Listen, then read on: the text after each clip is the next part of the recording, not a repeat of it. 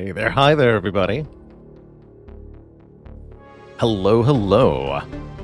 How's it going? Olivia 5K, Zavern, Schmemmerin, Toxic HC, hello and welcome. Hello, hello to Asuki, Steve with a B, Matchhead, Energy.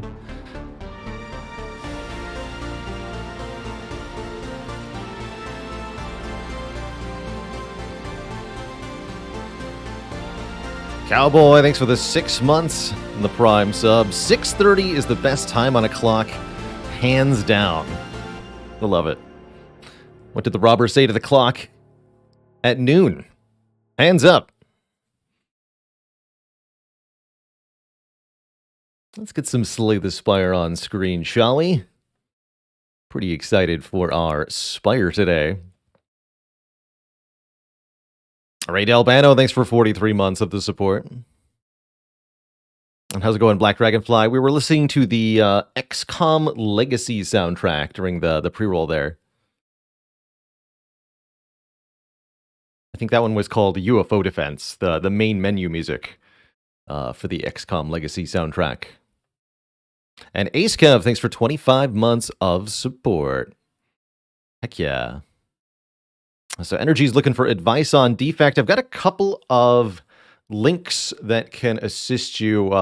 Below the stream, there should be a link to my How to Slay the Heart as Defect guide, as well as my tier list for the Defect cards. And I think both of those could be pretty good resources for getting started.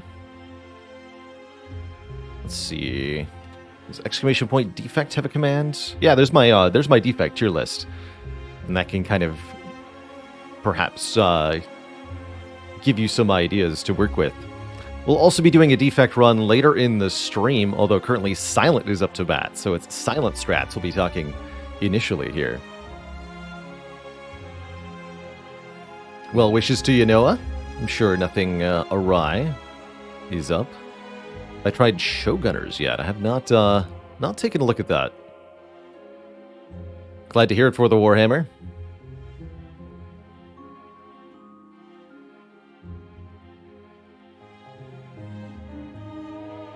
First time catching a stream is good stuff. Okay. Do the big. Excellent.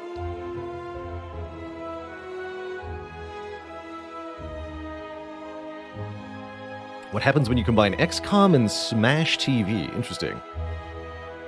Very interesting. Good old Ironclad Rage and Uppercut got mastered in our last stream. For those unfamiliar with the stream format here, our current task is a self-imposed challenge I call the Slay the Spire Mastery Challenge, where I'm trying to win with a deck that has 2 instances of each and every different card in this game. And there sure are a lot of cards, including some very difficult ones to master. Ritual Dagger. A lot of the rare colorless cards are still not crossed off the list. Master Strategy, surprisingly, has eluded us so far. But we've gotten Double Apotheosis, Double Hand of Greed, Double Magnetism, and a few others. We're going to need to be a bit more aggressive with rare colorless card starts to get some of these last ones done. But I still think the curses will be the most difficult of all, with the Necronomicurse being the big obstacle for this challenge still. Dolly's Mirror indeed's going to have to do some heavy lifting. How'd the alternate stream time go on Saturday? I enjoyed my stream. I was able to stay awake for the whole thing, which is a good sign. And I think it worked really well for that, for my schedule that day. I don't plan on making those a regular occurrence quite yet. Gotta do some more experimenting. As a stream, it went perfectly, and there were a lot of compliments on the altered stream time for some folks. So there were a lot of people that were able to catch the stream that wouldn't have been able to otherwise, and that was exciting. I should go back and check my follower count for that day. And as a personal experience, it was like 6 out of 10. Adjustment required. Let's go in Just Blake. 528's been trying Seal the Deck plus diverse custom runs. Lots of fun. So you look at 30 cards from all of the characters, and then you pick 10 to make a starting deck. That's pretty cool, actually. That feels a lot less chaotic than just starting a starter deck and then having Prismatic Shard or something.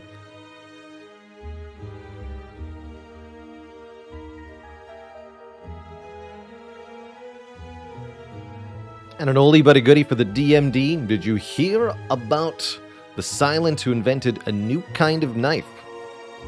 It's some cutting-edge technology. Let's embark upon this Silent run. Colorless card? Question mark? Looks like Act 1 is not very good for shops. So I think a lose all gold penalty for a Transform 2 looks pretty good, actually. Our Act 1 boss is the Guardian, meaning we probably want to keep most of our block cards. I'd probably Transform 1 Strike, 1 Defend with the Transform 2 and just kind of see what happens. If you just want to have really fun decks and absolutely smack the Spire, Seal Deck Diverse sounds really fun. And a big agree. There's a whole lot of different kinds of run you can do in the custom mode of Slay the Spire. I don't showcase these really anymore. That was more of something I did on the stream during my first 1,000 hours of gameplay, which comparatively few people were around for. But there's a heck load of fun to be found in just kind of trying the game with all sorts of different... it's kind of like a gameplay equivalent of a Snapchat filter, I guess, right? You just kind of have this added layer on top of the normal gameplay experience that transforms it, sometimes in a huge way, sometimes in just kind of a it feels slightly different but plays nearly identical way, and some combinations of them can really, really be interesting.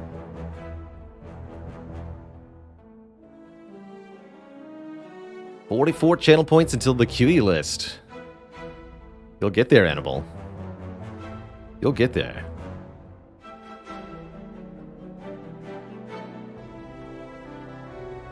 Daily runs fit the same vibe. Some silly jank nonsense you don't have to think about too much. Can be really good. And just low ascension runs in general can be really fun for that too.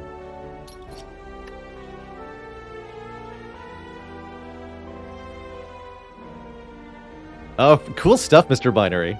I have changed as a person over the course of my streaming career, that's for sure. And my opinions on the game definitely have shifted as I get more and more experienced at it. Let's go with as the word. I was going to say better, but that's not even necessarily true. Don't mind an early Sucker Punch as a strike transform. It's slightly more damage, and the 1 week is not bad either. Prepared is kind of nice to have as one of our starting cards. I think it fits really well as a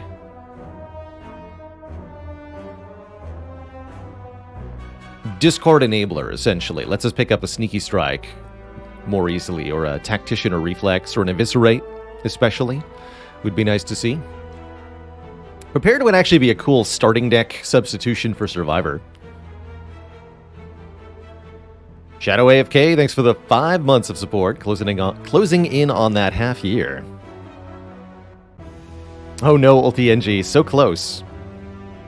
Quick tip for you for Speed Climber, if you haven't made these modifications. Not only ensure that you're playing in fast mode, but you can further speed up some animations by setting your frame rate max to 240 and disabling VSync if you're playing on PC anyway. If you're playing on mobile or console, you won't be able to do this. But this will allow you to speed up some animations like Lightning Orbs, certain multi-hit cards, and a few other effects, even more than just regular fast mode, and that can buy you a few key seconds of time during your run. Are the non-strike defend base cards included in Mastery? Yes, they are, Merle. And we have mastered, I think, all of them now. We have Vigilance, Eruption, Bash, Neutralize, Survivor. We might be missing Dual Cast or Zap. I don't think we've done Zap. The spreadsheet would know. To the spreadsheet.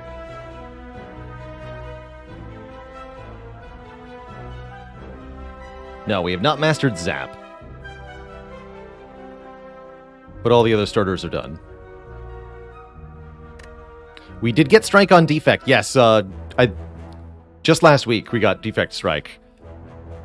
At the same time as Inserter and 4 copies of Glacier. It was pretty funny. Risk reward, says the giant whale thing. Indeed, say I.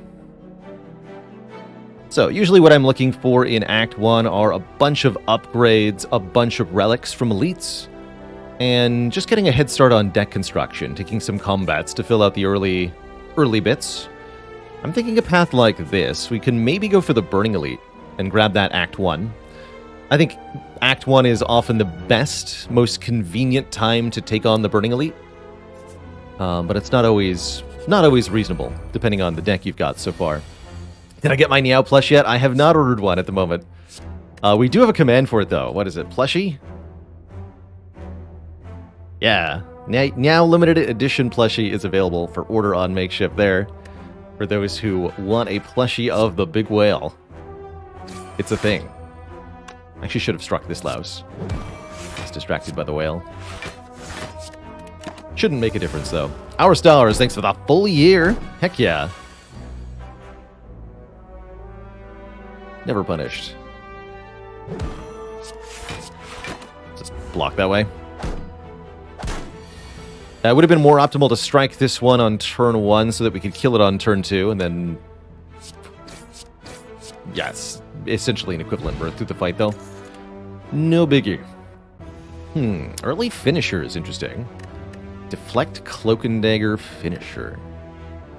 I actually don't completely dislike Deflect here as a card. Zero cost block is really nice on the Silent. Does often merit an upgrade if you want to put it to good use. That said, you're typically looking for ways to do more damage in your first few cards as Silent. Silent's starter deck has the least damage of all the characters, and that means that in order to defeat the elites of Act 1, you have to add more damage than any other character. Dragon House, thanks for the 5 gifted subs. Welcome to the Cozy Sub Club, everybody. Yeah, we'll start with Finisher, right now. It is kind of funny as a first card. I like it more with the Transform that we got, because we have 1 fewer Defend and 1 more Prepared. Floor 1 Deflect is definitely putting us at weakness for the first elite, putting us in better preparation for the Guardian eventually, though. Cloak and Dagger's kind of straddling the middle. It's an attack and a block. It's a card that's sometimes okay, but without any modifiers, without any powers or upgrades or relics, Cloak and Dagger really is kind of lackluster as a card.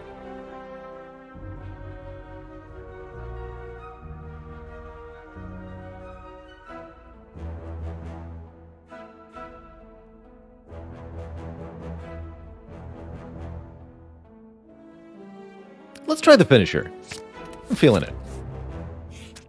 I don't know why I'm feeling it, but I'm feeling it.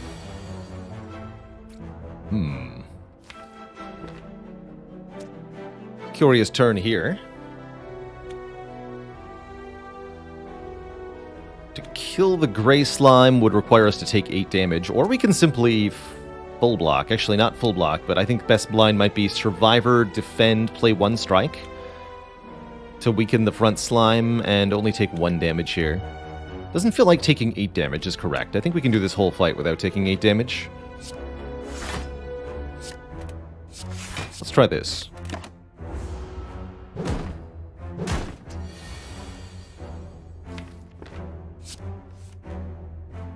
Yep, that's working out.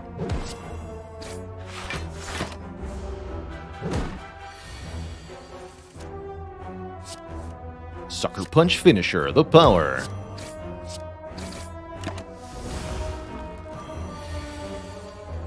Oh, and perfect. Okay, that feels like it had to be the perfect way to get through this fight, with the least damage taken. I can't possibly see a better outcome than that. Good job. Heel Hook. Interesting. We have 2 sources of weaken, and we have a finisher. So Heel Hook, normally a pretty underwhelming card here. The fact that it draws 1 and gives an energy back as a sort of a cantrip attack alongside our good access to weaken is pretty cool. Pretty cool. Could have gotten Super Scrooge. Yes. Yes, I think there was a chance for us to take 12, perhaps. But compared guaranteed take 8 turn 1, I mean, even on average, surely that's better, right?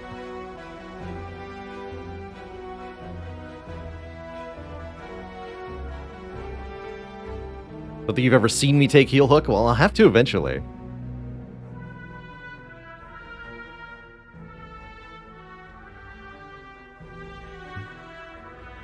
Hey, that's cool, Spork Revolution. Getting to play while you work. I guess so do I. It's good stuff. Let's take this Heel Hook. Zeknar rates Heel Hook as the worst silent card. But has Zeknar ever used Heel Hook to do this?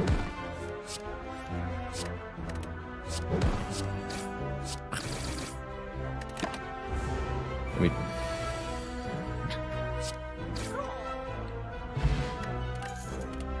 Probably.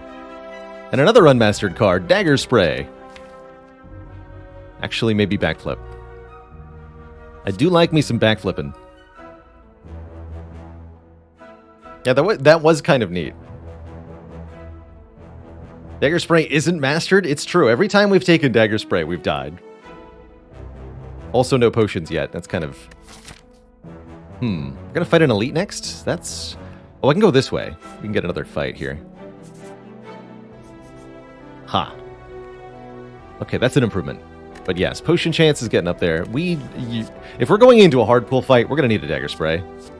Okay, Dagger Spray it is.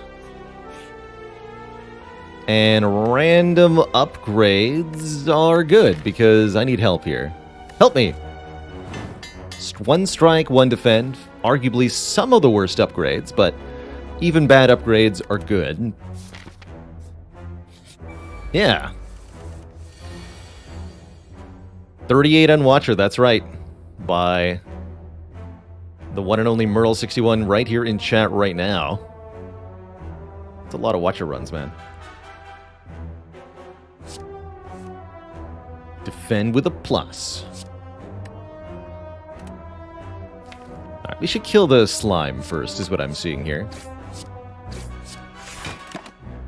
Fungi Beast will either attack for 6 or buff next turn. Buff is best. We can probably kill it next turn. Nice straw. 18 damage, we might be able to do that. And even worst case scenario, we won't be frail here. Pretty interesting fight. Medium slime plus fungi beast. You don't see this one very often. Flannel Violin, thanks for 38 months of support. Heck yeah. There's a potion for us, a power potion. Power potion's not too bad as silent going into your first elite. Infinite Blades. I don't wanna. I don't want to. Can't I have a blade dance? Come on. Infinite Blades is not that bad. My opinion on Infinite Blades is starting to slowly rise. I've been watching Zeknar do some pretty interesting stuff with it. So I think it's going from like D tier to a C minus real fast.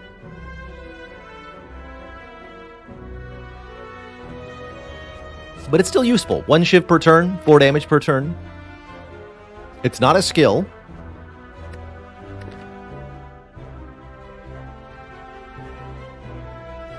It's actually not as bad against Time Eater and Heart as the Blade Dance cards are, because you don't have to repeatedly play a card generating card. And yeah, it's a combo enabler. It's 1 extra hit on finisher every time. We could take accuracy through sheer hope. Honestly, it's not normally not a terrible idea. Let me rephrase that. Normally, blind accuracy is not like the worst move. Blind accuracy into an immediate elite fight on floor 7 of Act 1 is a terrible choice, though. Don't do that. I'm going to take this Infinite Blades for a little bit of extra shivitude. And I might actually want to upgrade Finisher here. But realistically, I think it's going to be a Dagger Spray upgrade to improve our Sentries matchup substantially. fact that Heal Hook won't really work on the sentries makes that particular matchup even worse here. Instead, we've got a Gremlin Knob. And I'm wondering if we just Power Potion right away.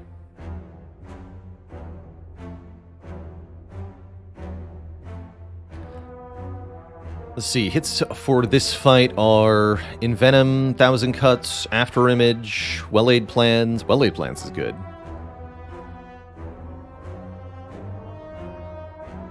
Wraith Form would be too early.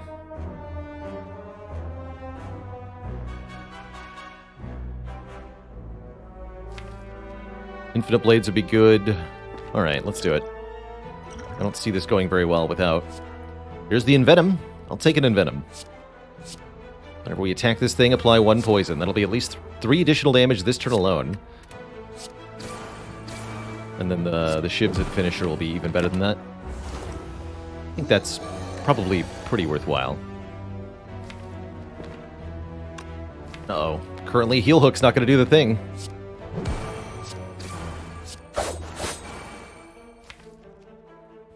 Seems unlikely that we kill next turn, so playing this Defend appears to be a losing proposition. Well, that's not true, right? It blocks for 6 this turn.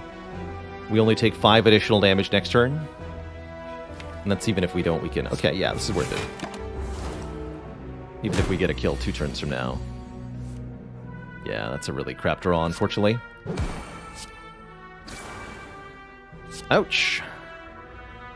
And you'll just do 5 additional damage. It'll go from 28 to 33, so this Defend blocks for 0. Good news is we can rest.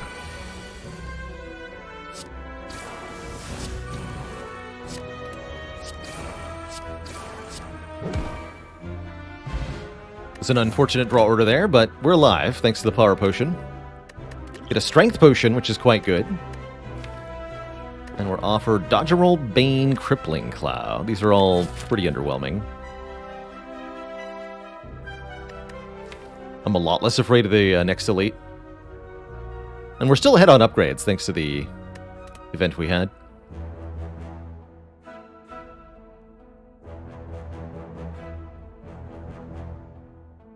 Probably none of the above. Yeah. Cloud is not terrible here. Cloud is not terrible here. It's extra weak for the Heal Hook. That's true. So expensive, though. We don't really have poison? I don't think so. We gotta sleep here.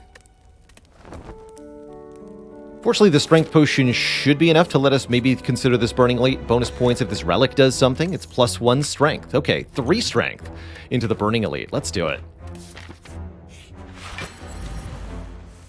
3 Strength into a Sleeping Lagavulin.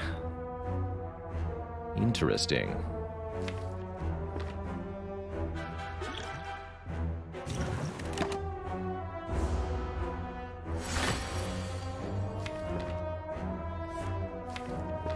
Okay.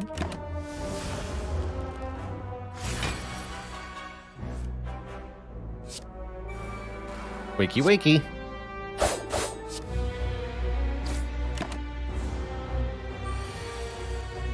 Excellent. It begins.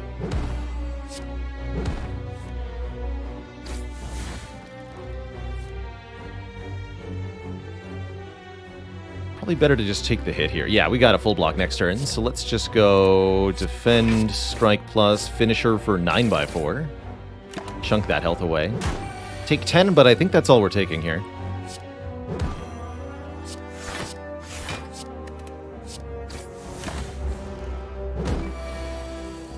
Oh yeah, wow. Wow, this damage. Holy crap. Almost feels to me like that Strength Potion might have been overkill. Jeez. Boot and a Smoke Bomb. Alright. Do we take a Riddle with Holes, or do we just, like, cry in shame?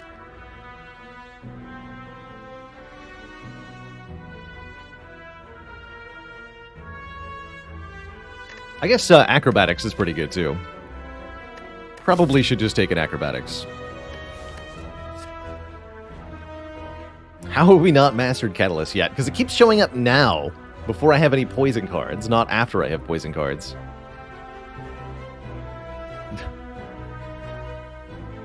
Take a Necro. This has been a heck of a run so far. It's been weird.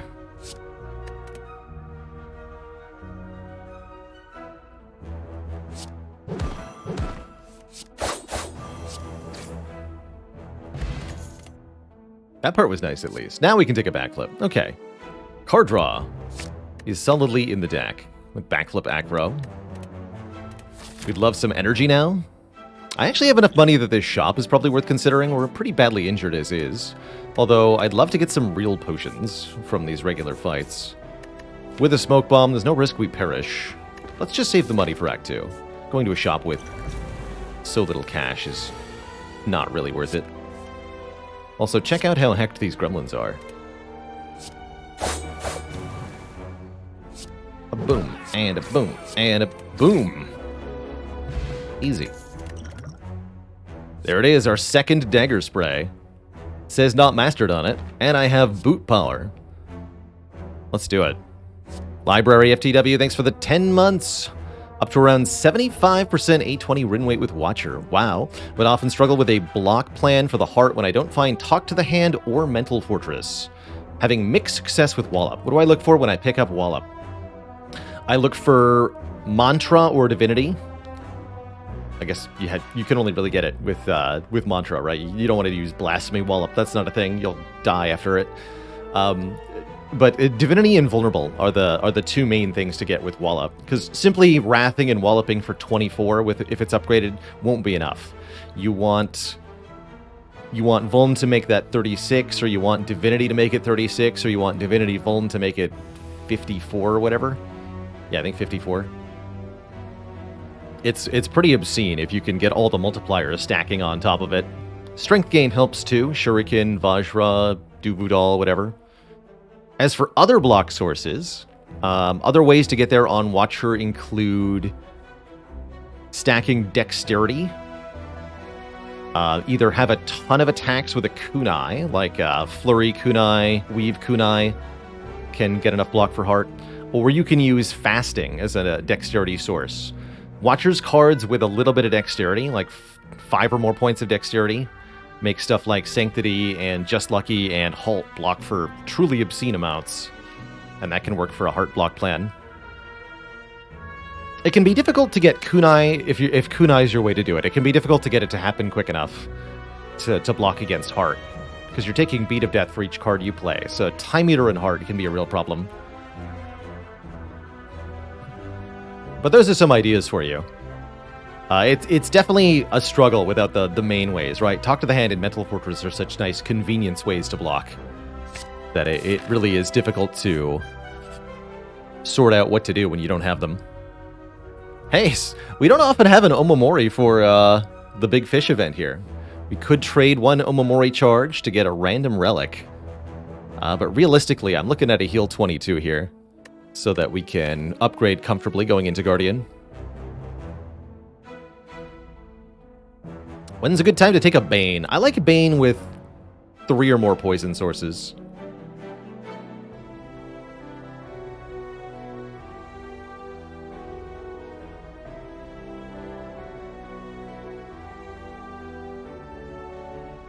Definitely not able to reliably beat Guardian on 19 hit points right now.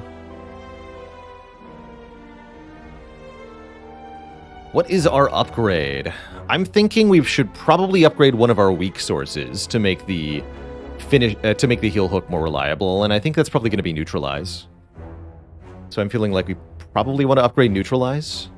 Although actually with Boot, we don't even get the damage bonus on the Neutralize. We should upgrade Sucker Punch instead, because that does more damage, whereas Neutralize doesn't deal more damage because of Boot.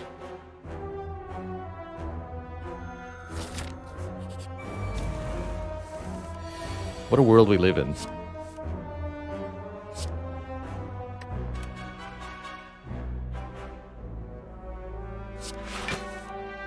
There we go, Boot Spray.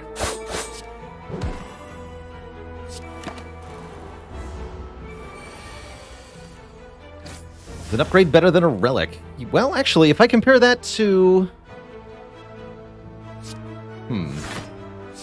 A relic and an upgrade and an Omamori charge, to be clear. It's an upgrade and an Omamori charge. That's probably better than a relic.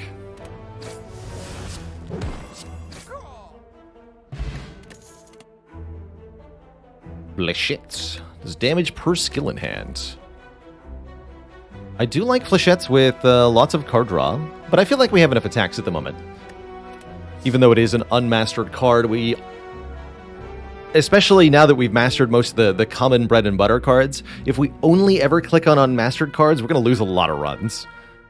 So we have to be a little bit restrained in our approach here, or we're just going to die over and over and over again. Not that there's anything wrong with that. Hey, Skippy. Boot is good on Silent because Silent can't deal 5 damage. It's a harsh truth you utter.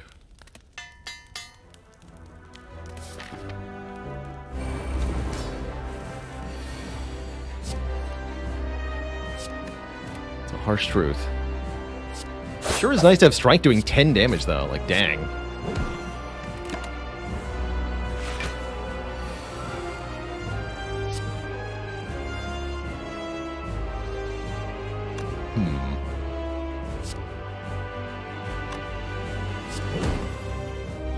There we go.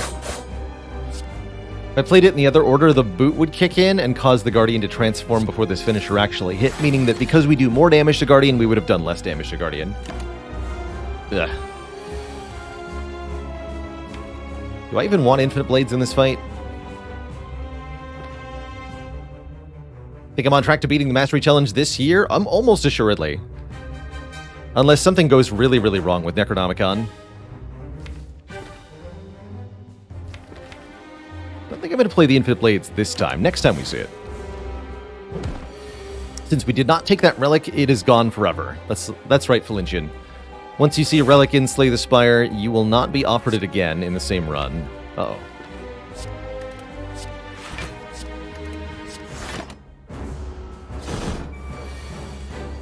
I mean the Necronomic Curse, to be clear. The curse that you get for taking the Necronomicon.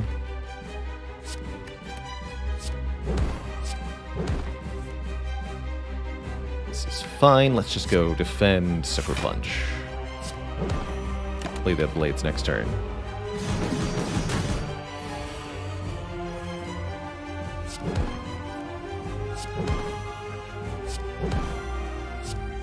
Actually worked out really well. You got boot power. Do I draw towards finisher? I'm actually pretty happy with this draw pile. Get booted. Booted again. Good job, Boot.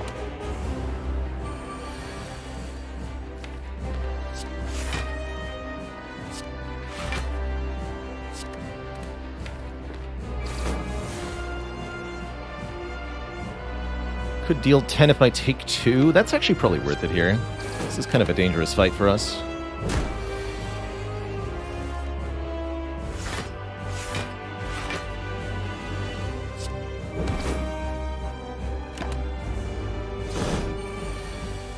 Gotta keep him weak.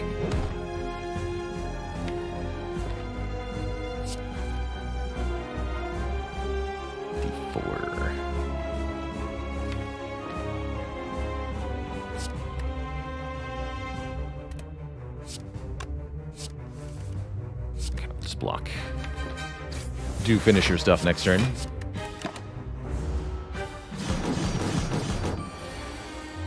How about that streak value? If I finish all the cards on a character, what am I going to use them for? Good question. We haven't yet to get to that point. Might still try to use them for colorless cards and curses. But it's possible we could take them out of rotation.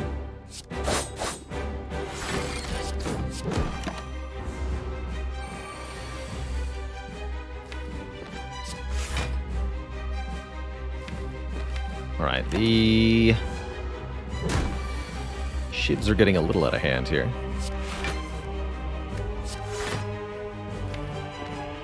Maybe that's a good thing.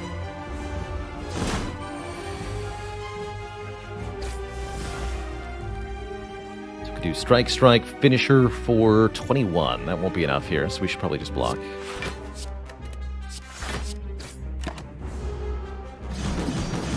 We just have to do 37 damage here. That's not too hard. GG. Note that we got 22 hit points from the Big Fish event. So we did need that health. Bullet Time is here. Can't say I'm particularly impressed with Bullet Time in this deck. I could get behind a Doppelganger. I like Doppelganger for its ability to set up really big combo turns, and in a deck with a finisher, Doppelganger can be quite powerful for that reason. Malaise is also nice for subtracting strength from enemies, which can really make defense work a lot better. I like... Yeah, Malaise also is another source of weak, which makes his heal hook better, and heck, would make the second heal hook a reasonable take. The relic could have helped us. Yes, yes. We could have gotten a relic that helped us. But would we? Hard to know. I'll take the Malaise. I really... Yeah, Mini Genator says, Malaise makes me more confident fighting Act 2 elites. And that's primarily for me because of Book of Stabbing, which is completely shut down by the Malaise. Normally a very difficult fight. If you've got AoE and you've got a Malaise, you can handle the elites of Act 2.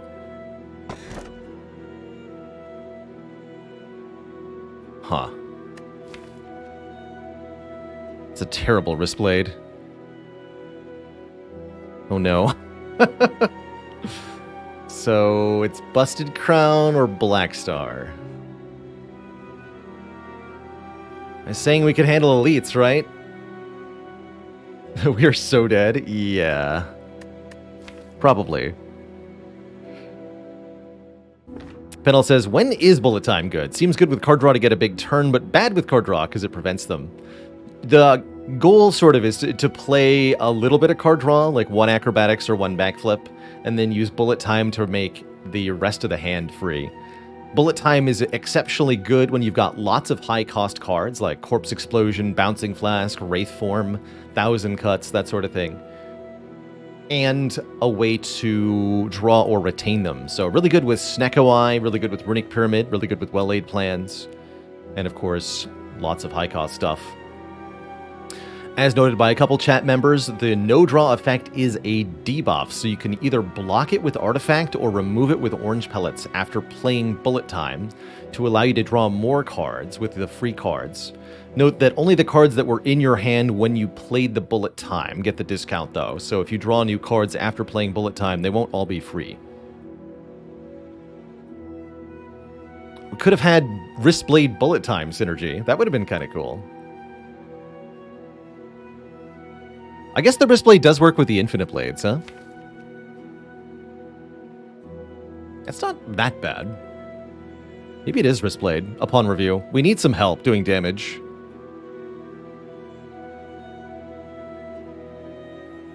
And I already want to Blade Dance pretty badly.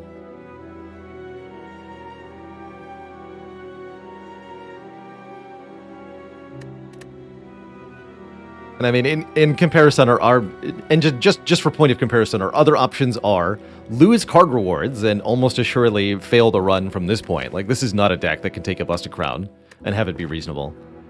It's not saying it's impossible to win. We could win with Busted Crown. It's really quite a stretch. But maybe I just need to take it. And the other option is Black Star, which offers no help at all in terms of the first few fights of Act 2. So Wristblade is definitely better than literally nothing. Maybe I do take Busted Crown. This is definitely a deck that wants energy. Why? Because we have a few things. Finisher wants more energy, Acrobatics and Backflip want more energy, Malaise wants more energy.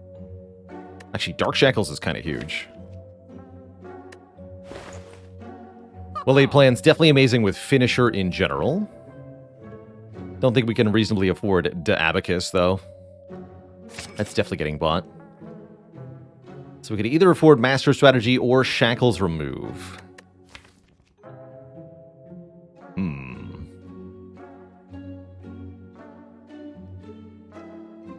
Master Strat sets up Finisher turns a little bit better, lets us get to the better cards in the deck.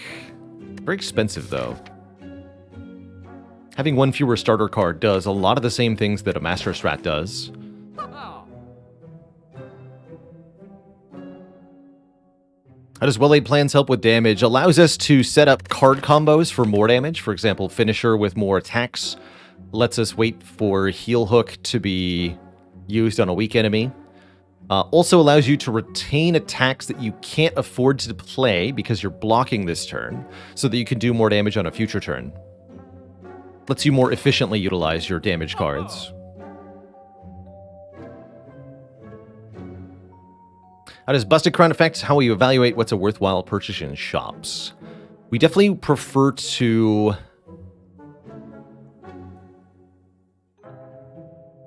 How do I phrase this? Pick up essential pieces.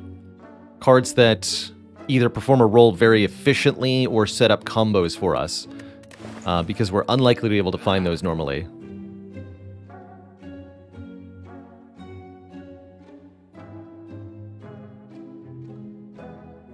We managed to win from this position, Raphael Van Luck. Would you call that a crowning achievement? Okay, I'm going to go with a remove and the Shackles. Almost want to remove a Defend. Almost. I'm going to remove a Strike, though. Let's see how this goes. Bird Nerds. Boot Nerds.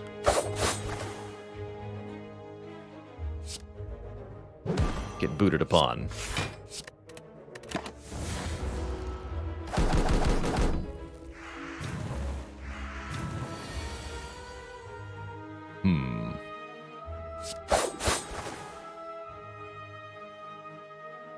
Two strikes kills you, one strike kills you. Taking 4 currently. I don't think that's worth using a potion over.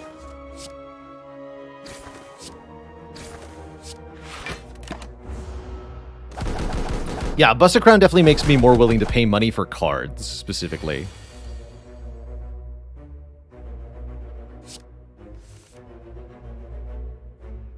Definitely.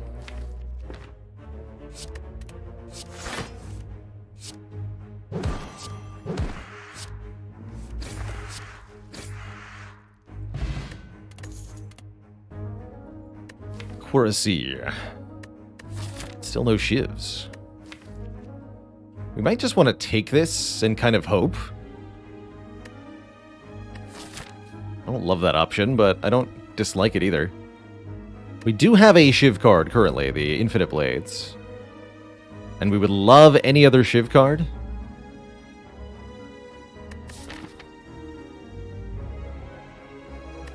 I'm going to grab it. Can't be that picky here. I'm also super taking a Ritual Dagger. Ritual Dagger deals damage, and if it kills an enemy, permanently increases the amount of damage it does. Which is heckin' sweet.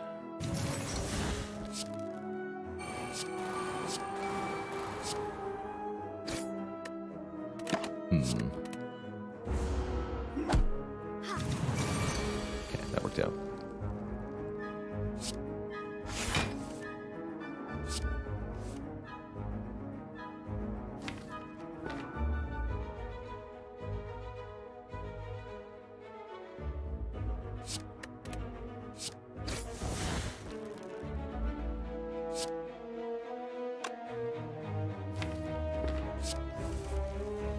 Cool.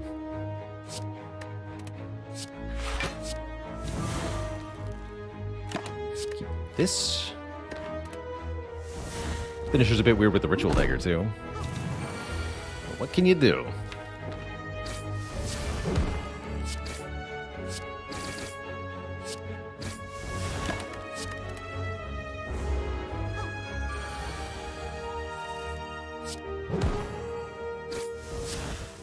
think Ritual Dagger has the potential to be really important for this run.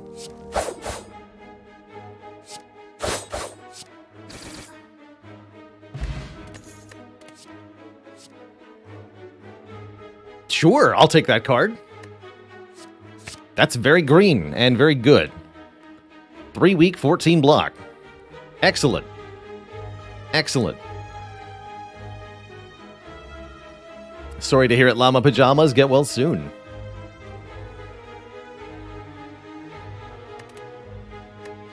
Alright, heck the Snecko Oil. Hecko Oil. Do we mess with an elite? We must, surely. 34 HP. And a dream. I'm thinking we should upgrade this Ritual Dagger post-haste. I'm gonna do it. We're gonna do it. Although I'd really like some help for the elite fight. This does not help me in the elite fight. It'll help me every fight hereafter. Surely that's worth something. Ooh. Well, well, well, what have we here?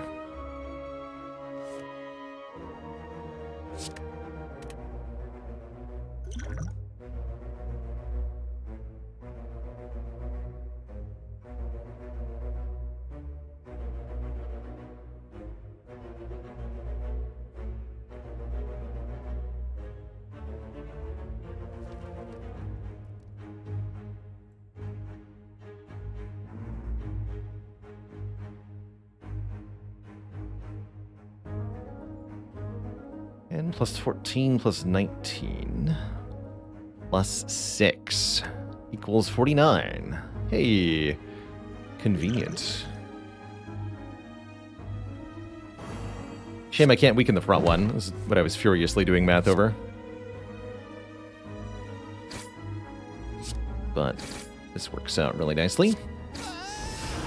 Then we can block for 8. That's not too bad. We could also... Liquid Memory is the finisher to deal 7 times 4 damage, which is quite a lot. We might also be okay through the rest of this fight. Let's see how it goes.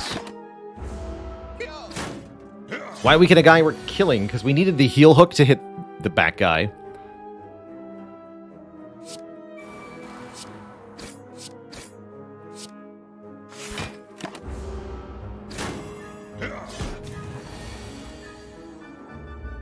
This has not been great.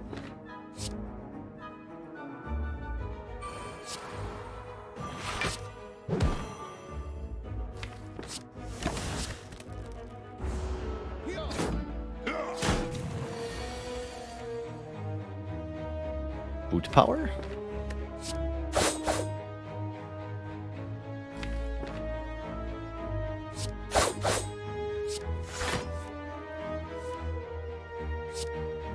Boot power.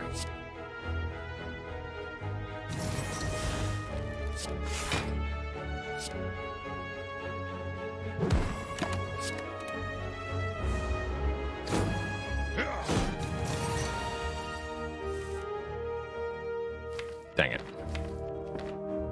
Should have just used the liquid memories up front, I guess.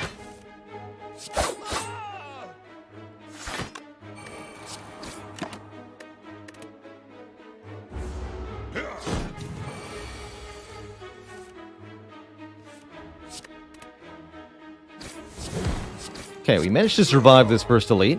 Cost us both our potions. Do not need a crippling cloud. We have so many weak sources at this point.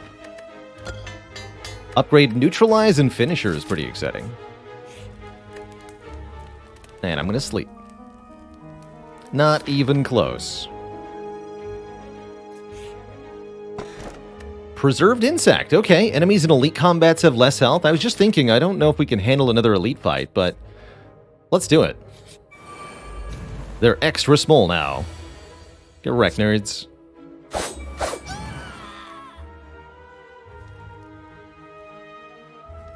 I can go neutralize, leg sweep, accuracy, or I can go strike, leg sweep, neutralize, 5 turns a week. No accuracy then. Let's play the accuracy.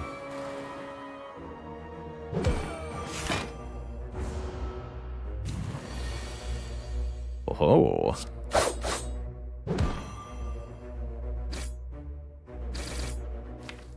Be back for you, Ritual Dagger, hopefully. Not really afraid of being attacked by the Gremlin Leader because we do have Dark Shackles as a potential defensive mechanism here, which it looks like we'll have to utilize.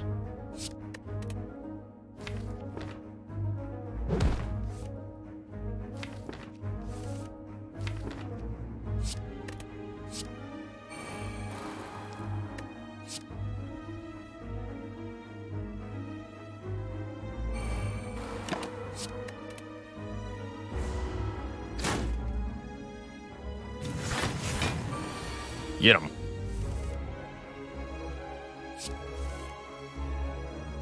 There's the dagger. Looks like a kill to me. Perfect. Okay, we perfected the elite. That's a really good sign. Meat on the bone. If we're at or below half health, heal 12 after combat. Alright, I think we can go one more elite then. The more relics we can get, the better our chances are. Still worried about Champ currently. 32 is conveniently just below half as well. Also like this route. The route's kind of lame. This could be Library, could be Coliseum, which I'd really like. I'd really like Coliseum. Just remove a card. That's fine too. Remove one defend. Let's remove one defend.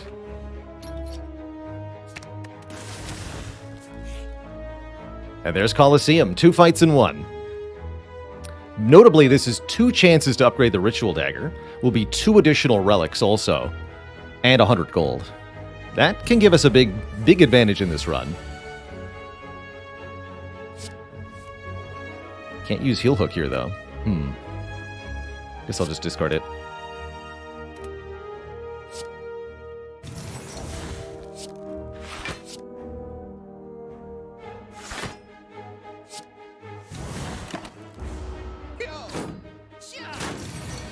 Odd.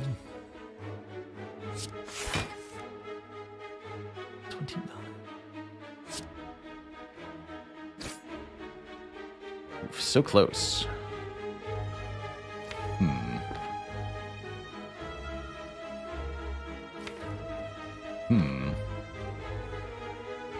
I don't like where this is headed.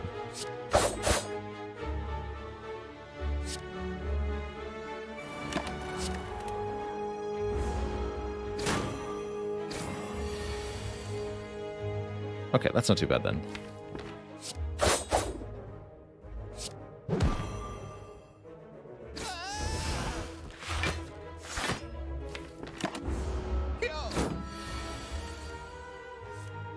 Not too bad.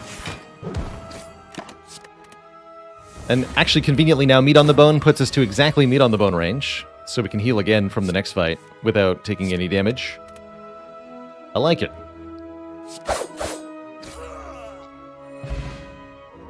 Victory! These enemies have reduced health.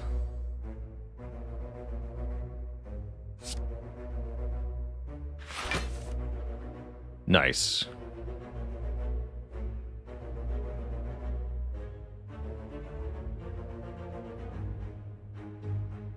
We should just be able to kill the Gremlin Knob turn 1, right?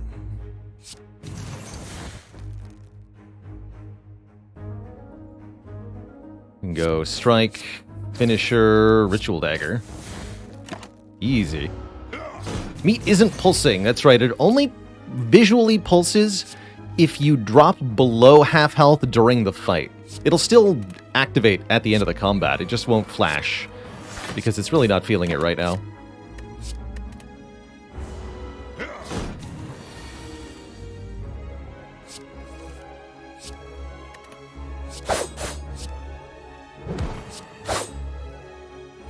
Observe the heal. We get Guria. We can gain strength at rest sites 3 times.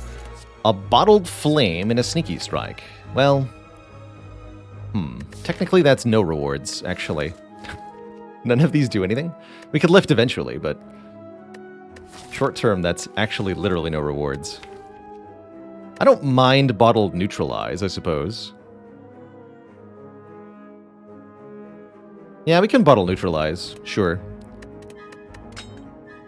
Or actually, wait, bottled ritual dagger.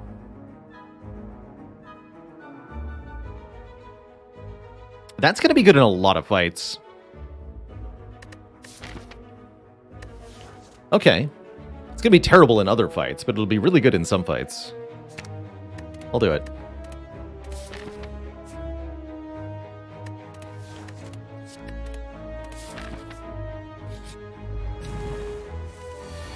Well, someone is saying bottle dagger for slavers, and look at this. With the insect, a dagger actually just KOs the red slaver instantly on turn 1. Good job, dagger. Spray. Ritual dagger spray.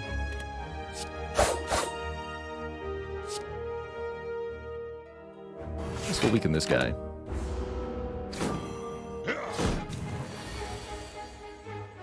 Uh-oh.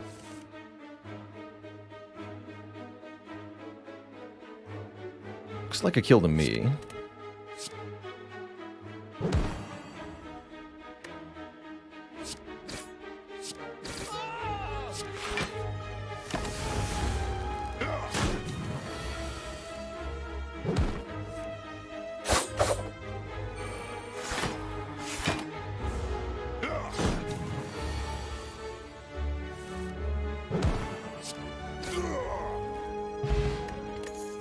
I'll bank for some cash. Strength Potion might actually help us win against Champ. Currently, Champ seems like he could be a real problem for us. Outmaneuver is interesting. Kind of neat with well-laid plans, but it's not enough.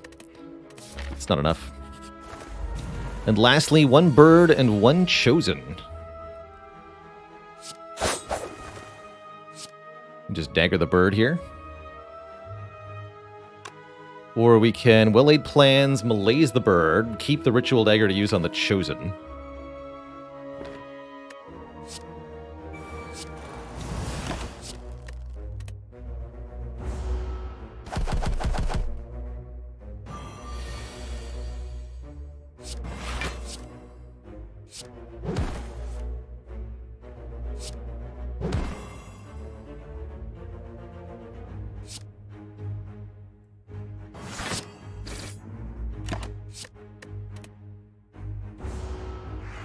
Ah.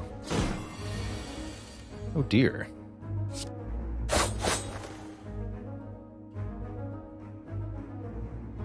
Well, this went badly. My damage has been divided almost exactly incorrectly. Dang. Thank goodness for meat on the bone.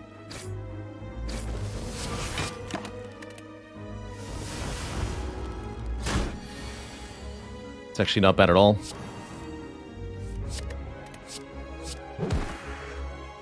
Easy heal. Fumes plus. Do I need this to beat Champ? Kinda. It definitely helps with Champ by letting us stack poison over time on him. Can be used for artifact removal later. It's got a free upgrade on it. The reason to, and why not to take this sort of card would be that it can negatively impact us through the whole rest of the run. It's a power that doesn't do anything on the turn you play it, and those are definitely sorts of cards that slow down a deck. Not sure if we should upgrade well-laid plans or lift at this fire.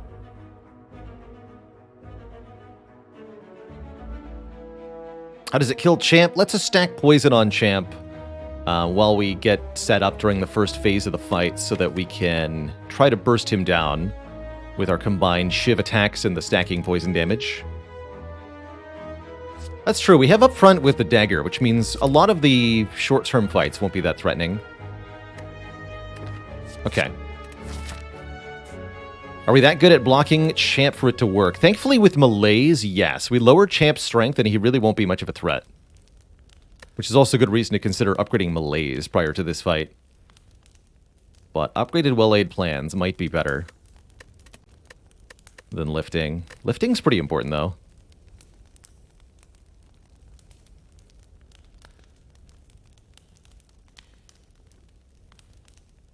Let's lift. We'll lift, we'll strength pot, we'll poison.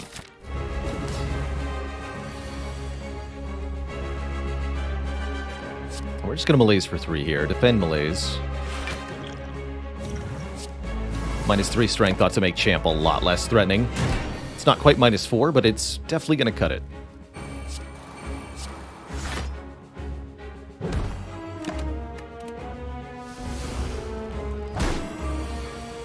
Can't stall forever, sadly.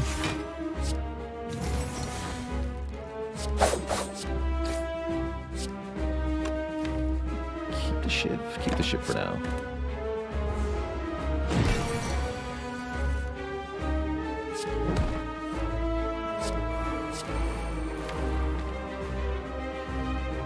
Let's finish her now also.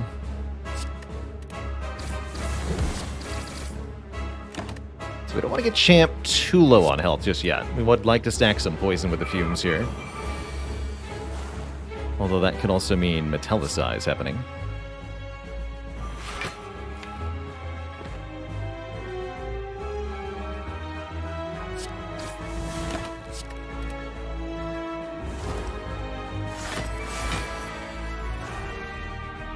This would be a good turn to bring champ below half, as it would mean not having any debuffs. I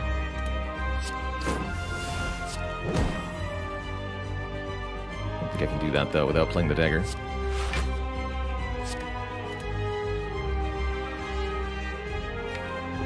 Just wait, then. Second metallicize. Alright, alright. These fumes better be worth it.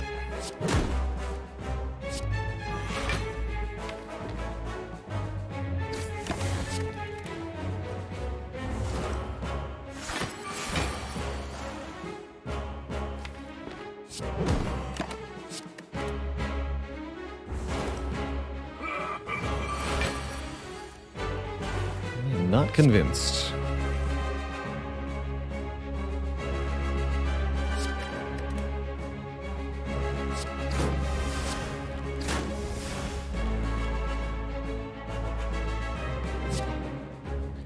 $250 minus 11 is 239. I think we go aggro next turn. 230. Yeah, we go aggro next turn.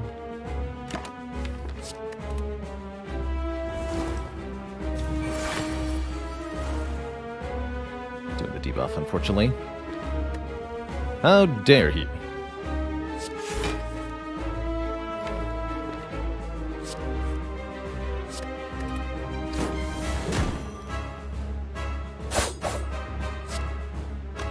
So this should be Dagger Spray finisher, because we need every iota of damage we can get right now?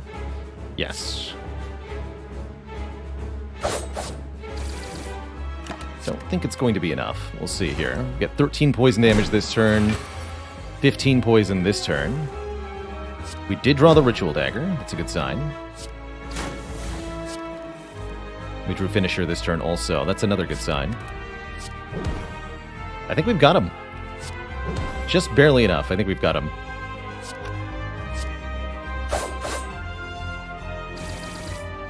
Looks clean to me. GG.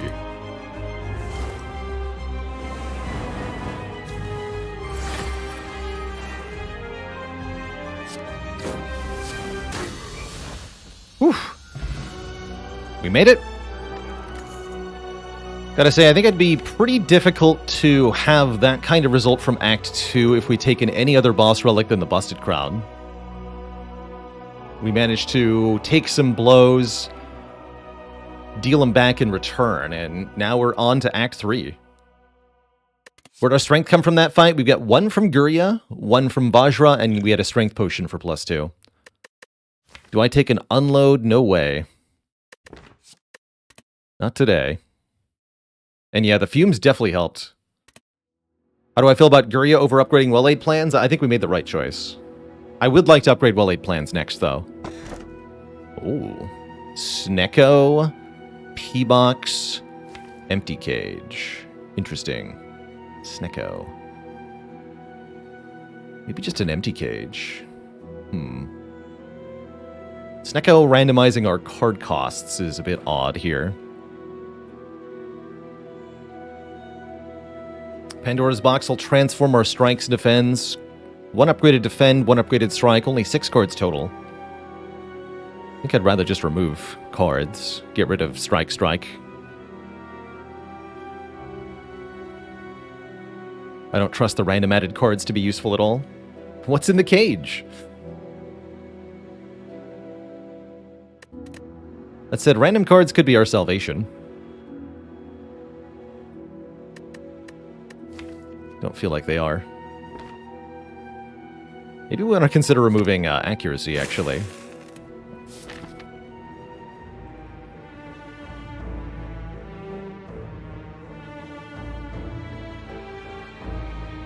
Those are the only merchants in the entire act? That sucks, man. No offense. That's not good. It's not what we wanted. But it's what we'll have to do.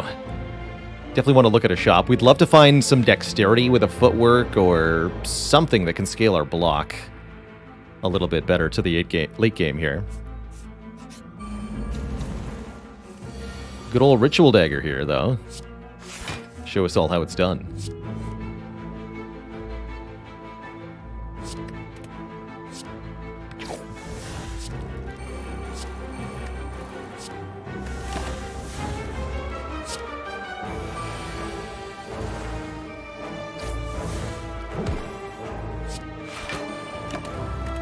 With my face, though. Why is Dagger Spray in parentheses? Because we actually have 2 of them. That is why.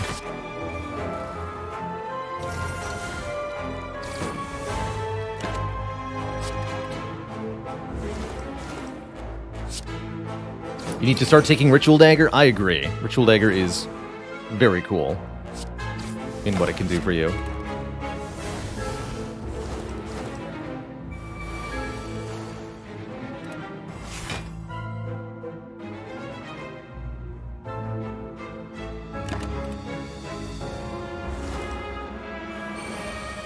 Would I take another heal hook? Yes. Yes, we would. I don't know if we can win with it, but we'll do our best.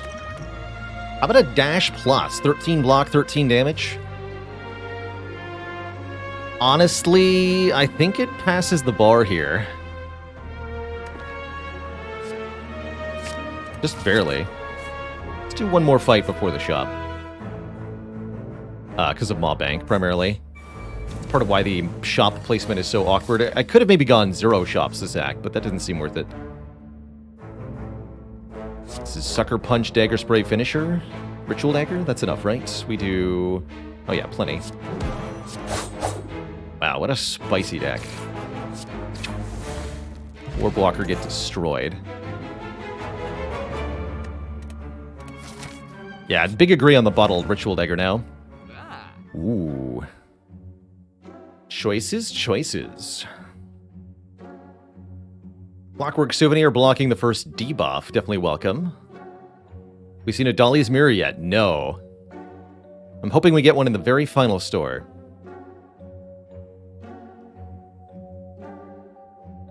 Alchemize is definitely tempting. We could buy Sadistic Nature for additional damage per debuff. It's okay with Fumes. It's really not as good as you want it to be. It's nice also with the Malaise, the Shackles, the Leg Sweep. We have enough Weaken, right? And it gets damage off all those also.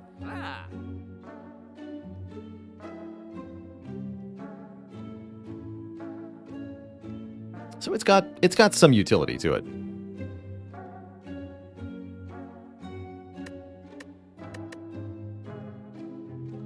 Definitely gonna buy this Clockwork. Not sure about the Sadistic Nature. Definitely a good damage power. Alchemize is also really strong here, allowing us to generate new potions. We don't get that many additional potions out of it this stage of the run, but helps us stay full on potions and lets us use the resource pretty aggressively. What floor do you lose the ability to find 2 normalities in Mind Bloom? Floor 40, starting here. So we could find one here. I'll go to this event and we'll see.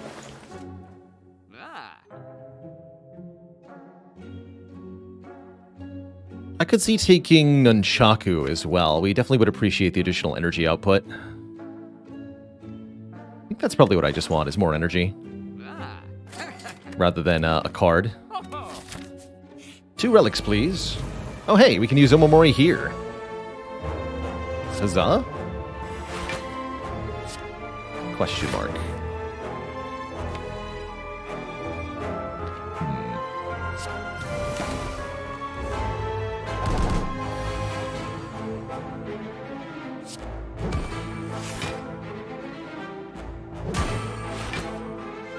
Good.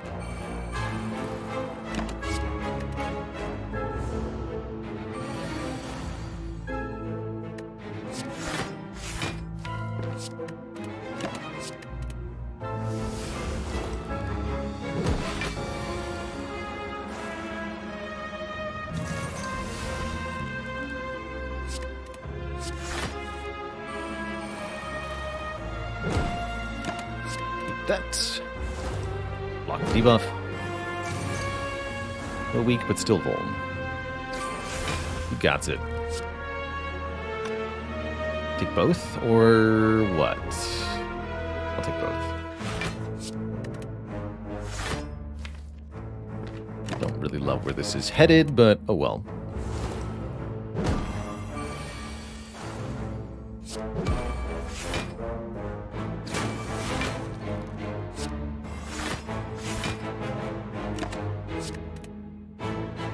Slow and steady really wins this fight quite thoroughly in my experience. The enemy never gains strength, so it's completely okay to just kinda chill here.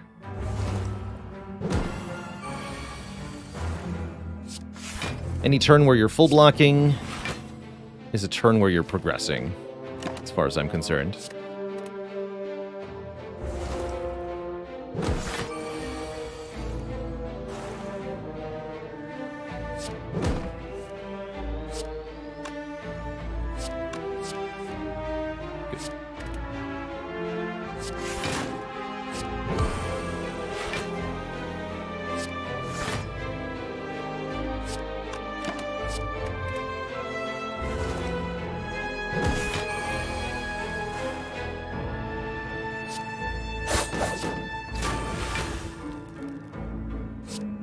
I have the debuff move. That'll have to do. Or I could Swift Potion. This is fine. We can dagger next turn.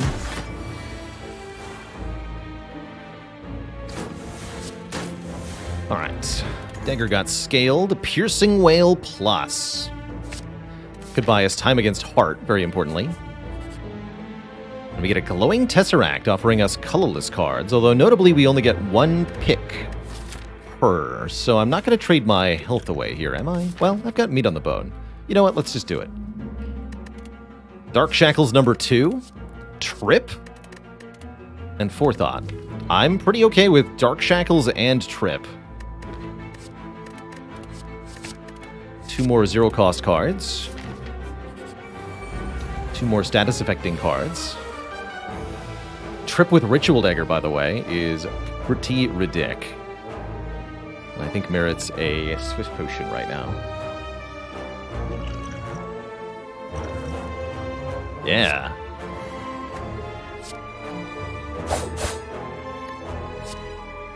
$22, $105, easy. Who's scared of Reptomancer? Not me. I've got a Lizard Tail.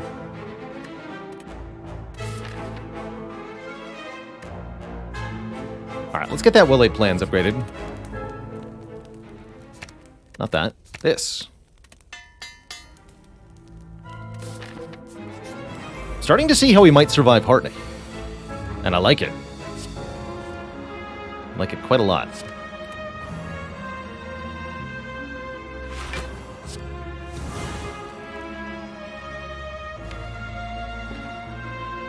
This enemy could be tricky.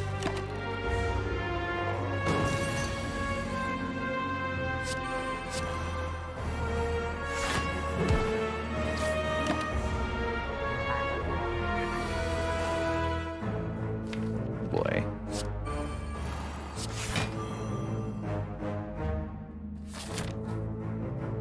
like where this is headed. Now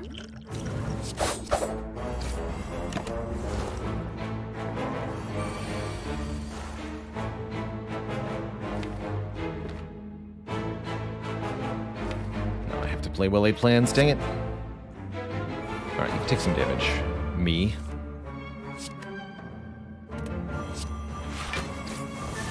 It's loud.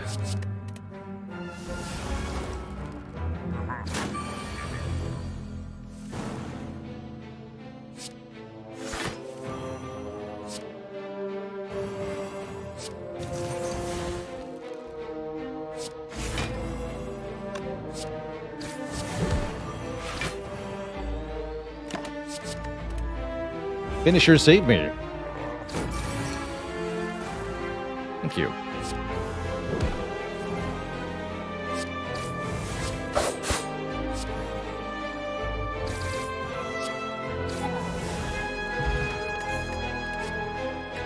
Predator. Source of card draw, but I don't think that important. War Paint upgrades my Trip and my Survivor, improving our block game. Unfortunately, I have to take the blue key here over the Toy Ornithopter. Would have been nice to have Alchemized Toy Ornithopter, but that's okay. And we should lift here. Still got to recall at the final fire. Probably take 2 more events, I guess. Still haven't seen Mind Bloom. Double orb blockers would be okay also. I'm not afraid of Nemesis. Not at all. Not with a turn 1 like this, I'm not.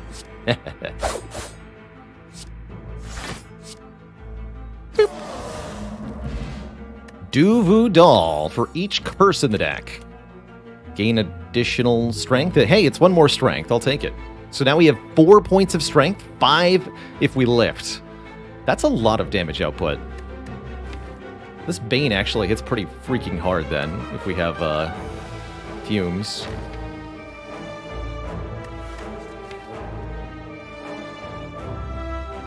I'm gonna take this.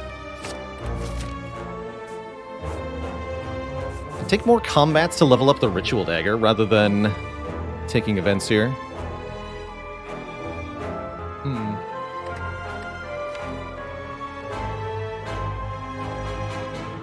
Dagger is at 83 base damage. We would not take Madnesses, that's correct. I would take the heal and the Writhe from the Madness event. So that it's still a positive, right? We trade Omomorian, we get a heal. Could be a duplicator. The events could be combats. Okay, let's look at one. Ooh. Can take Warped Tongs. Upgrade a random card every turn for no penalty, or we can take a targeted upgrade. I'll take the random upgrade every turn, please. Sure. That's not bad.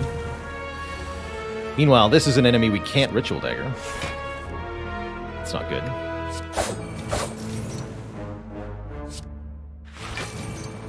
Can get rid of these.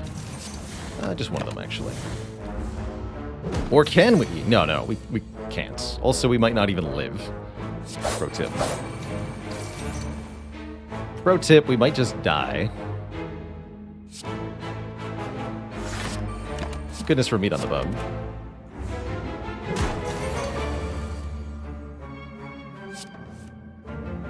Oh boy.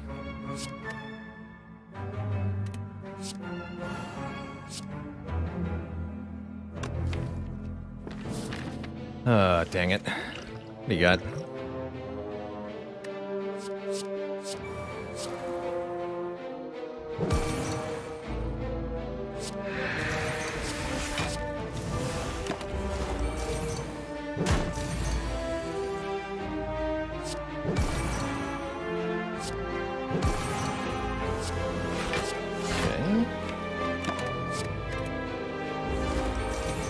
Slowly bleeding out. Lizard Tail coming in clutch. Oof. Really rather it not.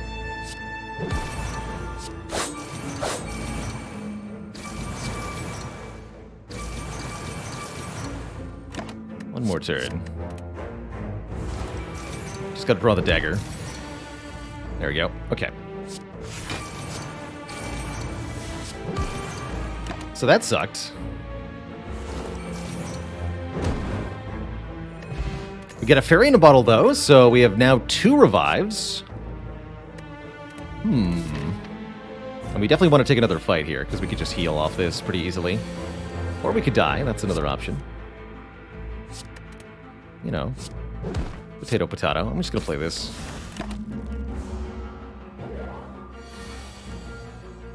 Just going to play it.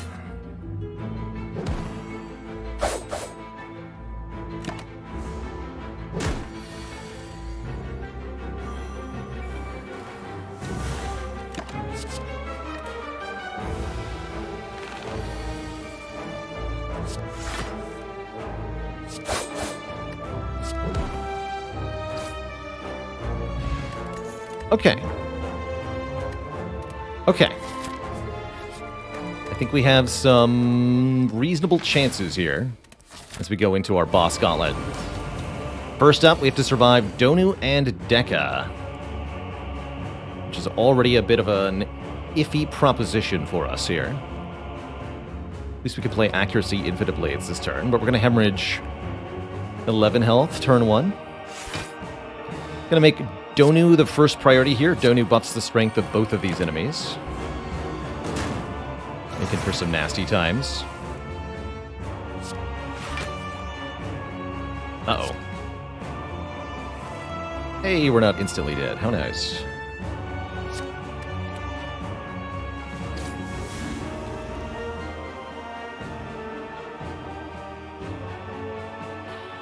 So what is this? We want to do something like...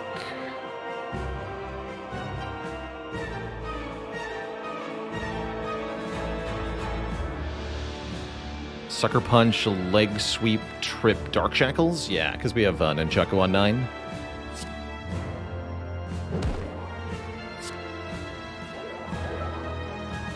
Or we could weaken Donu rather than Dark Shackling. Actually, that's probably better, because then Donu will be weak for the next attack, too. Yeah, that's better. No cards to keep yet. Okay, that we even managed to block that was kind of nice. Don't necessarily expect us to survive for very long here. Simply is the way of things. But that's what the Fairy in a Bottle is for.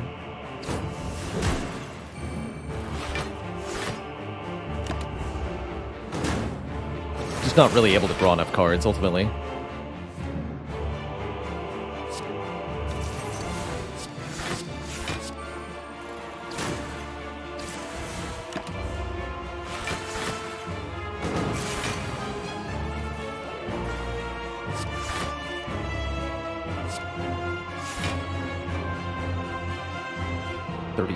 We block for 29, exactly dead? Bummer. Is that right? If that's correct, I should retain. Let's just double check here. 29 plus 7. Yeah, 36. Dang. Alright, so we lose the Fairy here. Fairy goes first over Lizard Tail.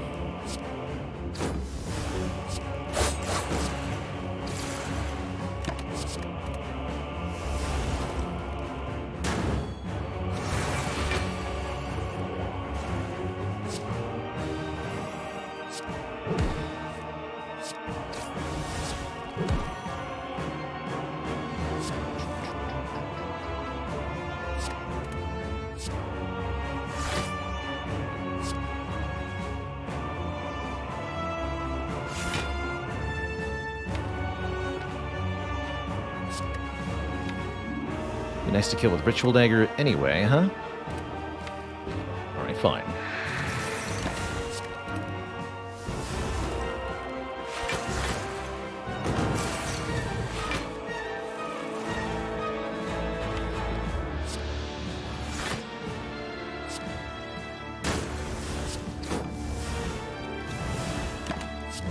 Ouch.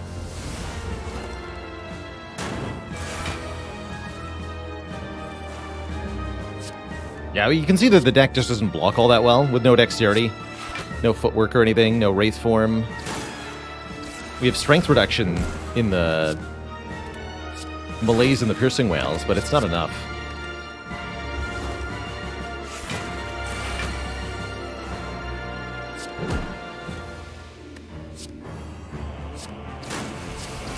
Now we lose the lizard tail, too.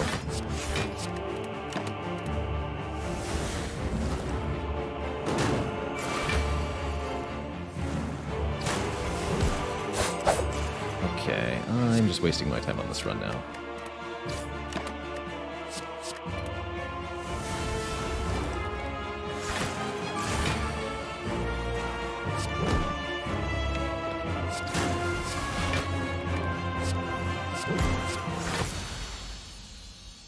At least see if we can get to Act 4, though.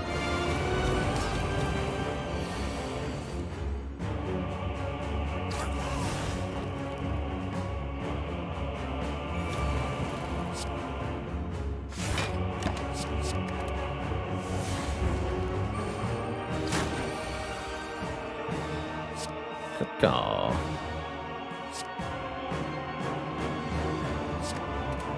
Go, Piercing Whale. Neutralize. Malaise for 4. This fight, I think we win. Actually, pretty easily we win. Which is kind of all the more sad, then.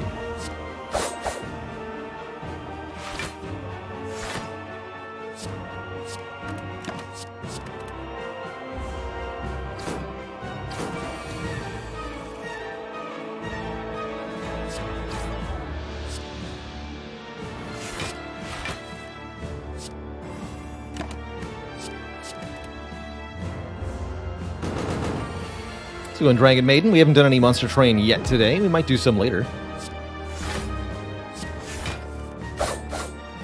This is our first Spire run of the day.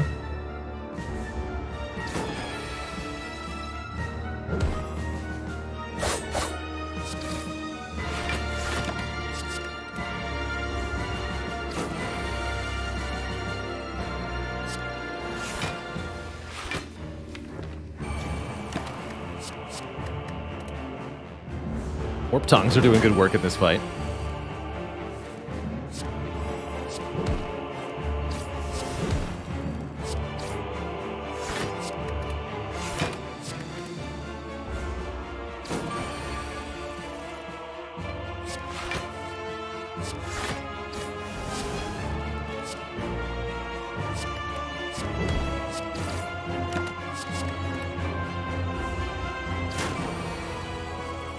Yeah, we have an accuracy with just, what, infinite blades. We were hoping that we might see a blade dance at some point this run, but they never showed up.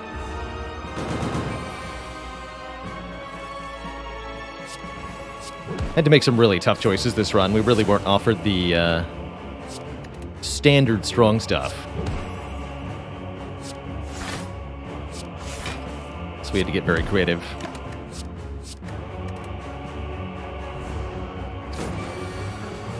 Hasn't worked out very well. I knew this would be the part of the run that really struggled when we took the Busted Crown. It always happens when you take Crown. The late game gets super bad. But if the luck aligns, you can absolutely win Busted Crown runs. Even if it's only sometimes.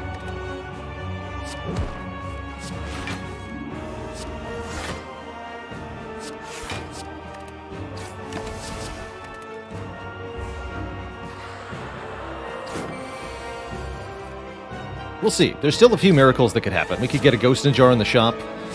We could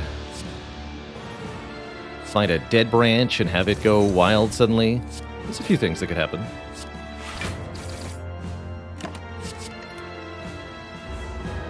Footwork in the shop. We could get a speed potion that gives us 5 dexterity for the heart fight.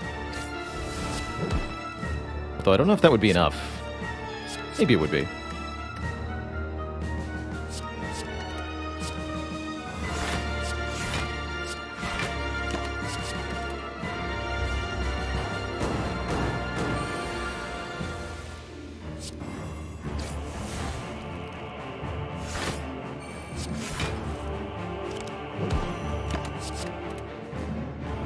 Your days are numbered, bird. My Bane does 42 damage.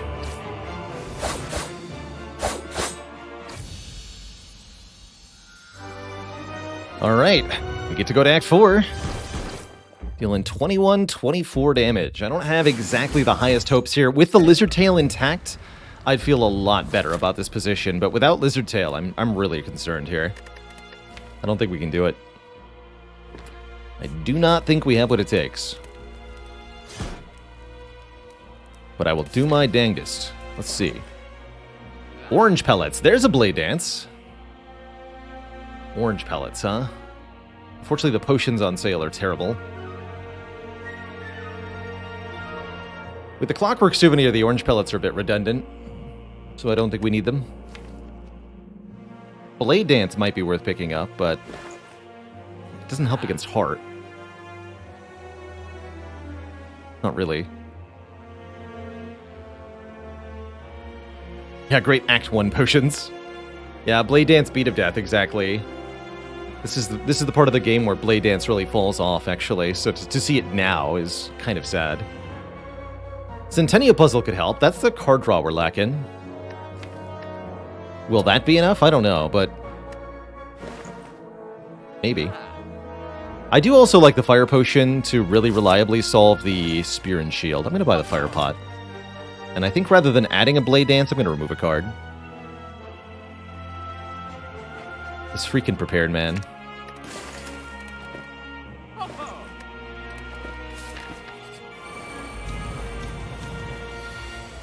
Because the thing about double Fire Potion...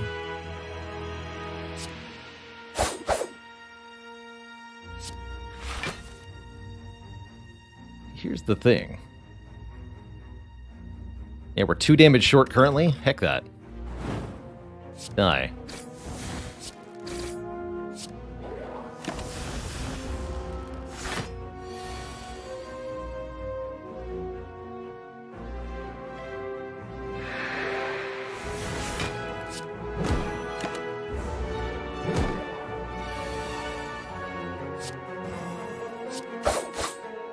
Strike does 21 damage because we have 5 strength. All right, that went well. We got a Happy Flower, and are we sure we don't want a Blade Dance? Are we sure? I don't think so. Last chance. Last chance. I think with the 5 strength, we're good. What is up, Mr. Hearts? Just want to do as much damage as possible. I don't even know that I want to play Infinite Blades here. I think we're going to go Dash, Dagger, Finisher, Fire Potion. Strong showing turn 1, but I don't know. Seems like we're kind of out of fuel at this point.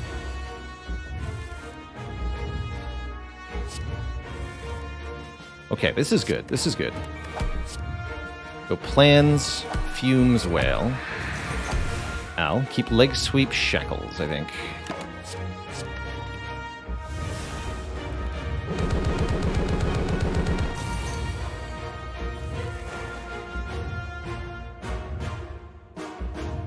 Emily's also. This turn hurts a lot. Next big attack is where we might fall down. The multi-attacks we have covered completely. But the big hits we can't stop.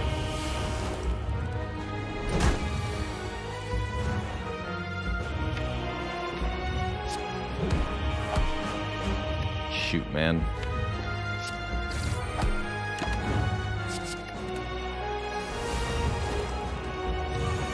Yeah, we needed our Lizard Tail for this turn. With Lizard Tail, though, I think we might have been able to do it. Let's see, Heel Hook could still draw a backflip, I guess. Oh. What if I Dark Shackles Plus? Can we stay alive? No, that's still not enough. Yeah. With no footwork and no Lizard Tail, we really were never going to survive this turn. GG. GG, Twitch chat. Pretty cool run, though, to get all the way to the heart fight with the Busted Crown from the Act 2 pick. I do think that taking any other choice from the Act 1 boss was very likely to die in Act 2, so I ultimately don't regret the choices we made, or the steps we took along the way. We fought our damnedest to get where we could, and it almost got us to the end. Almost. I'll take it. I regret nothing. GG. GG. Yeah, Transient really did us in. Maybe the Power Potion could have changed things. The Dagger Spray curse continues.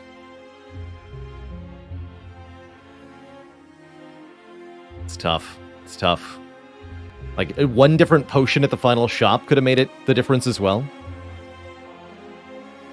But as many saying, the run was more successful than it had any right to be. So again, getting to the heart feels pretty good on that run. That was difficult. It was very difficult. Those runs are always the hardest. Well, Defect is going to be next. I'm going to take a quick couple of minutes. I really do need to clear my head and grab a snack after that run. That was a painful experience to pilot, for sure. But a scrappy run. Dragging that prepared and accuracy around the nearly the whole run. The prepared did basically nothing. We never really saw an opportunity to upgrade it. And the shivs never worked out either.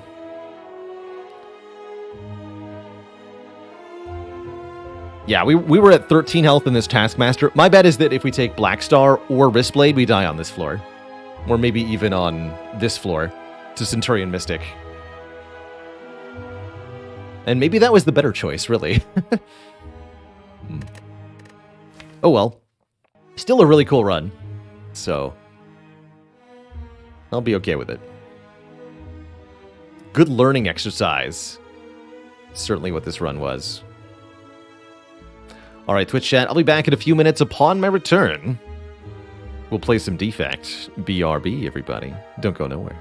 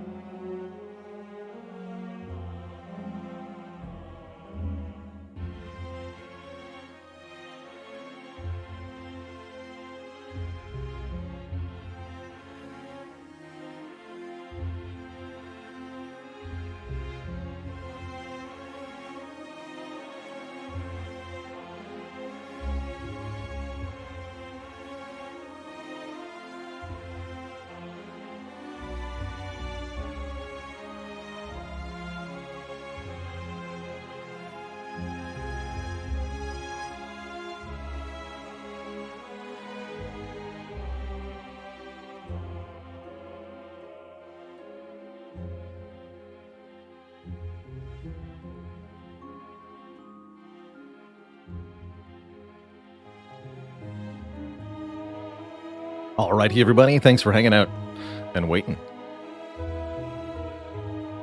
Shall we try a run as the robots? Let us try a run as the robots. Torn Silver says, how do you use the master to find the video of the run? You look at the date of the mastered run, then head yourself on over to the Archives YouTube channel,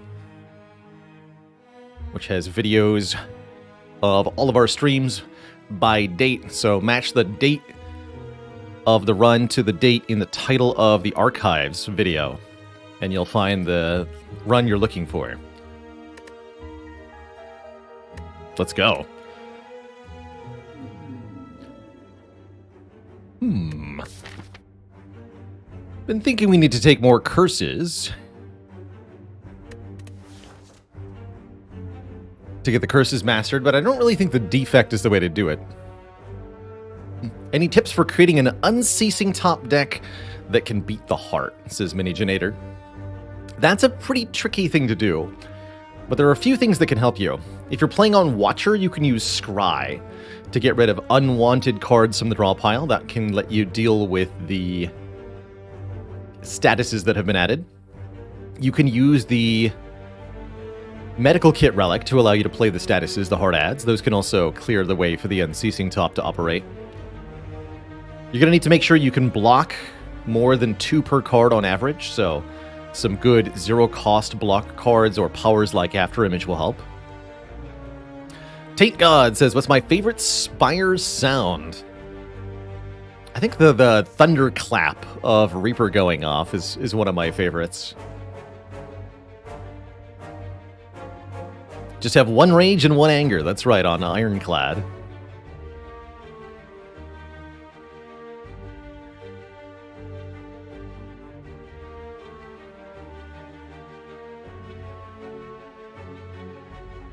Critter says, I beat the heart with the Unceasing Top, Second Wind, Barricade, Corruption, and 2 Clash. Amazing, Critter.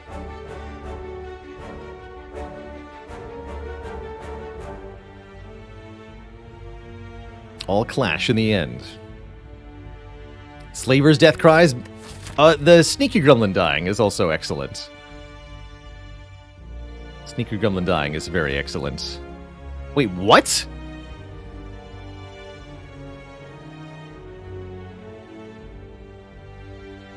There's only 1 shop in this act. I've never seen that before. I have played a lot of this game. I have never seen 1 shop spawn in an act. I didn't even know that was possible.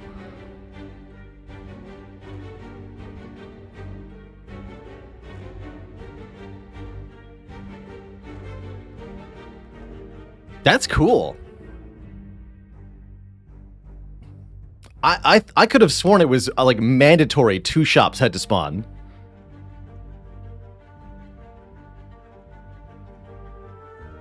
The map making of Spire is a deep and dark mystery to me. I guess I'm going to take a transform start then. Or maybe we could do a boss swap.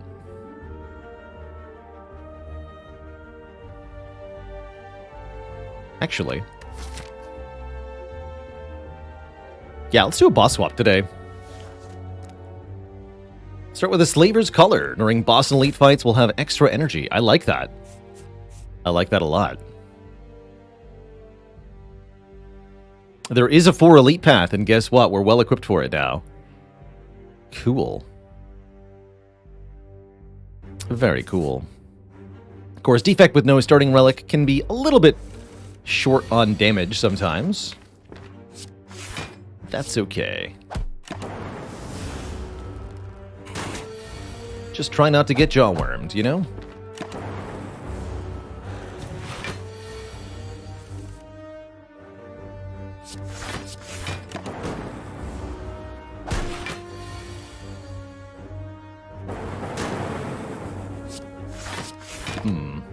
We're getting jaw-wormed. Oh no. So, showing what happens when you don't have a starting lightning orb there. We take a white noise or a steam barrier? Oh dear. Steam Barrier is nice for the early fights. We're gonna hate it in the elite fight, though. White noise is better than you'd expect sometimes. Can really be a run saver. I think we're actually gonna go this way. Yeah, without the lightning, Steam Barrier is very slow. Still pretty okay, though. I do need more help in the non-elite fights.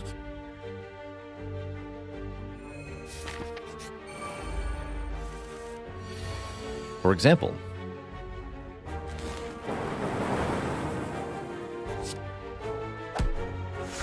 Save 6 health immediately with Steam Barrier.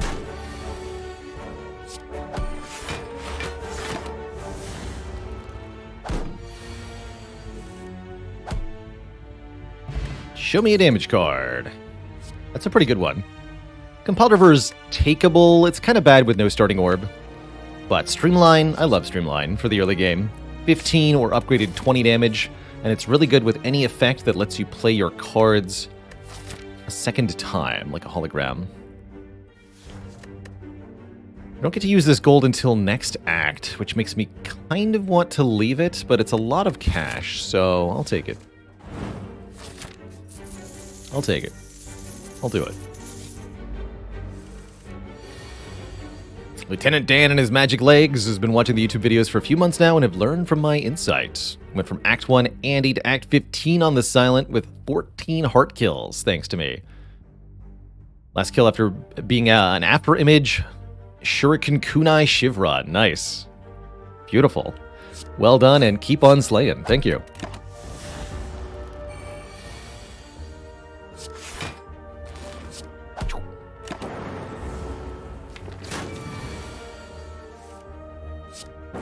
Alright, we get a clean cultist fight. That's good. An attack potion will help against the elite, and rebound with Streamline is the business. Definitely want to put that big, powerful attack card back on top of the draw pile. And we also just want a 9 damage attack in general. So that makes me pretty comfortable going into this first elite fight here. Love Streamline rebound.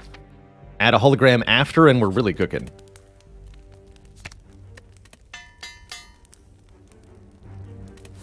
Have ever had double tap Streamline? I can't say that I have. I've had Necronomicon Streamline. That's been pretty good. But double tap? Can't say that I have.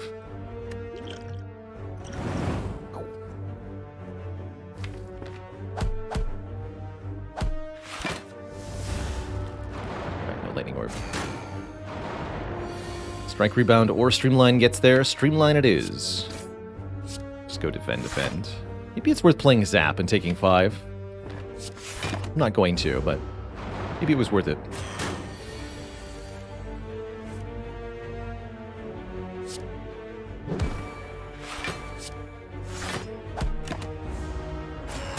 Come on, Streamline. No dice.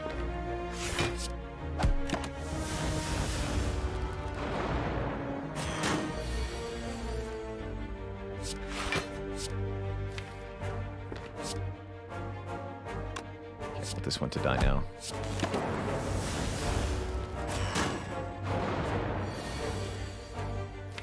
Good. Okay. Not too bad. 44 health left. I like that.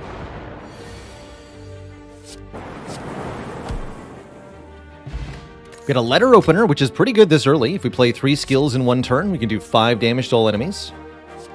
I don't completely dislike a leap as a block option.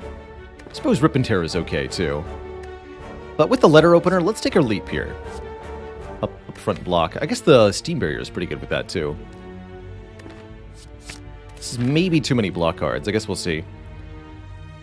Take another fight? No, let's take an event here. Rather not mess with stuff.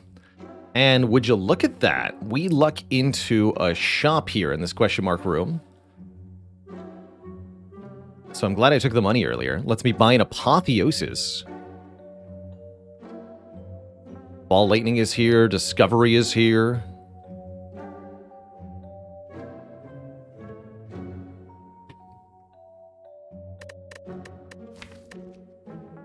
I do like an Apotheosis.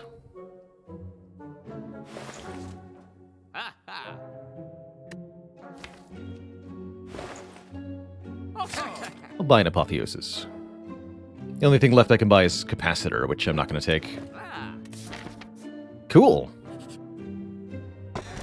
And a bag of marbles for initial vuln to all enemies. For example, this Gremlin Knob is going to get attack potioned with Asunder while he's vulnerable. A bonk.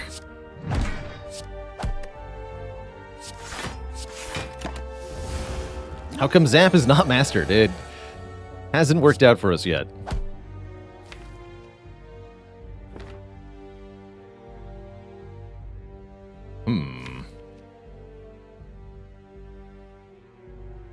What's our worst damage next turn? Apotheosis Strike Rebound, which deals 21. So we can get through with Zap, Steam Barrier, Defend. We don't need to play the dual cast here.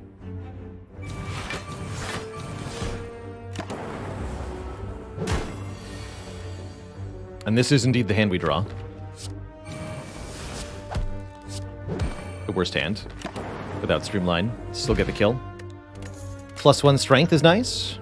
Thunder Strike. Seems pretty bad in this position.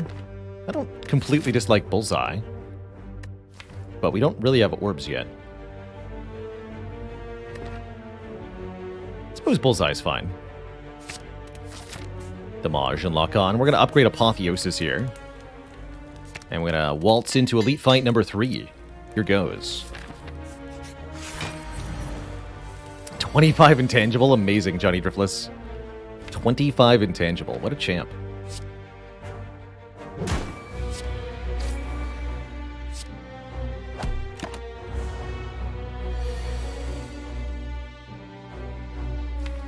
Is this worth a Swift Pot?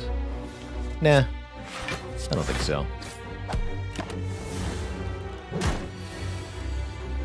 This might be, though. Yeah.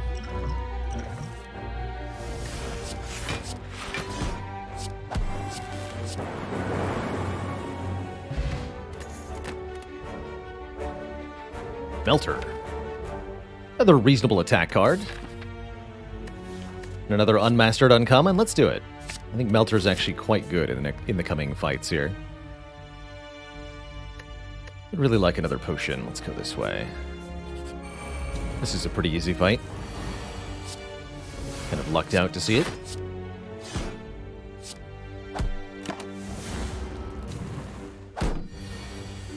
Say, Letter Opener has been fantastic overall.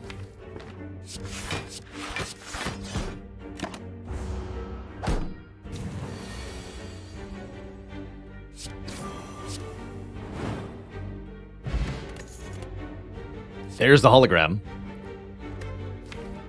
Could take a second Streamline, doesn't seem that good. Could take a Force Field, also seems pretty bad. Hello, Graham.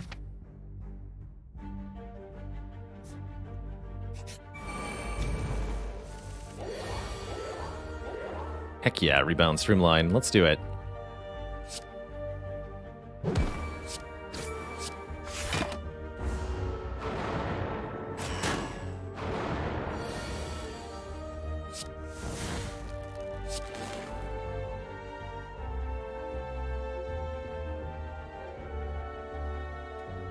We do this.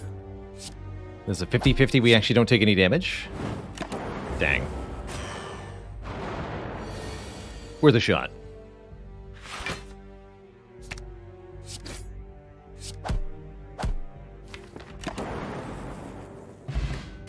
At least we get a Dreamcatcher, which makes resting before the slime boss a lot more reasonable. I also really like a Machine Learning to let us draw more cards each turn. And with the Apotheosis, missing out on an upgrade doesn't matter that much.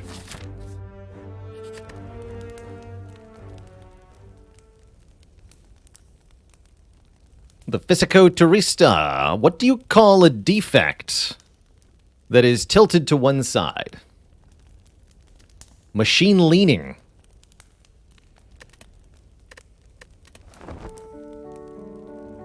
Ooh, double hologram. Let's go.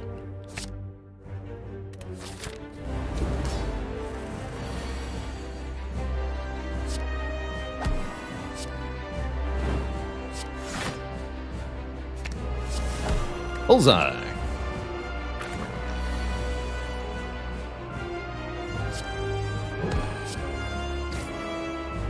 Good.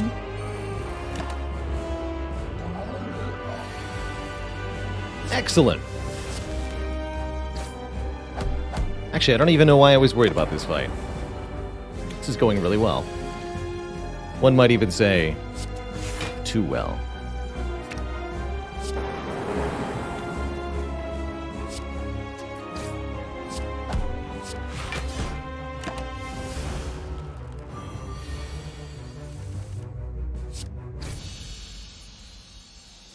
Well, that was easy. I guess I underestimated 4 energy per turn there with the Slaver Scholar. Pick up a Core Surge, a Rainbow, or an All-for-One. It's actually not a terrible All-for-One. Return Zap, Dual Cast, Steam Barrier, and potentially Streamline. Core Surge is nice for giving us an artifact. Rainbow would be our first real orbs. And we have Letter Opener? That to me says we should take this All-for-One. Let's try All-for-One here. Put all 0-cost cards from the discard pile into our hand. And transform all of our strike and defend cards. This is a really easy Pandora's box for me. And the reason is Ceramic Fish. When we add a card to the deck, we gain 9 gold. Pandora's box, with 8 transforms, is adding 8 cards to this deck.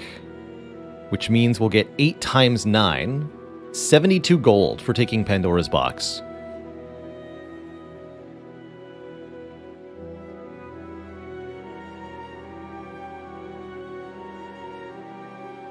Nuclear battery is not bad.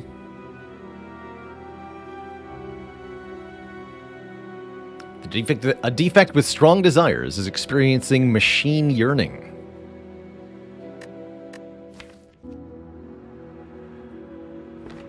And if I ignore all your bad puns, that would be machine spurning. What's in the box? A creative AI, a buffer? All-for-one overclock's pretty exciting. I'm Rando says, if a boss relic gave only gold, how much would it have to be comparable to the other boss relics? I think we've talked about this kind of idea before, and what I remember from that discussion, and I think what I still feel is fairly true here. 999 gold for a boss relic would be probably too much. 500 would be about right, but maybe too low. So I'd say somewhere in the 500 to 1,000 range. Probably closer to 500. 666 would be cool. Double, like 2 old coins. I guess one old coin is only 300. It's got to be better than old coin, of course. Yeah, approximately 2 old coins. The Devil's Coin. Look at all these unmastered cards. This is the kind of run that would actually really like 2 overclocks.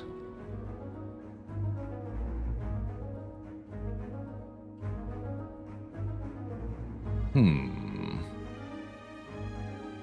thinking something like this. We hit the early shop since we have over 300 gold. Anything we want to remove from this deck? Creative AI is questionable, but Creative AI with heatsinks is pretty sweet, actually. So maybe I don't want to get rid of Creative AI. Actually, I really like the Creative AI with the heatsinks. I would like another heatsinks.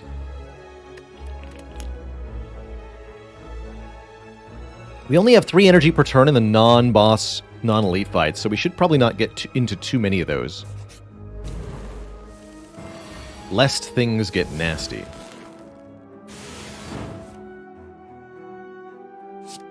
$22 damage or Machine Yearning. I'll take the Yearning. Souffle.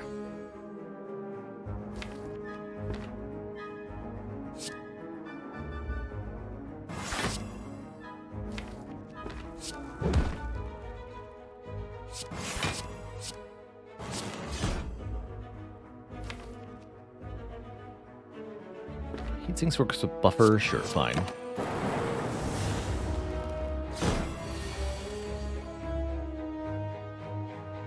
Good.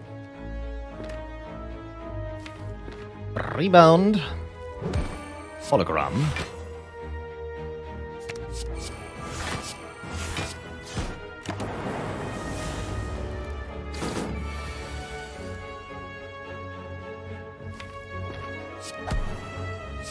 Hello, the dual cast and kill. Cool. As long as we draw Apotheosis early, this deck will perform well. Turbo. Oh, heck yes. Give me a turbo. Gain 3 energy, add a void to the discard pile. With the card draw from Heat Sinks, that looks incredible. Apparitions would let us become intangible.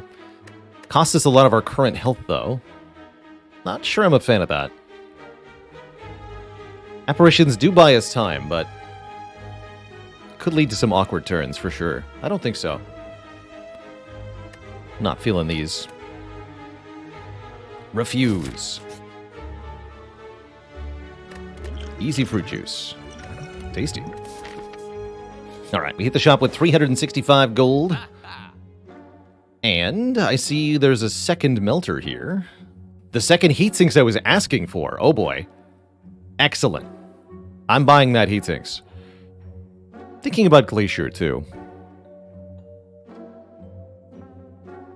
Defect sure do love a good old-fashioned boat thingy. Is there any card I'd like to remove from this deck? Doom and Gloom, maybe. Currently it's okay AoE, though. Could be remove Melter rather than add a second Melter? That's quite a serious accusation. How about Genetic Algo?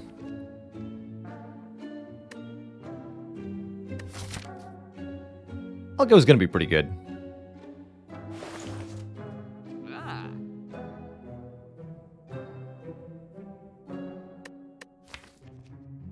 Sure. Thanks for all the money, Ceramic Fish. And now the power. Hologram, the beam. Double hologram, the beam.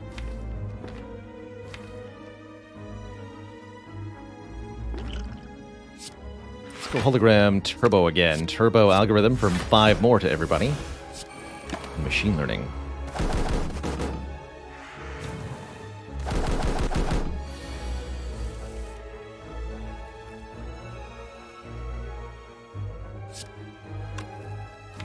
All for One gets back turbo.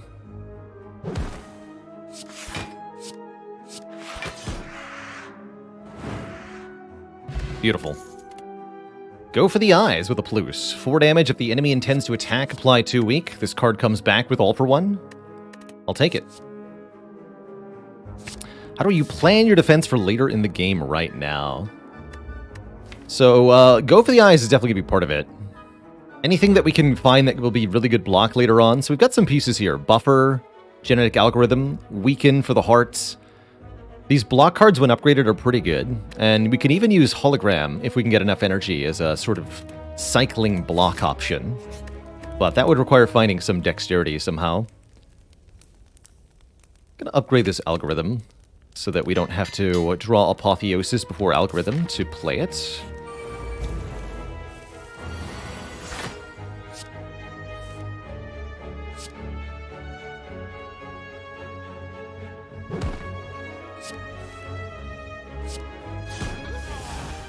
Good.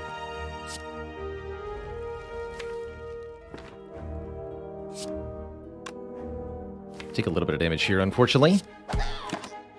Can't quite do all the things I wanted to do on that turn. Good news is we can hologram and play the machine learning, and I think that's a pretty good idea.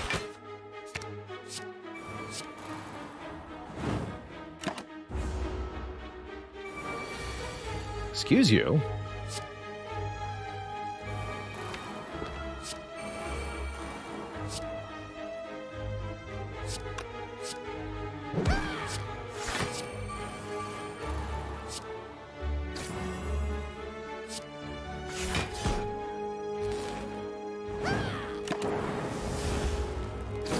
So that's why I wanted the second heat sinks, because now we can just play 1 power and draw 4. It's like having a free skim in our hand every turn, but it's also a power card.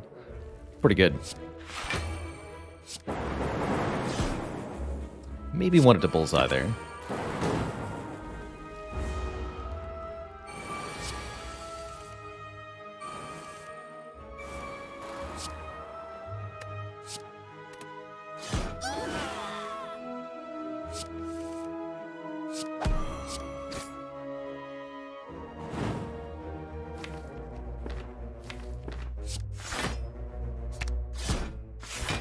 Kill.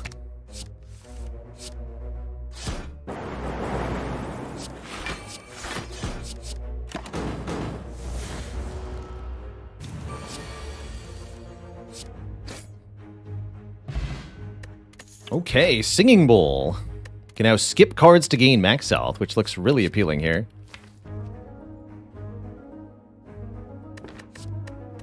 Let's do it. Are we feeling like the Burning Elite is within our reach here? I don't think so. I'm thinking something like this. It's going to be a lot more reasonable. Upgrade Buffer? Upgrade Overclock? Let's upgrade Buffer. Is Stack okay here? Kind of, but we don't want to add too many cards to the stack. I'll pretty happily take a Data Disc. We don't have a lot of orbs, but we could add them a lot more easily with this relic here, giving us one focus at the start of each fight. Oh, boat thingy, how I like you. Thanks for being you. Datum Disc. All the more reason to rest, yeah? Yeah.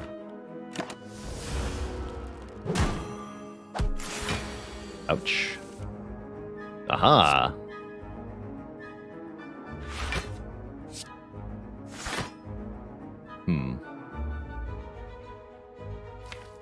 Now we all for one, which gets back Turbo. That's the way.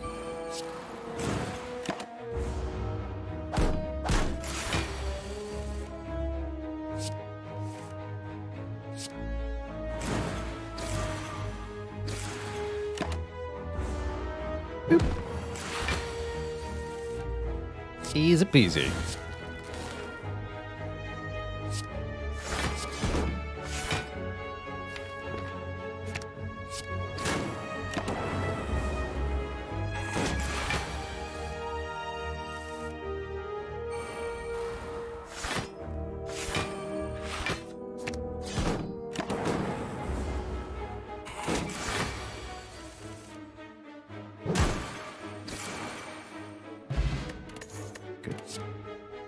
Vision.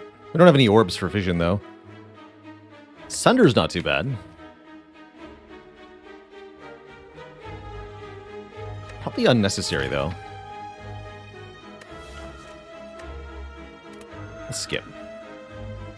Swift Pot versus Gambler's Brew. Go Swift Pot.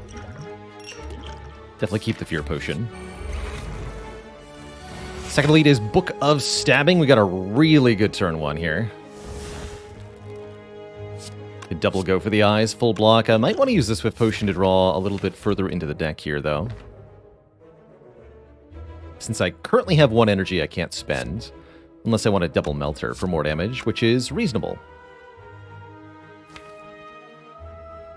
But I think we'd like to keep the Weaken up. Feels like this will be a several turn fight.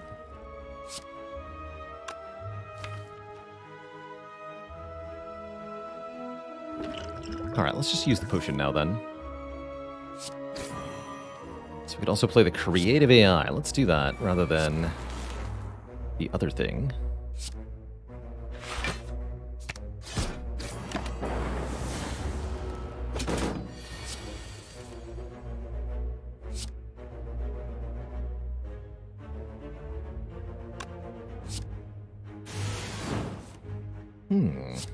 Convenient. 15 block. You'd love to see it.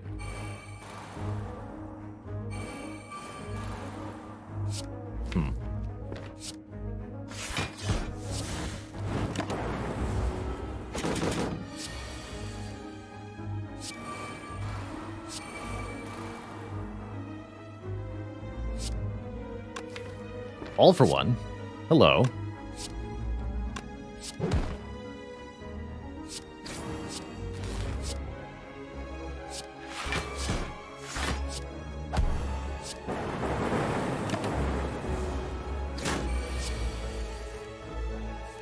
Very, very convenient.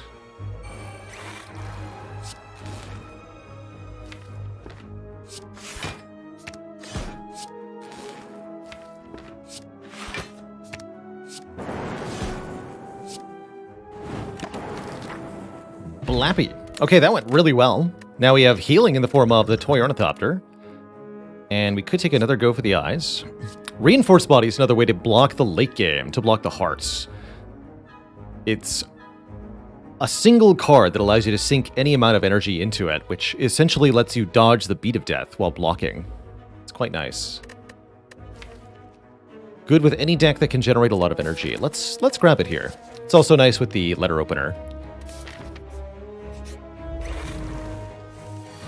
Hey there, Asao. The silent run... sorry, the silent run ended in death, alas. Our demise has occurred. Ooh, this is not good.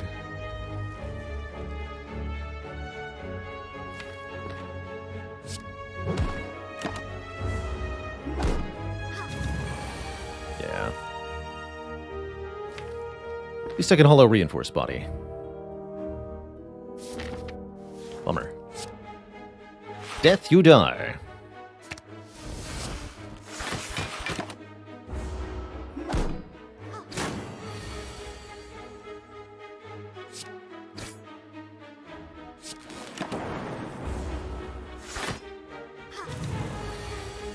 Oh, jeez.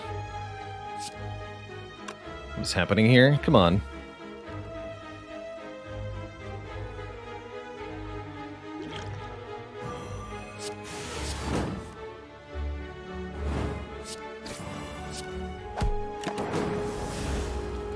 Joens, thanks for the Prime sub. Welcome.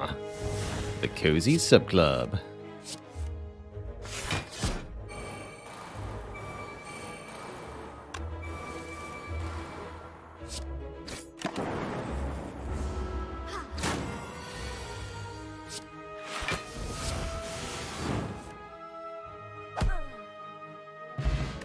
Cool. Upgraded recursion's kind of interesting. Although, again, we don't have that many orbs yet. This comes back with All for One.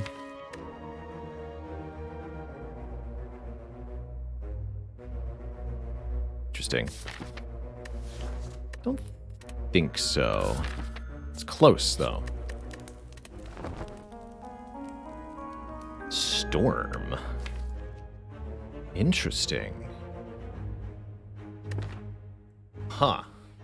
And I have boat thingy. Let's do it. Whenever we play a power card, channel 1 lightning. We have a bullseye, and we have a creative AI, so that could be a lot of lightning orbs. Of course, on turn 1, it might not be the best thing.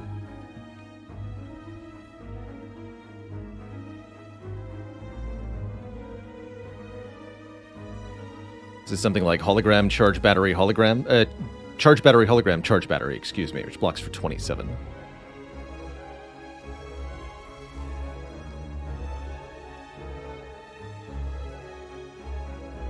Or I could block for clean 30 with hologram, charge battery, use a speed potion, play storm heat sinks.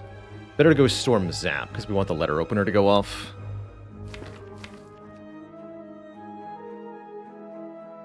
Okay, let's do that. I could even go Zap Hollow Zap, rather than playing Storm. We get the extra lightning orb right now. That's probably better.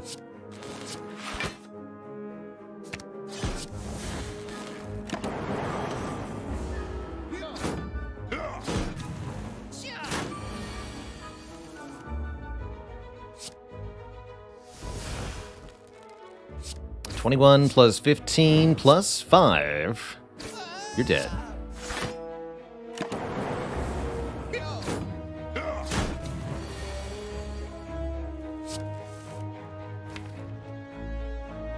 Turbo yet.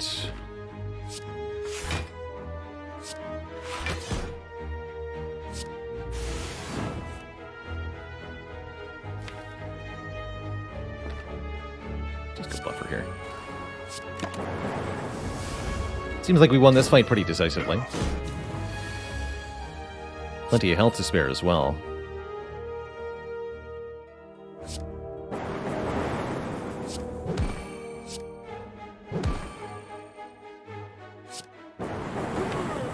my algorithm.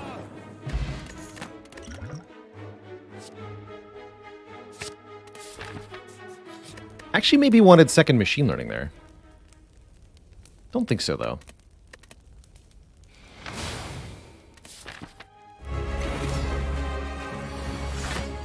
All right, Collector, let's see how you fare. If I feel like we need help, we could maybe dupe pot something, but I really don't think we do. I think we're going to be pretty good here. The early recall is in large part because of the Apotheosis in the deck. We're pretty well okay regardless. Here, let's just play everything.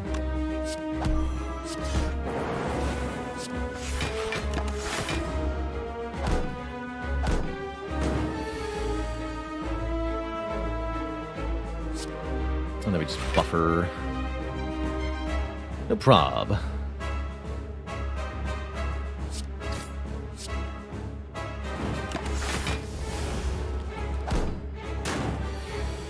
Okay, there's Creative AI.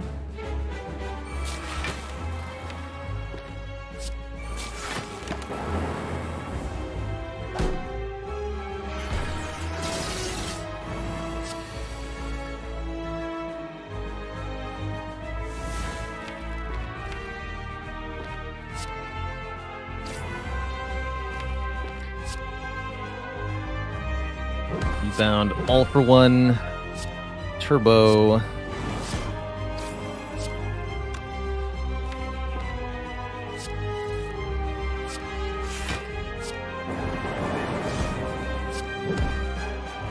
Turbo again.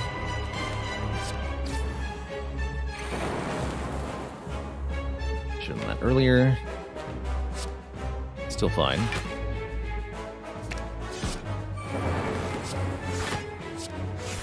Perfect block.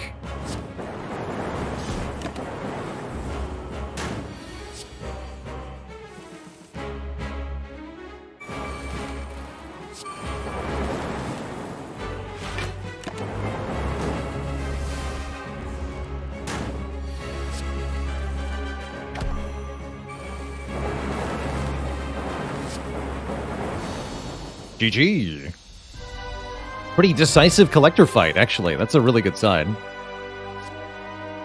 Gotta say, of all the decks that want an Amplify, this is certainly up there.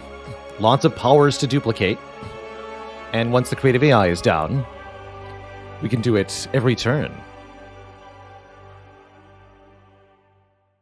Thought the mousepad sales ended yesterday. They should have. The page itself says orders are open until end of day yesterday, but did we just see an alert for one? Because that's kind of cool. Pony314, thanks for the 15 months. Couple popping up on stream. Well, that's cool. Maybe a couple more orders getting put in at the last minute. I'll give one shout out to the... Actually, we even deleted the command. So, yeah, it's supposed to be over.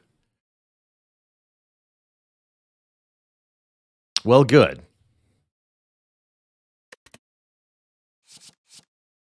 I could see Reboot being okay here also. But I'm going to take an Amplify. This is the kind of deck that would actually like 2 copies of Creative AI. Would it like more energy? With a Runic Dome. We'll gain additional energy every turn, but we can no longer see what enemies are doing. That might be important, actually. Because we want to start duplicating powers and drawing a million cards. Having a bit more energy really helps with that, even if we can't see what the foes are doing. Otherwise, we're taking bonus relics, either 3 bonus relics immediately, or 1 additional relic per elite. I think it's the Runic Dome here, personally. It's true, we would have gotten 9 gold from the Calling Bell. By the way, the Ceramic Fish has given us almost 200 gold this run. Closing in on being an old coin. That's kind of cool. Do not have a Omamori. Okay, that's fine.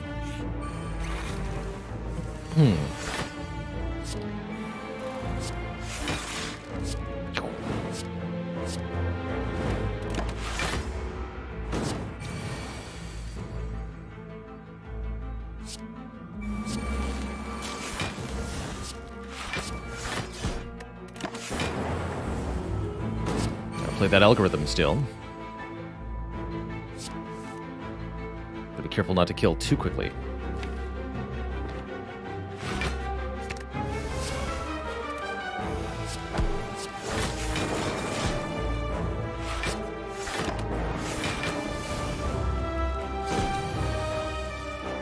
Here we are.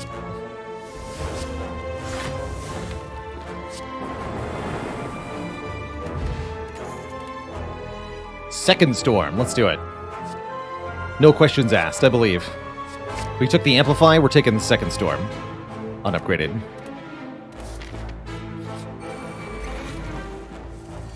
Of course, sometimes that'll lead to tough times. Oof, this auto shields, though. Now give me Thunderstrike. Don't kill me. Alright, that wasn't too bad. Wasn't too bad. Could have been worse.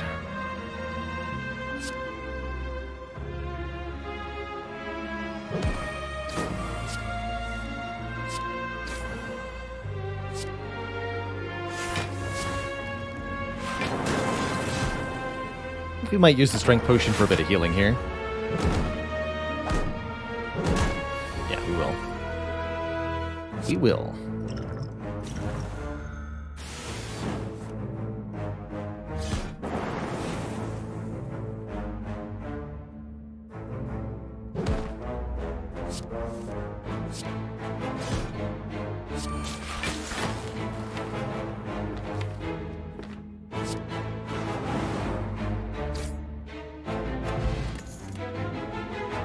Recycle Plus or a Defrag?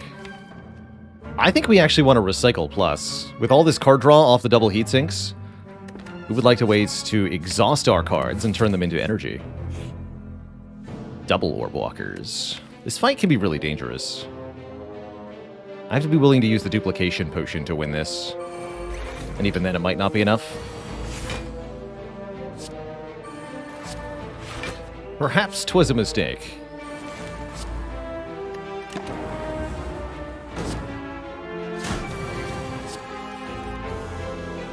Okay, this ought to work. Amplify.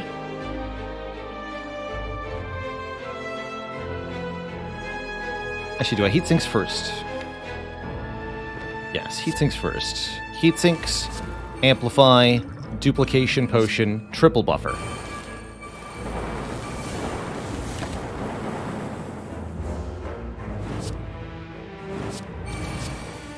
We learned we were able to do that a while back.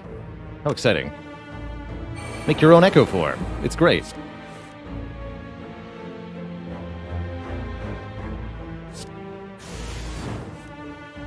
Ooh, okay.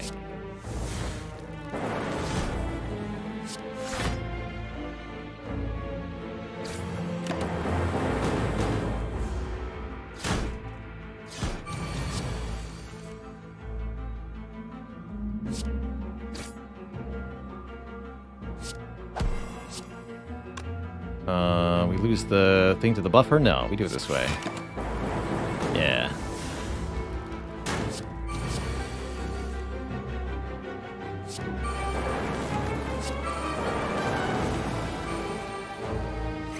Wait. Yes. Easy fight. 50 gold and a mango for 14 max health at the cost of our dupe pot. I think that's probably worth it. Third hologram or second turbo? Frank Exchange of Views, thanks for the Prime sub. Welcome to the Cozy Sub Club. Take one more hologram here. I think it's a very good card overall. And we will fall and lose our Sweeping Beam. What a tragedy. What a tragedy. Now, do we take Capacitor? I still don't think so. Purity is kind of interesting. Card removal is definitely good. Overall, the shop seems kind of bad. Not impressed. Spoon for Genetic Algorithm. Wait a minute.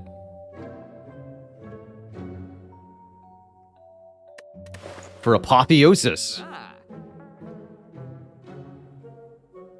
Surprise, no Capacitor. What do extra orb slots actually let me do, though?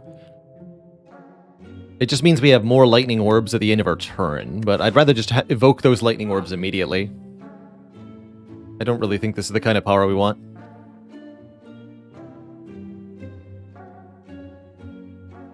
Does Spoon Break recycle? No. The worst card here, definitely Metamorphosis. Definitely Metamorphosis.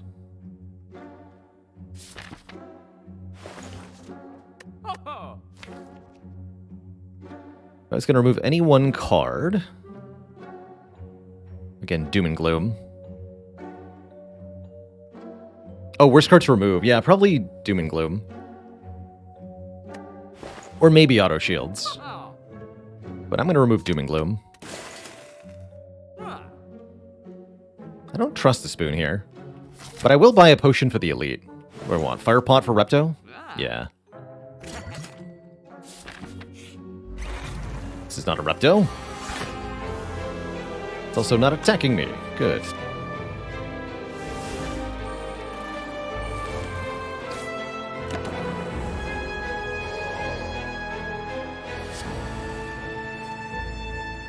Good.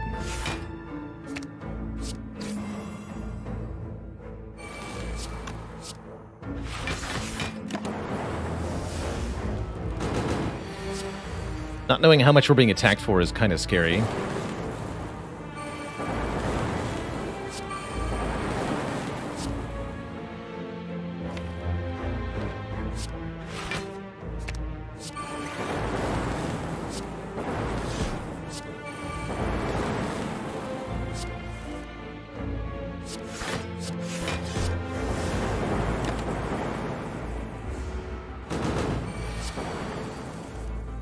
Maybe not that scary.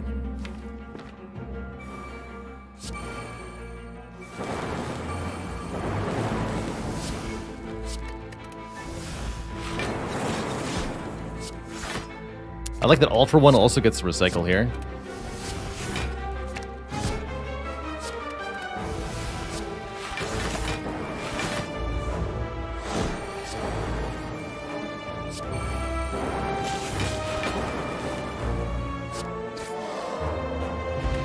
Gold-plated cables. Our rightmost orb goes off one more time.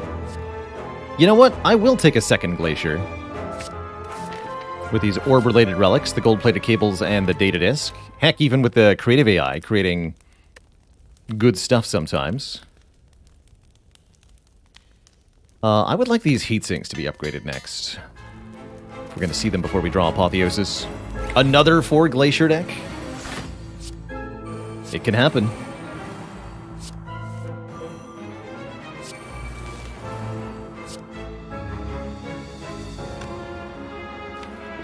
Don't want to waste my buffer early here. Giant head attacks for up to 13 damage in the early phases of the fight.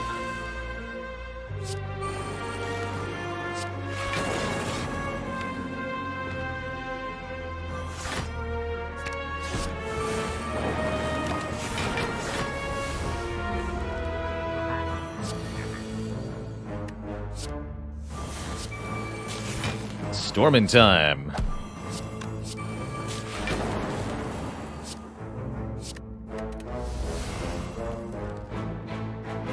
Rebound, go for the eyes. Draw it again.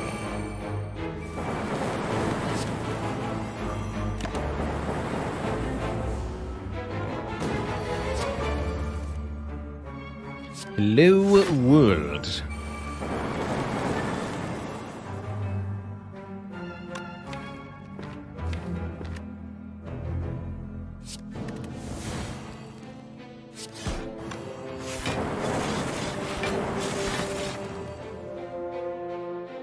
Excuse me.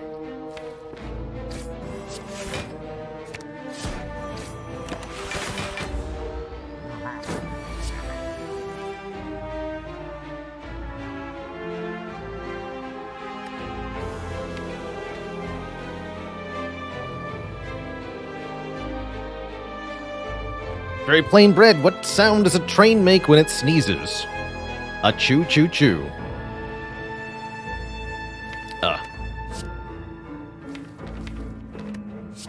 Sinus is why.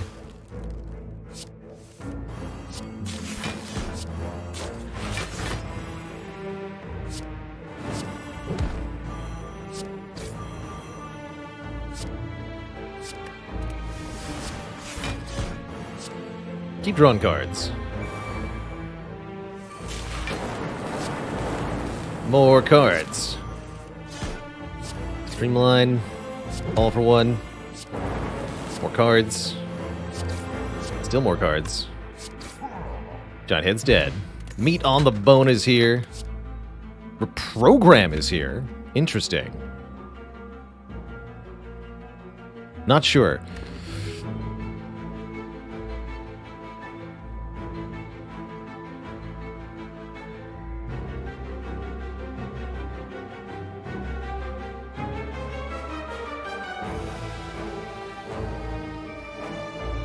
Let me try this. Era Incel? Sorry if I butchered your username there. Thank you for the Prime sub, and welcome to the Cozy Sub Club.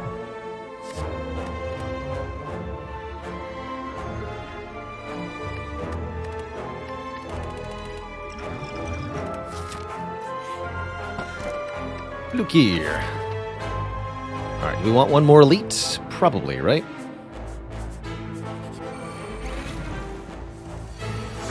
Probably. Help! This could be bad. It's not bad. Thank goodness. The spaghetti. Spaghetti can definitely be a troublemaker.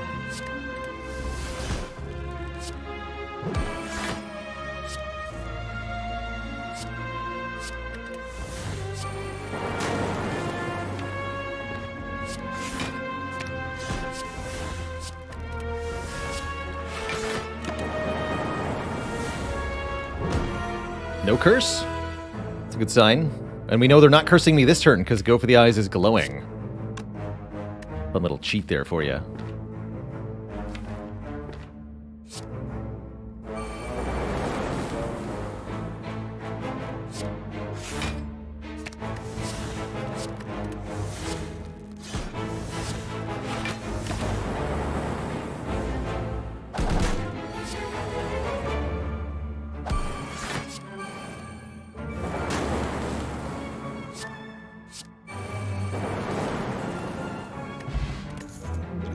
Take this regen potion. That can get us to full health.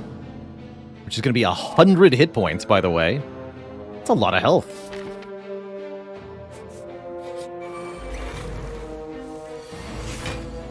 Sure, we'll use it here.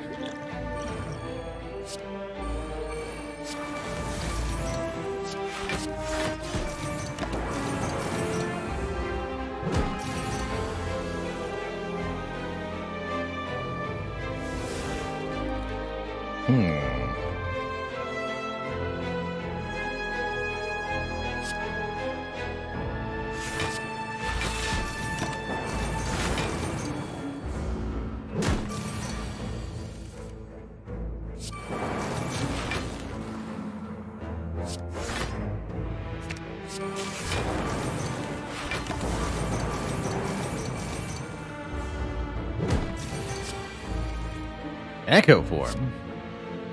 Don't mind if I do. Oops. Supposed to play heat sinks first, though. Okay, good.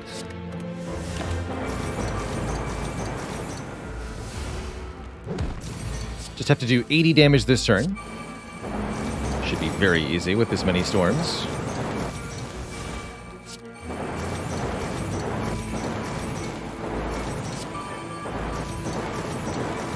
The Blappening. Yeah, or just Buffer. Either or, right?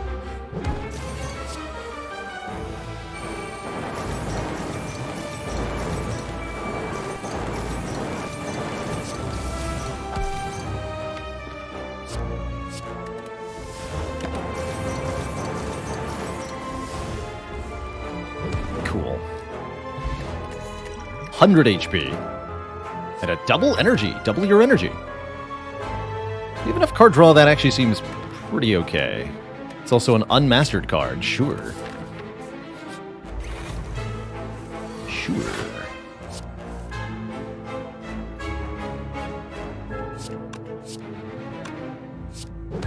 Deeper.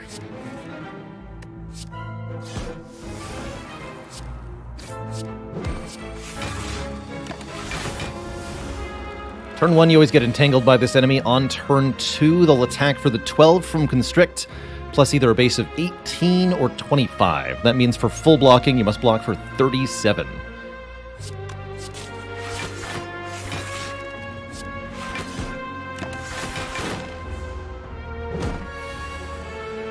For guaranteed full block, anyway.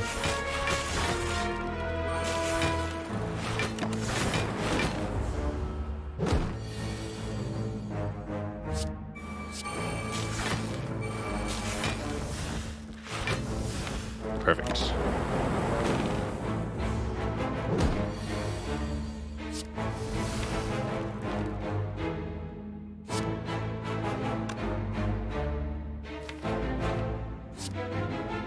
Love it, IT follows.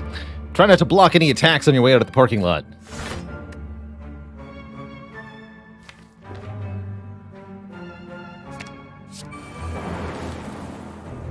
Oof, that's not quite how I wanted that to go.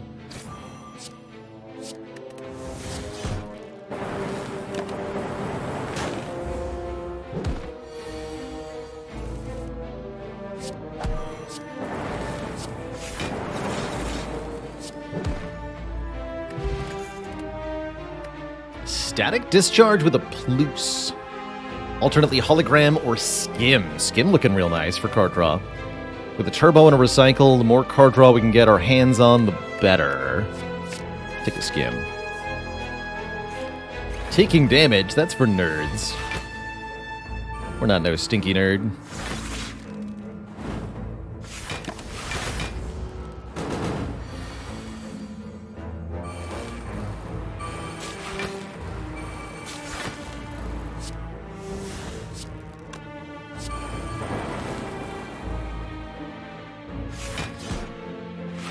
Hollow Turbo. Actually, let's go Hollow Recycle. Recycle Bullseye. And then All for One? No, Overclock and then All for One.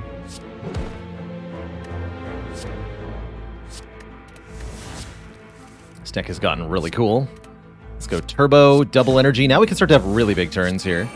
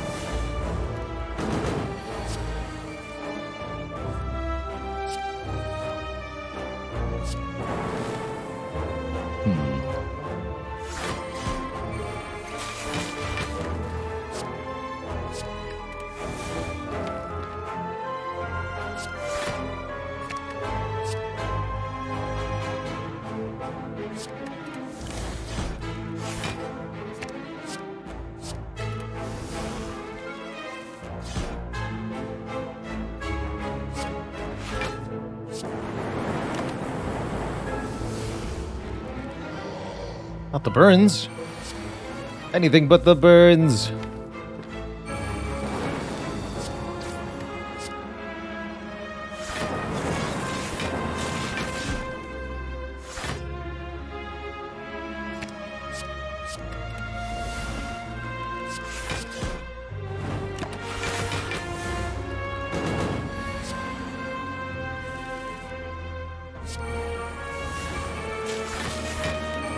Double amplify. That's not quite what I meant to do, actually. Whoops.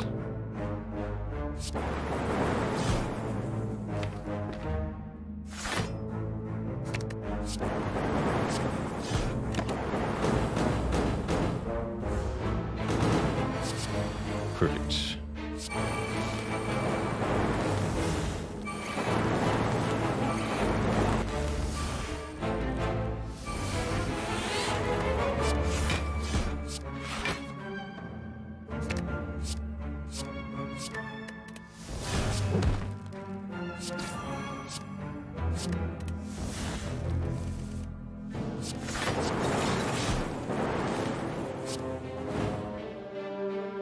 Keep going.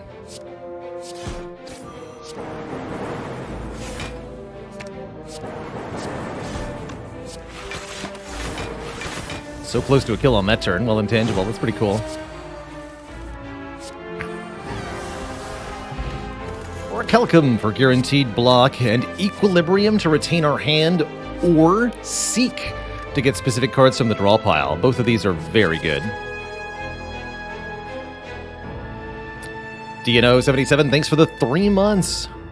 The quarter year has been achieved. Intangibility, who needs that? I really like the ability to retain, actually. It seems really good. Just gonna take the EQ here. Seek is nice, but not nice enough.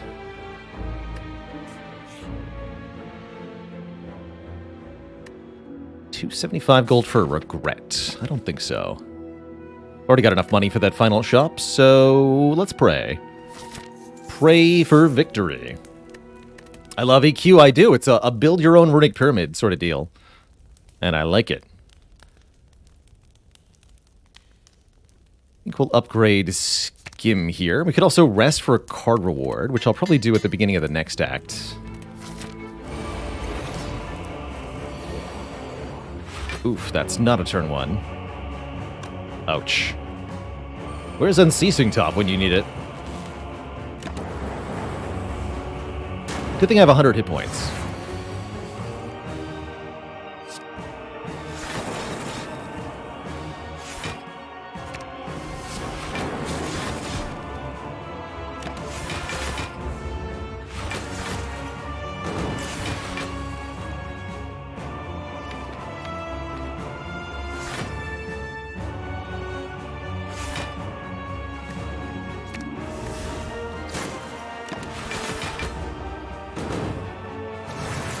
So 36 damage headed our way now. Headed our way.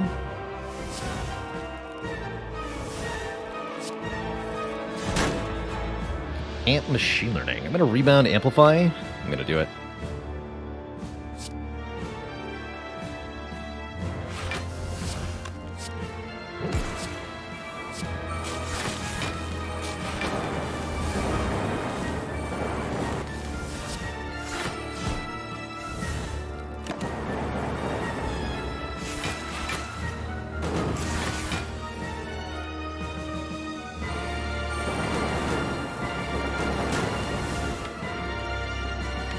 All for one will return Zap, Turbo, Overclock, Recycle, Go for the Eyes. I like that.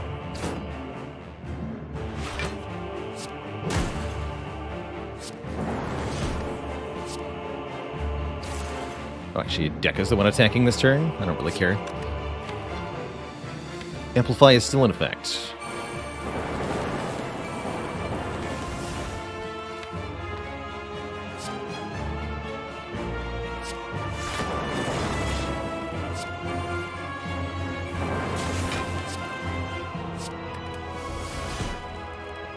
That'll be a full block.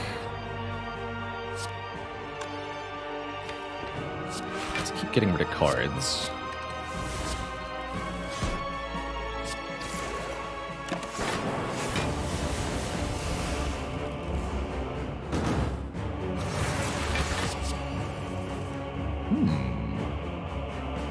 You don't say.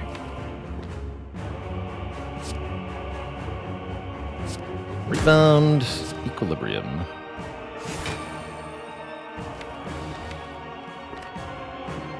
Streamline, all for one. Didn't return the streamline, that's okay.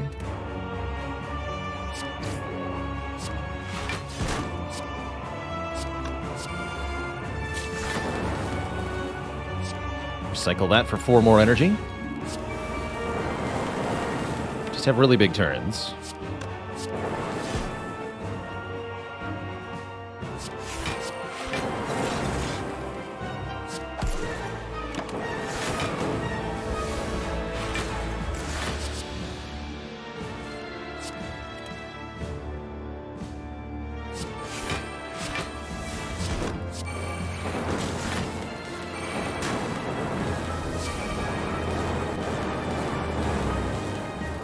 Blip blap.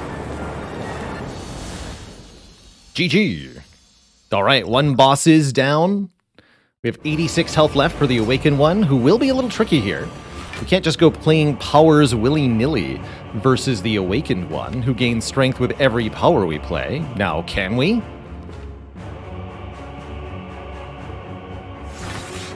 Or can you? What if we indeed could?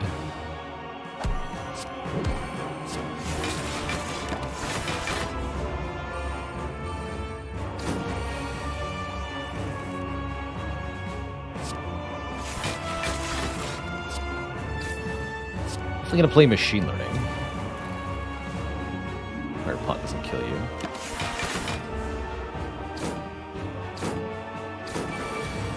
Multi-attack this turn.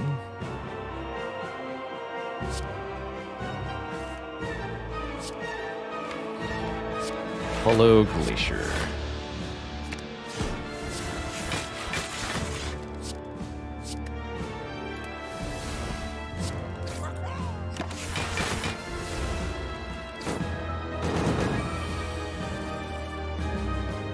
Go. So we could try to do creative AI things. I think it actually makes more sense to just recycle all of our powers here.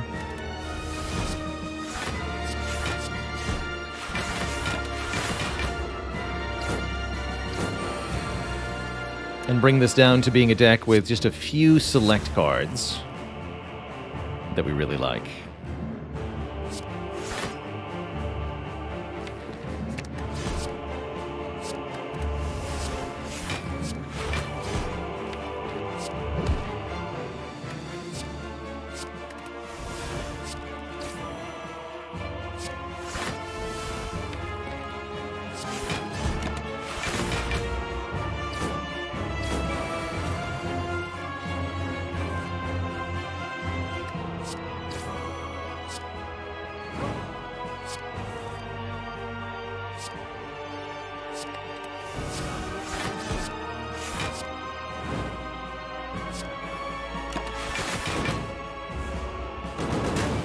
Perfect block.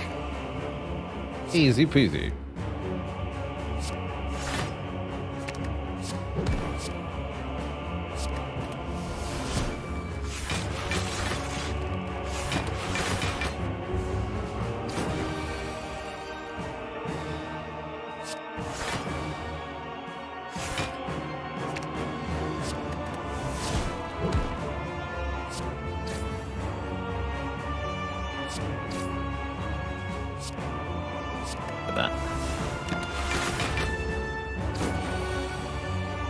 Gotta get rid of Overclock soon as well.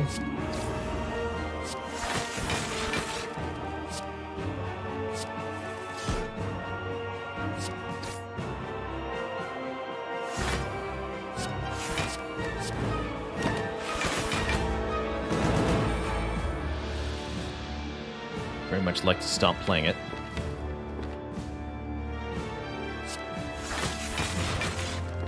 Get rid of Void at least. Rebound, Hollow.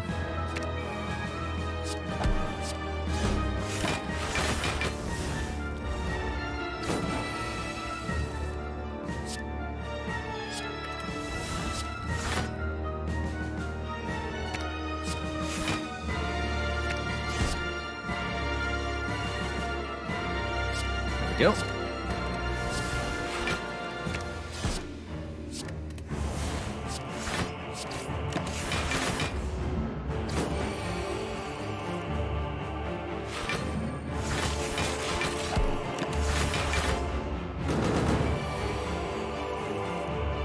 Slow and steady. Leads us to being the victor here.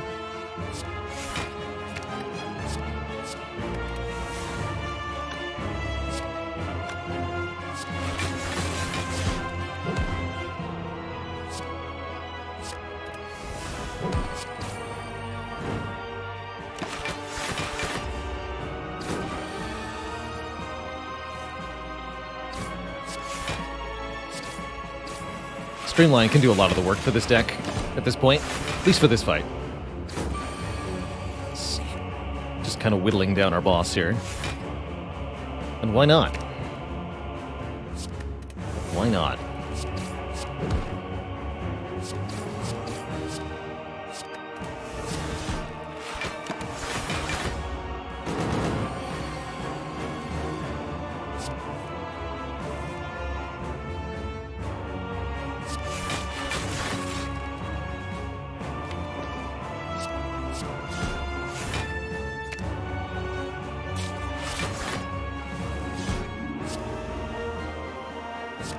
That. Don't need 2 glaciers anymore.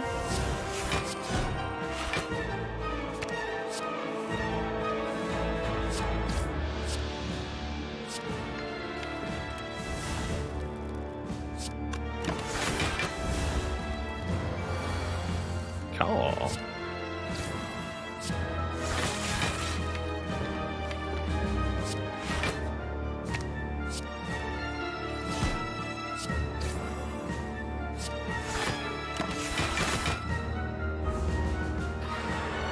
But I have taken the Madness event. Madness... If we can get Madness on 2 holograms, that would have been pretty strong. So it would have been at least worth thinking about. I'm not sure I would have wanted to play that run. To click hologram, 1,500 times to beat the heart fight, but it's an option. We even have the equilibrium to make it kind of a reliable infinite. I think it'd be worth it. I wouldn't like it, but it would be worth it.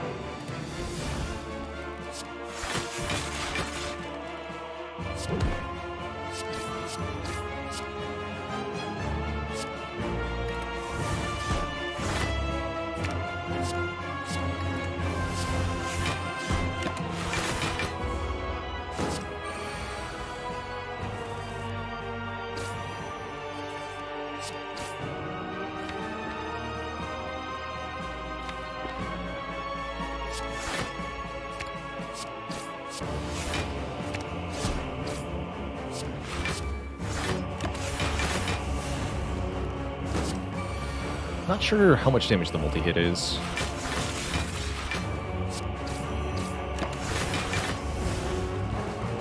Ten by 3. Okay, that's not bad.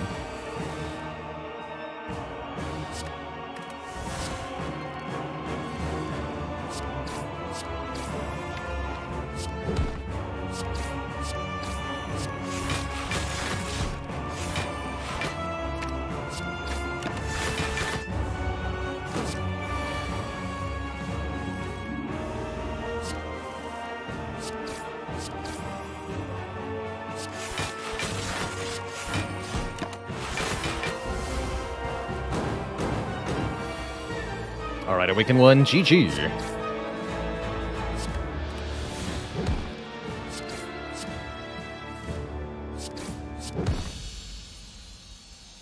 Beautiful.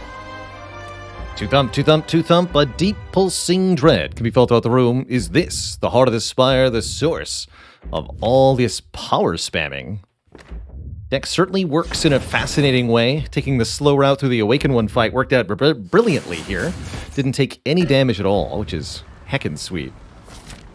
We're only missing 3 health going into the next act, but with the Apotheosis and the Dreamcatcher, I think we want to sleep here, get a card reward, rather than upgrading anything.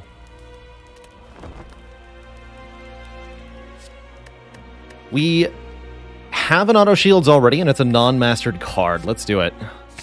Hopefully that won't impact our run too negatively. Second Apotheosis is here. Ink Bottle seems good. Every time we play 10 cards, draw 1. A Power Potion seems very good. Choose 1 of 3 random power cards to add to our hand, costing 0. Second Apotheosis, not even bad.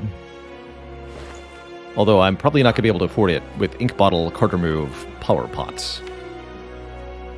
What are we removing? Zap, genuinely? Although Zap might be good late game damage. We're not going to need it, though, because of the Storm. We don't need Zap. Is Recycle, Turbo, Skim, Hologram, and Infinite with Letter Opener? It might be.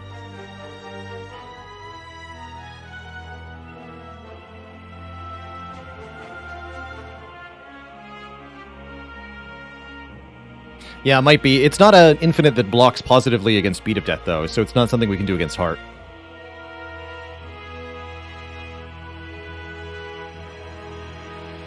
What makes 2 Apotheoses not redundant? It's mostly about draw order. It's about which one you see first.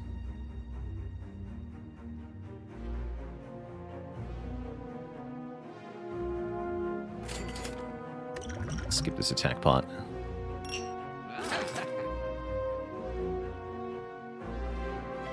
Sling of Courage could help. We're going to remove Zap, though, right? We're going to remove Zap.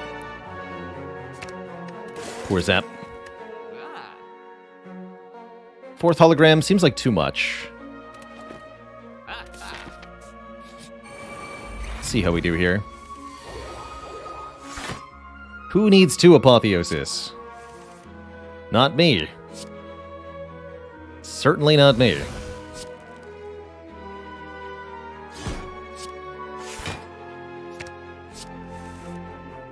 Alright, we got Creative AI, Storm, huh?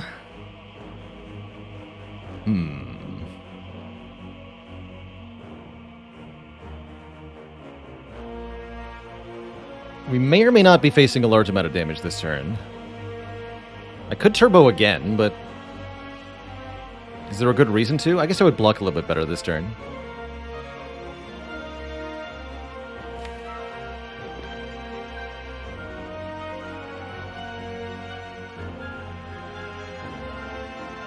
I think I'd rather have Genetic Algorithm in the discard pile, where I can hologram it. Next turn could be bad, depending on our draws.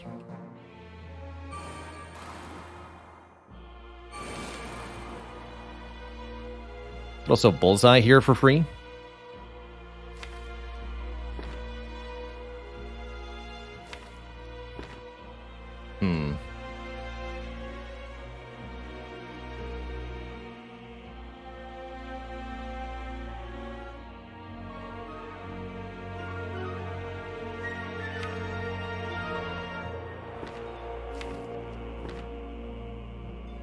Spooky. How about the ink bottle is good reason to do this, huh?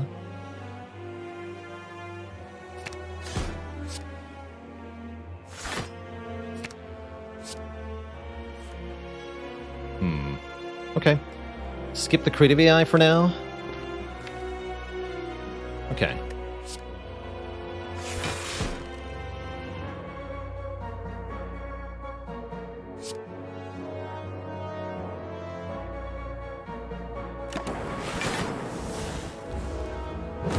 Did get attacked. Okay, that was a good choice then. Ouch.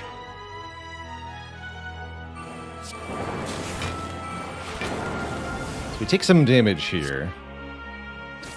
Not much I can do about it. Take 32.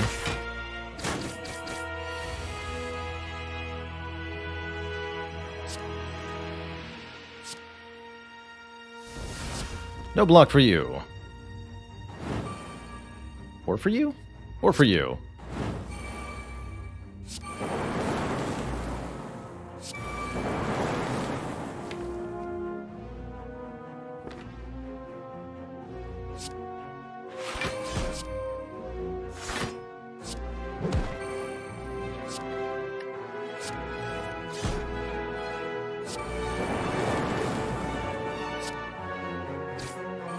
Attacking me, good.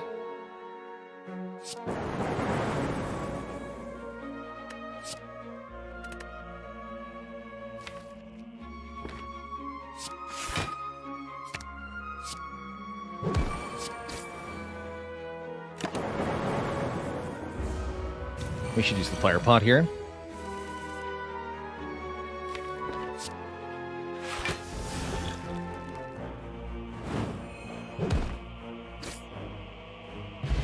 Because we heal 5 if we get another potion. Bottled Lightning. Meteor Strike. We can bottle the Apotheosis Switch chat. Easy. Alternately, I don't mind bottling Equilibrium. So we have the Blessing of the Forge. We'll just bottle the Eppo. Thunderstrike could do a lot of damage in this deck, right? With 2 Storms, actually. Interesting. I'll take it. I will take it. Oh, Bottled Apotheosis also lets us upgrade the power from the Power Potion, which happens to be an Echo form. That's pretty helpful. And we got the Equilibrium anyway.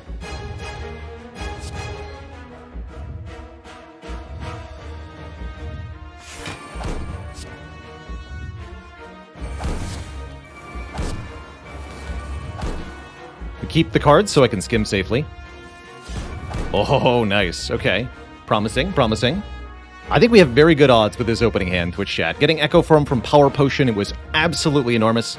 That's why I talked about the Power Potion being one of the best things in that shop. Being able to get a key power in this fight is such a game changer.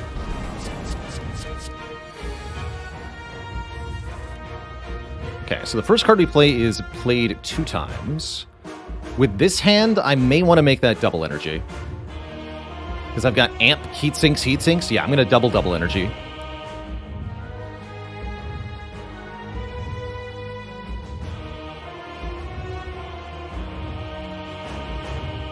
And then Rebound Glacier. So we got a 20 energy.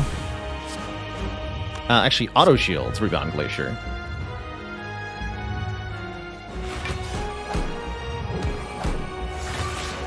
Amp Heatsinks.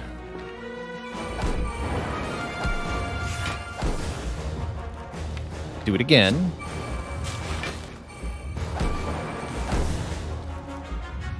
My hand is full. Cool.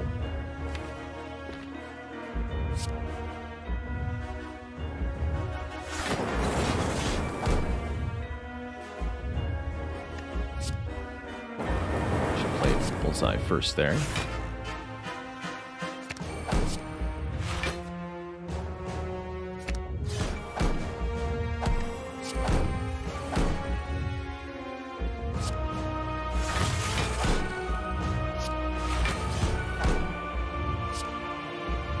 Let's play Streamline Melter.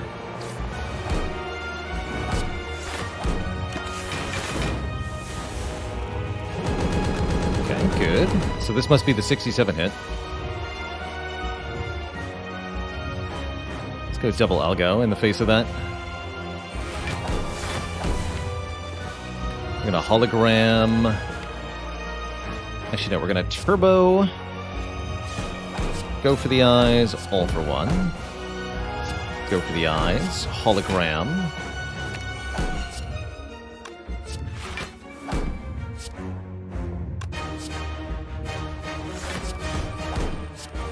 Amplify this storm, draw a lot of cards. Amplify Creative AI. We're doing immense damage to the heart now.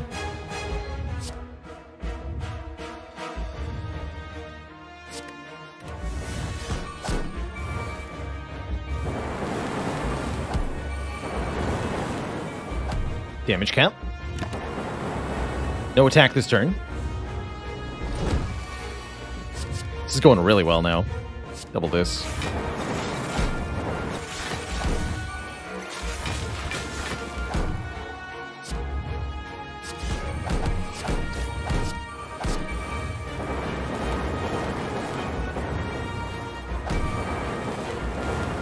Wait, where'd all my energy go? Hello?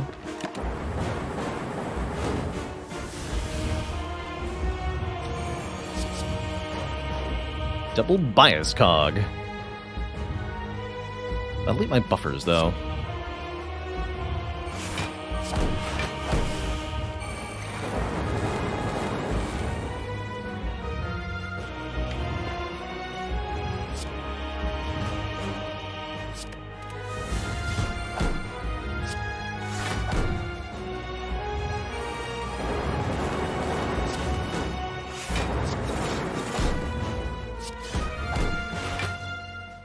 Easy peasy.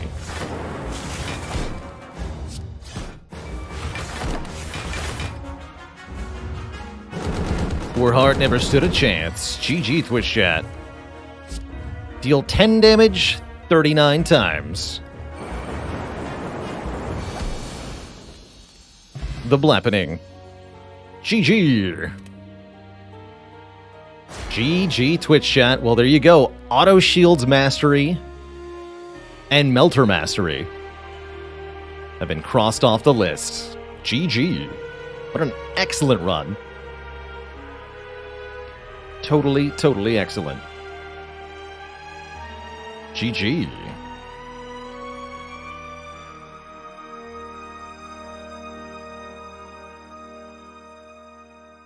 GG. Doot doot. Yeah, 10 damage 39 times twice. Not too bad. Not too bad. Right, exactly, Tez. A great example of why Thunderstrike is often not so helpful. Sure, it did a lot of damage, but it did damage only after we had already killed the enemy. GG.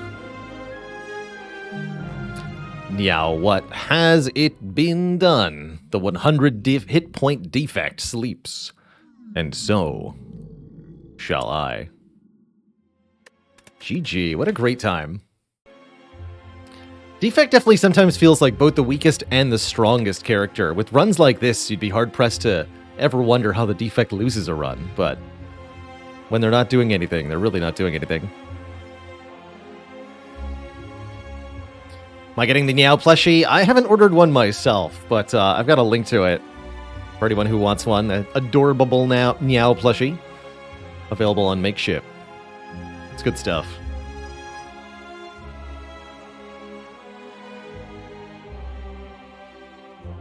Defect either loses or becomes insane. Feels about right. Still very cool. 2 more cards crossed off. Good progress today. Very good. Well, Twitch chat, I think it might be break time here. Time to refill the legs, stretch the water. I think I might also want to switch games here. After 2 runs of Spire. Maybe we'll do some Monster Train. What is S tier? S tier is essentially a management company to very talented individuals who help me out with some of the behind the stream stuff, connecting with sponsorships, getting the overlay and stream starting art. That's all S tier is doing.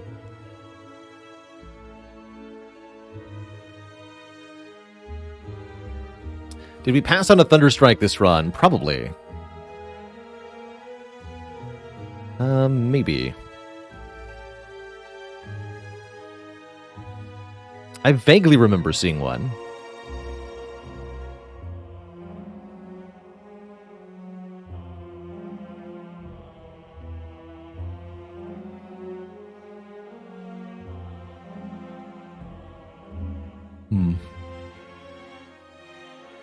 Act 1.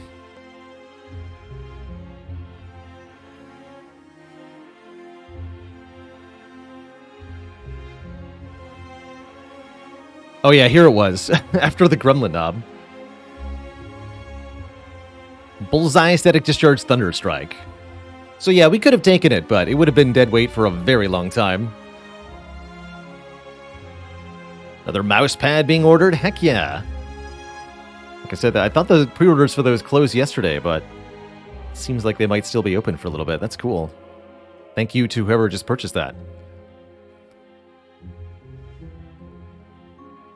Yeah, we probably won because we didn't take it. It's certainly possible. We went pretty low health in that same act, right? Like, we could have just straight died to sentries if I'd taken the Thunderstrike. And yes, the alert pick is not our mousepad. I didn't create the alert. Exidium, thanks for the Prime sub. Thank you so much for getting into the Cozy Sub Club. And Serpac, thanks for 30 months of keeping it cozy, 3 metric years. The lowest health we've defeated Heart with, we've definitely had 1 hit point wins before. Absolutely, we've had 1 hit point wins. We've cut it real close in the past.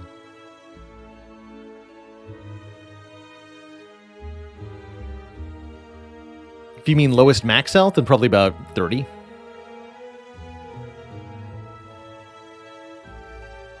Starting the fight with? I think also 1 health, probably.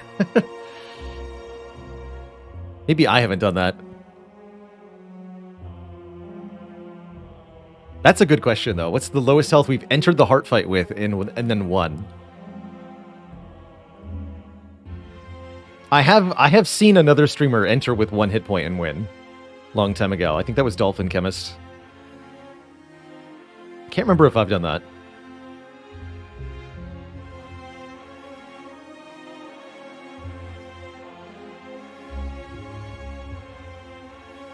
I'm pretty sure I've had to skip playing any cards on turn 1 of the heart fight before to avoid the beat of death.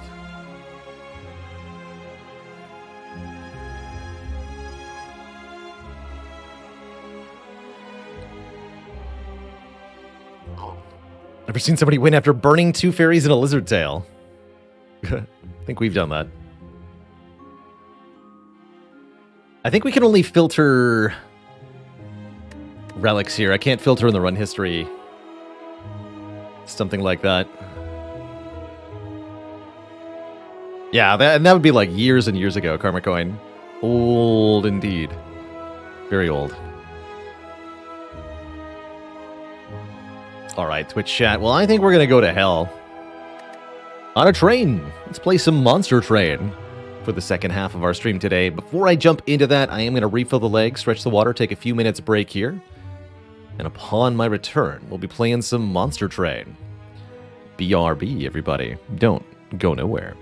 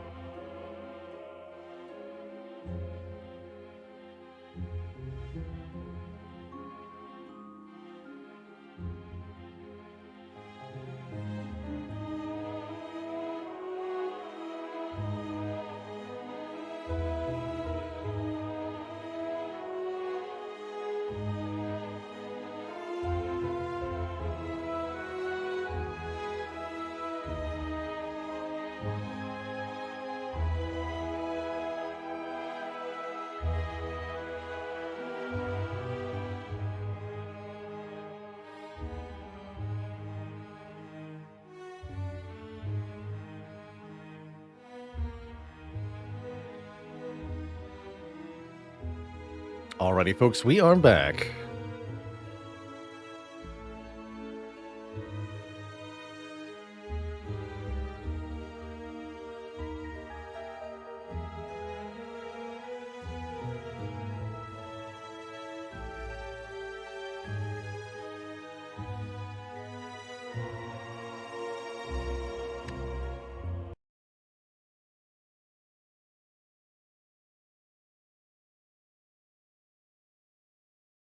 Time to go to hell.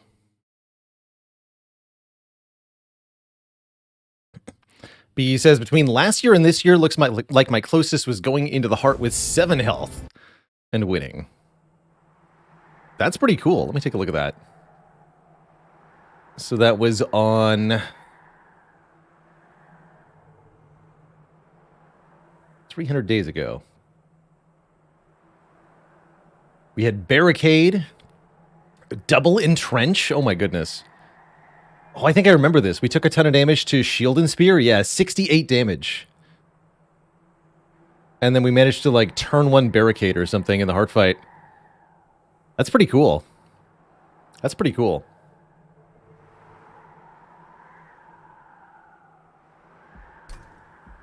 So, welcome back, one and all, to Monster Train. We're, I want to say, closing in on the halfway point of filling out the logbook. I don't even think that's necessarily true. We got a lot of crowns to get still. Each of these clan combinations have 2 different crowns for 2 different champs that we need to win with. And today we're going to try to cross off some of the clan combos we haven't won with. Of which there are many. Let's try to do Melting Remnant Umbra. Actually, Umbra primary, Remnant secondary. That's what I'm feeling today. Umbra. Let's make Penumbra plus Remnant. This seems like one of the more difficult ones to win. Can I link the VOD? I don't have the actual VOD link for that. But it'll be somewhere on the archives. Archives has you covered.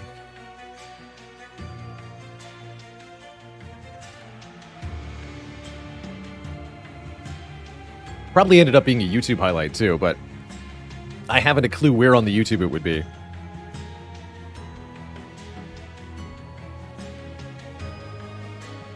So, Umbra's a clan that's all about creating big, powerful units by feeding morsels. Am I going to do the expert challenges again? Yes, we will need to. For the logbook. The stink lines of a true champion, right?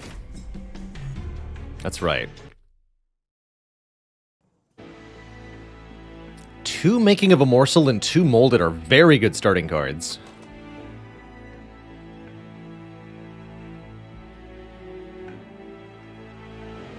And we also have Random Reform with a Primitive Mold. Maybe I wanted, Dregs? Maybe I wanted Dregs.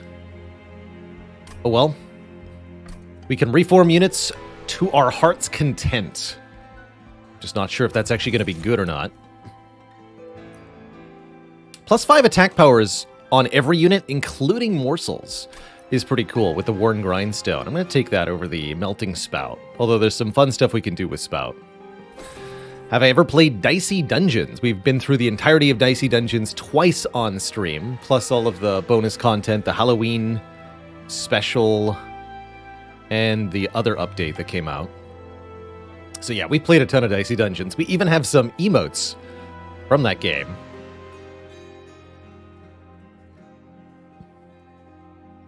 Dicey Dungeons Reunion, that's right. Kind of awkward against spikers, true. Big true. This seems like the kind of use case for Architect Penumbra. Architect Penumbra gets pretty bad health, but increases the capacity of the floor they're played on, allowing you to fit other units onto the floor. Glutton Penumbra has relatively low base stats, but gets large bonuses to stats every time they eat a morsel. I'm gonna go Architect here. And I'll As usual, pay 15 shards for an additional starting artifact. I don't necessarily think this is a good idea. It's just something I'm doing. Mark of a Champion with Penumbra, very strong, but what about Forever Flame here? All units are 2 energy cheaper, which seems very good. Especially with Architect Penumbra.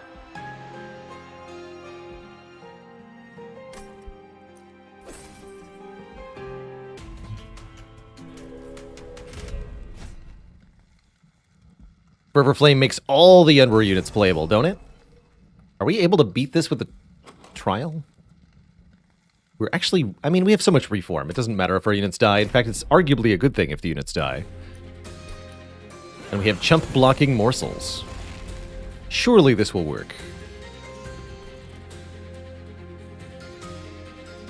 Actually, reforming the Architect Penumbra is extra interesting, right?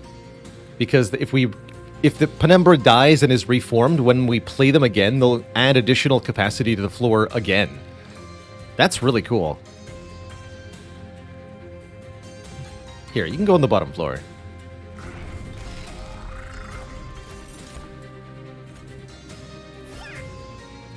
Pizza.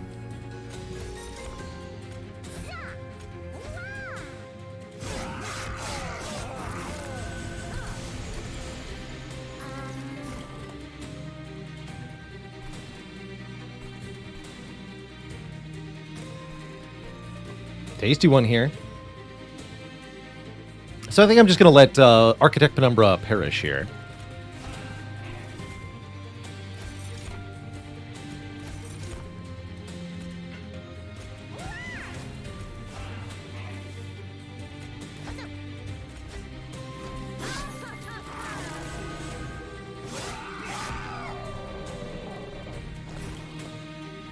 Although they actually can't be played in the middle because there's not enough initial room. Fun problem.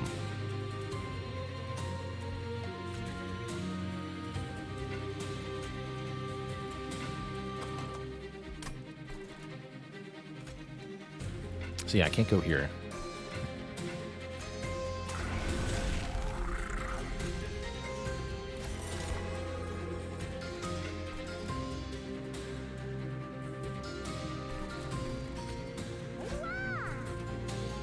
You'll also die? I don't think that's good.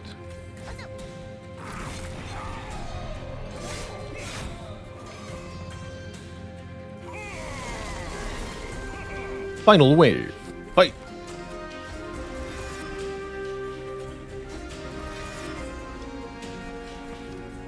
$48.38 is pretty strong, actually. But we should stop these.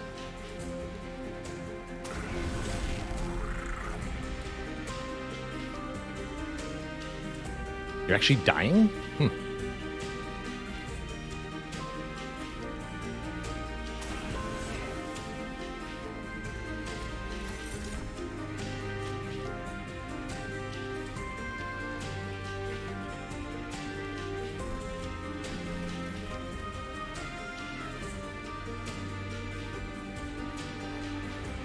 Either will kill, but I'm not sure we want to... Morsel here, huh? Actually, maybe we wanted Penumbra to die. Kind of unsure now.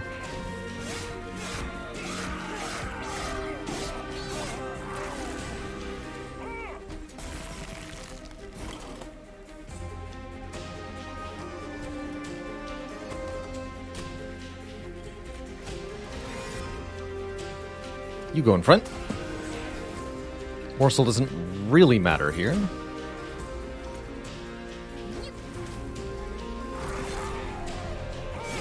Although if we reform it, that'll matter, actually.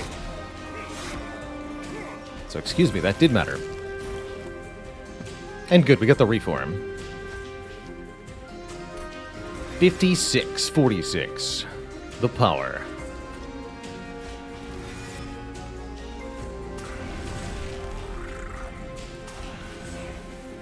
GG.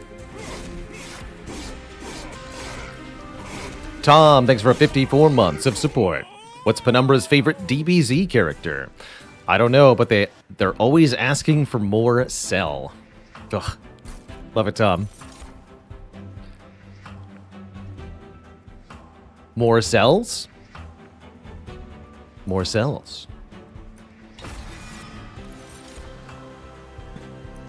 What about even more reform? Seems like too much reform.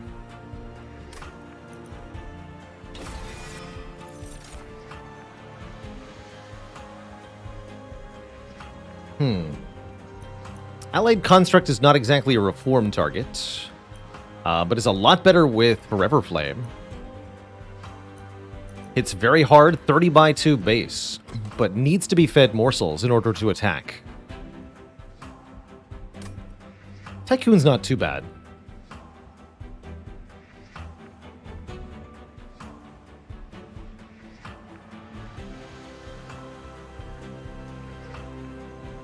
With so much reform, I'm probably most inclined to take Lady of the House.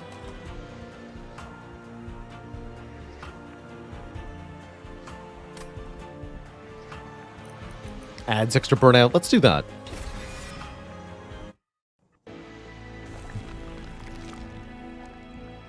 And I think we want to go Merchant of Steel first. Although we don't have a lot of money, unfortunately.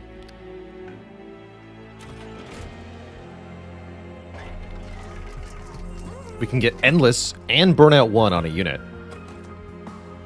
Interesting.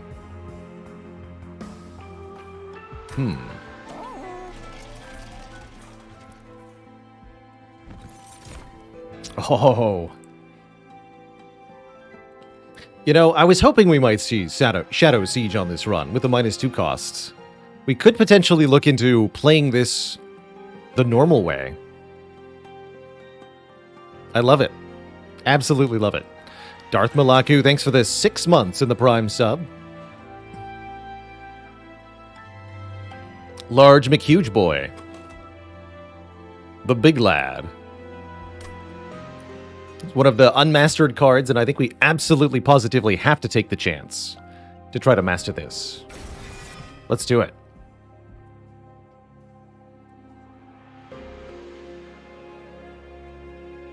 We're gonna be good. Sketches of Salvation incoming? One can only hope.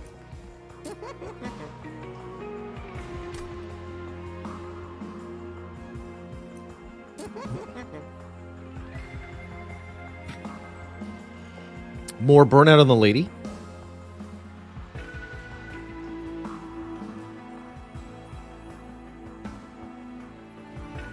Jabal did it by playing on Covenant 1 and treating the siege like a curse. It's one way to do it. One way to do it. Not necessarily the best way, but it is one way. We can also use them as an infusion. They add 60-50 plus 2 capacity, which is a ludicrous boost to combat stats.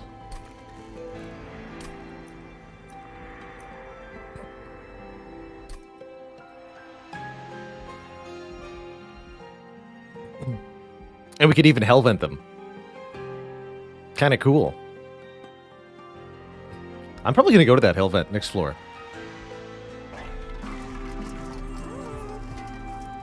Main question for me is, can we win the next combat? Not 100% on that.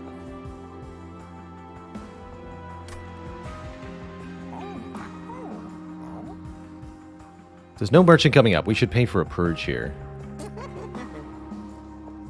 Currently, the train stewards are actually good.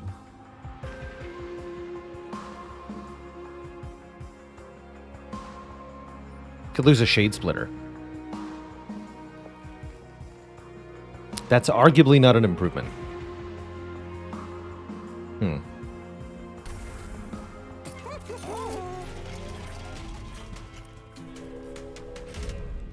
Copy Shadow Siege and put one into the other.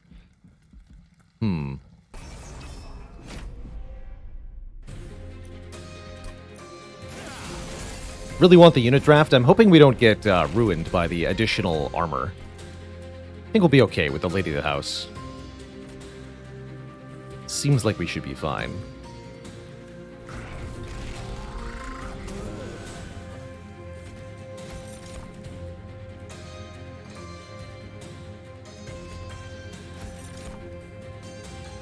Morsels are going to die to spikes. It's kind of sad.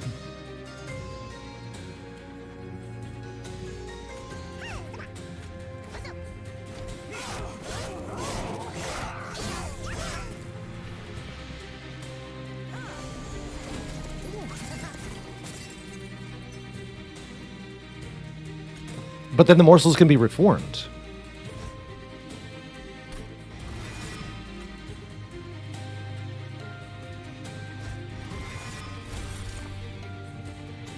That's kind of cool, actually.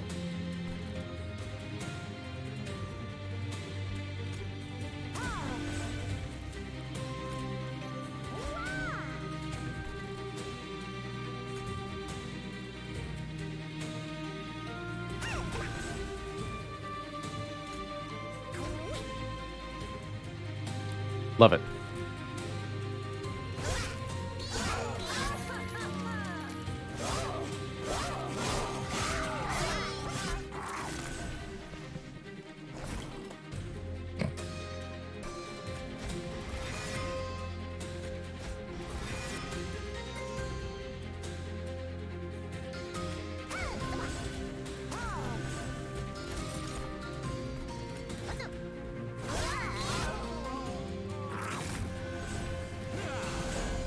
Sweeper boss. Kind of spooky here.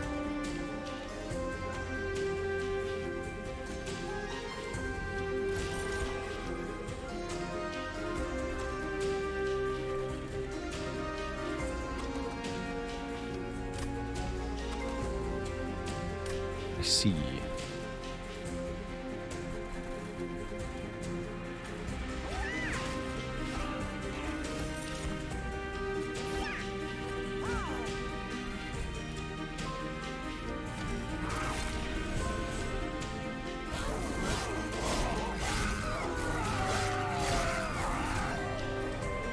So we're hoping we get the lady here in the reform. Yeah, good. She solos the boss.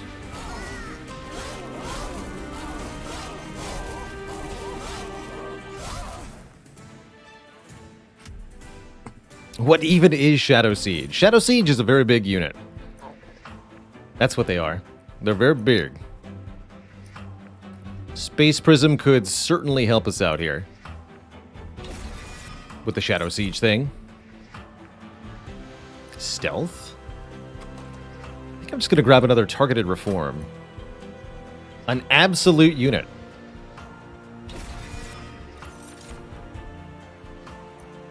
An absolute lady unit. Go double Lady the House to make up for this giant Shadow Siege we're carrying around. It's an interesting option.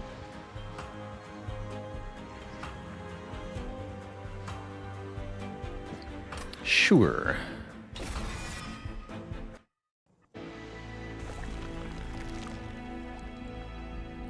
About to make some interesting choices here. That's for sure. So, what's at the temple? Spell chain.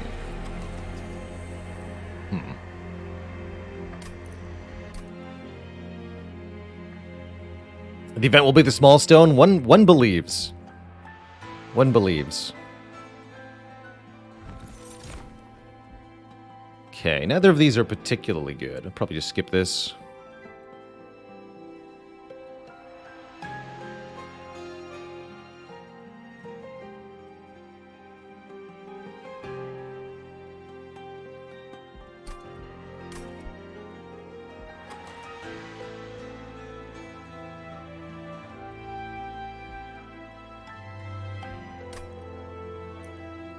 Money on Harvest could be useful. Sure. But not good enough, I don't think. And we should Caverns first here. Before duping anything. Would you characterize yourself as honest, aggressive, or stealthy? Petty theft this early is pretty good. And it's a way to hit backline enemy units, which we currently lack, even if it is only 2 damage. Seems pretty good.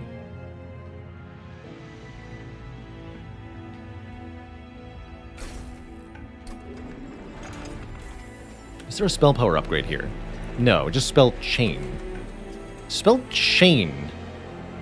Petty theft would be pretty cool.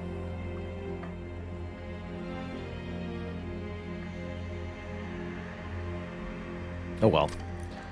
I think what I am going to do is what we discussed before. Dupe the Shadow Siege.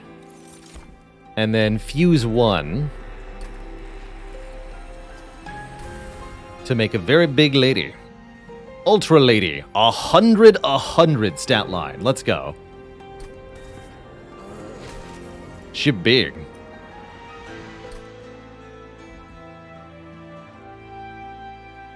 And then our goal is to get the actual Shadow Siege into play somehow later in this run. Wonder if we can do it.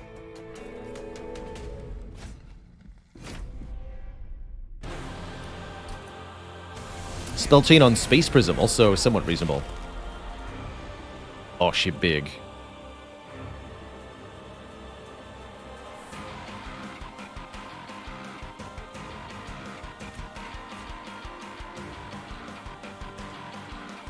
And get Penumbra killed on purpose? Let's do it. Doesn't have trample, does she? No, she does not. So she can only kill 1 unit at a time, which is less than ideal, admittedly.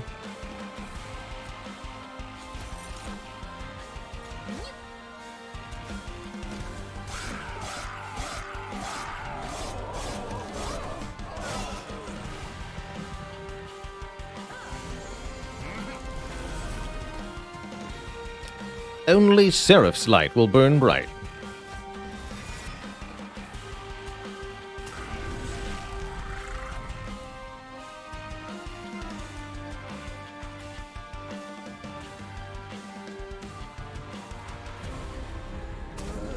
Get him.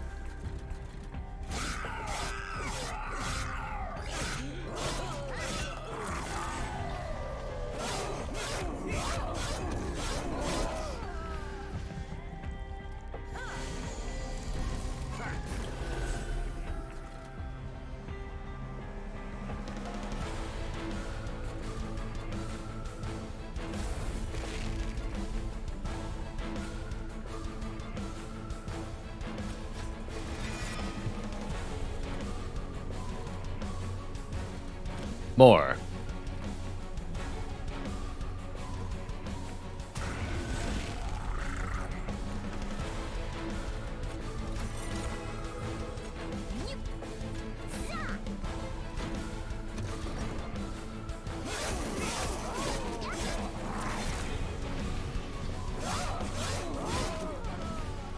Yeah, great question always, DMB. You can go to the true ending on any Covenant level, but you need to collect 100 Pact Shards in order to unlock the true ending. The super final battle.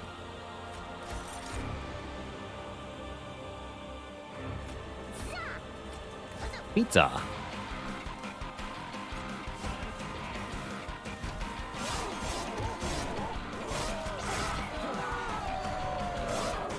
And then all my units died.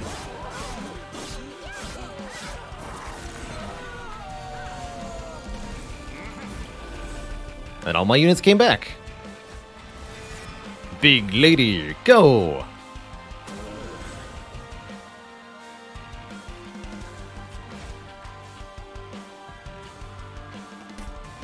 Just put both these on the same floor. They should be fine. Easy peasy.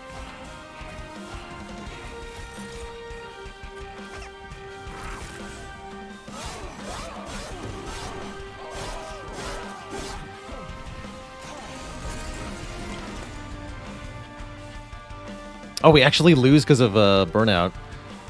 Well, not lose, but we don't win on this floor. Very well.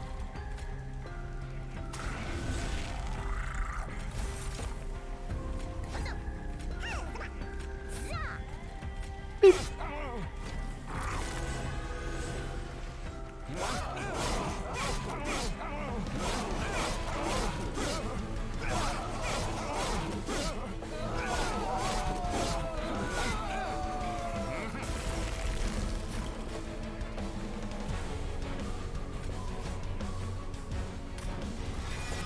Wait, you don't fit? Whatever. GG.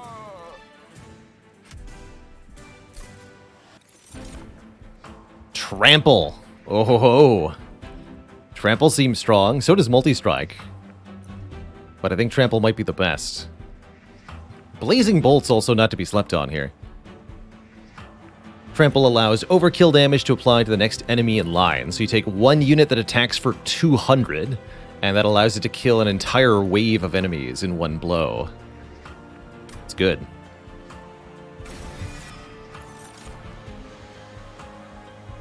Why do the floors have like 1 million capacity? There's a talented architect at work.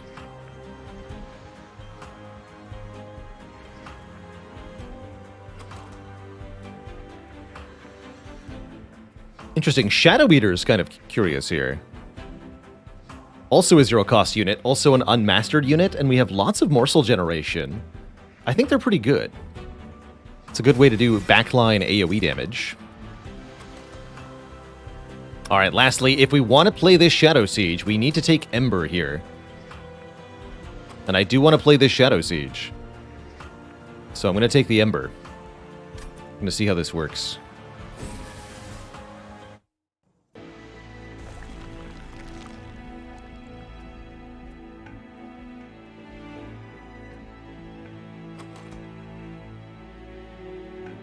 And we have so many units that we should definitely go to a Merchant of Steel.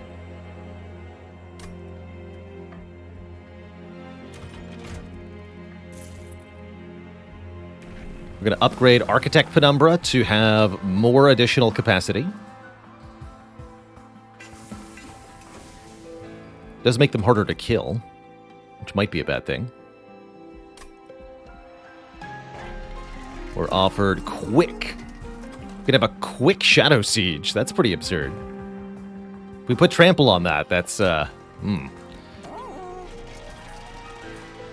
let's look at the Umbra banner unit. Second Shadow Eater. Don't think we need two of them.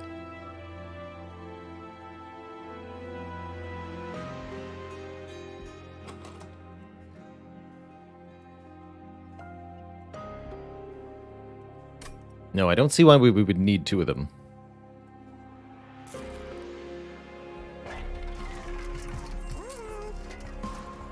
You be quick. Quick Giant Lady of the House is pretty good as well.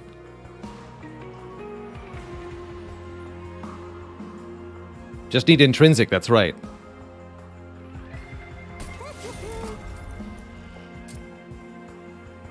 You get health. I'm just going to reroll here so I can afford whatever the expensive thing is. It is Multi-Strike. Excellent. 205 times 2. Although one could make a very good argument that it might be better to put this on the Lady of the House for now. Because we might not be getting Shadow Siege in play.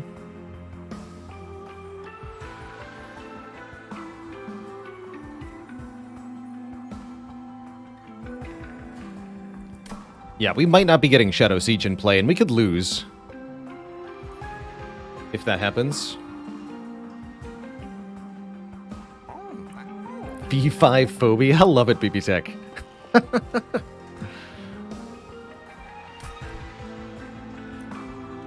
That's great.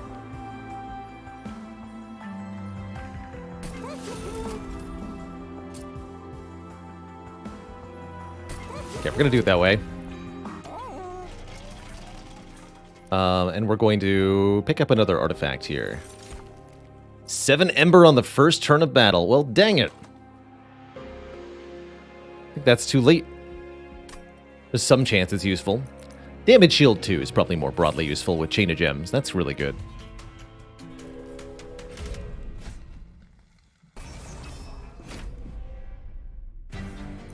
Easy trial, this one.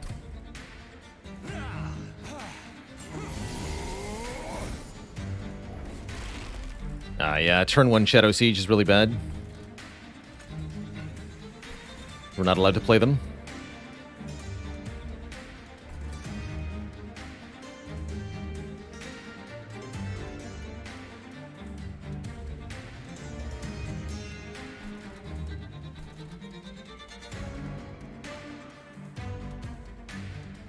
6 damage either way. So we might as well let these go by and set up on the bottom here.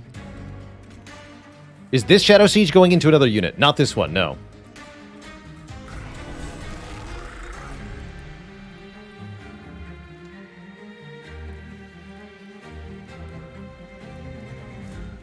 I want you to perish. Should have played that the other order then. Bah.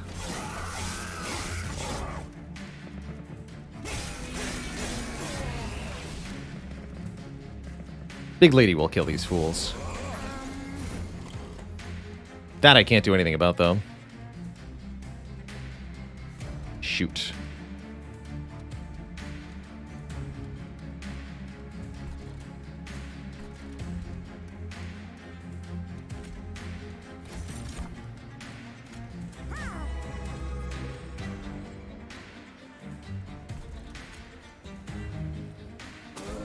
I'll play that steward.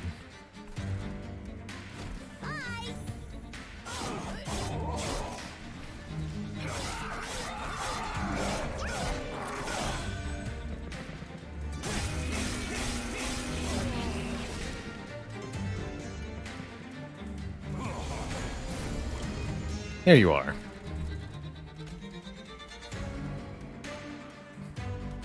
First unit gets damage, shield, but also burnout. I don't care about the burnout, right? No, I don't. Okay. Or not burnout, Ember Drain. Up there.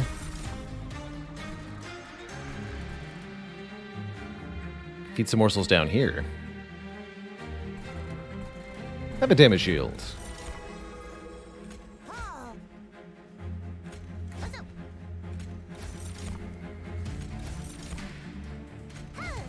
Wow, that sure is a lot of morsels you can eat. Delicious.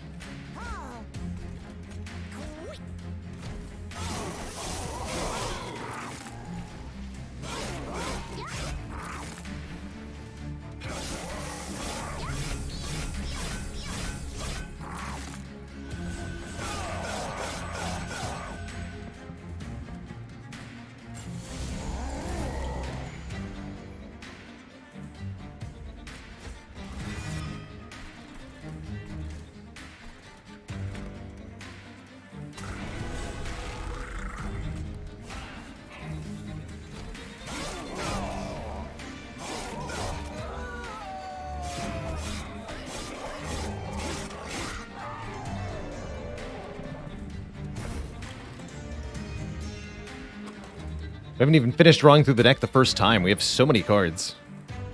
Too many.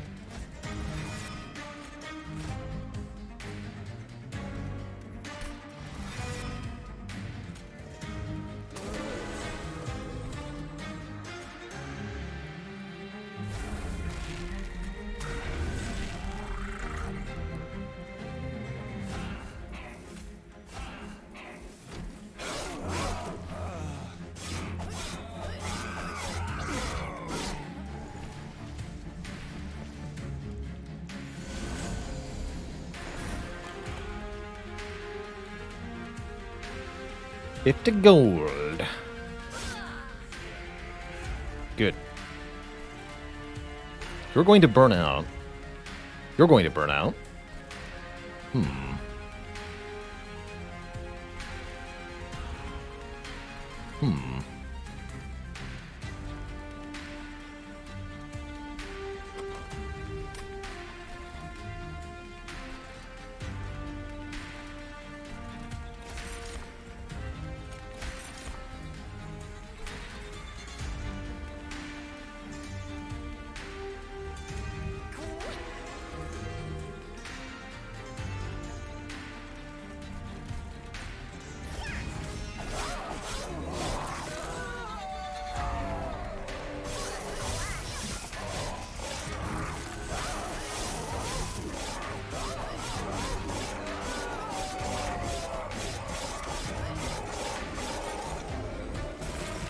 Dead. Okay, we get one random reform. That's not good. Better be a good one. That's the one. That's the correct one. Good work. Good job. All right. Easy. big lady is back.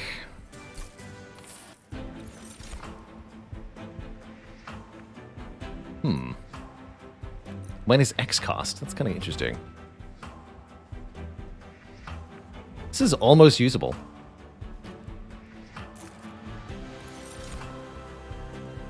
Votivary. Votivary with Chain of Gems could be a nice chump blocker. Don't think we need any of this, though.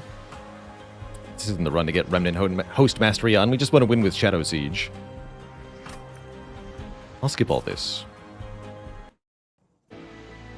Have I ever just not played the champ? I've thought about it in a couple of situations. It's definitely something I've thought about.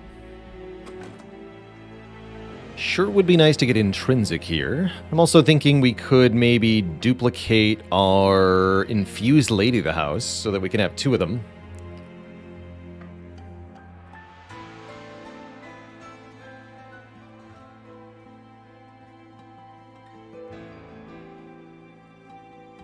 That would also get me a bunch of money and another artifact, which are nice. Otherwise, we go to the Merchant of Magic right now, which would be very helpful. Otherwise, we're not getting a Merchant of Magic for quite a while.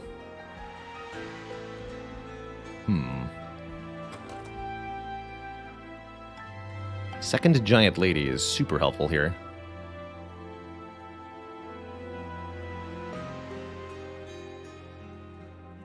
Okay, let's go to the Dupway. I believe.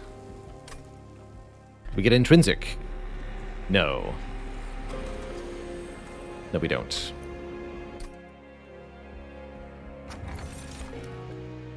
Extinguish apply armor to the front. Probably better to just subtract 1 damage value from all the enemies. Not a very important effect, but still helpful. Still helpful.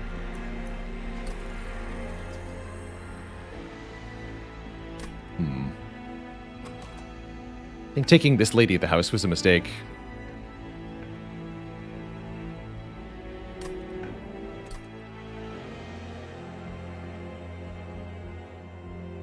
Oh well.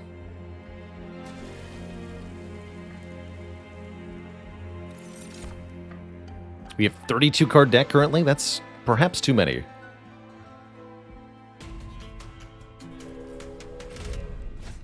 Now we have to deal with the Self-Made Harpy. Good news is Spell Shield's another free trial, because guess what? None of our spells deal damage, except for Petty Theft. And even if I were to land Petty Theft, it would not be 150 gold, so yeah. Once again, turn 1 Shadow Siege, not what we're looking to get, unfortunately. Because we cannot play them.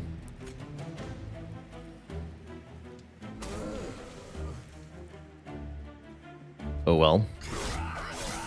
Don't think we're going to need the turn 1 Shadow Siege in this battle.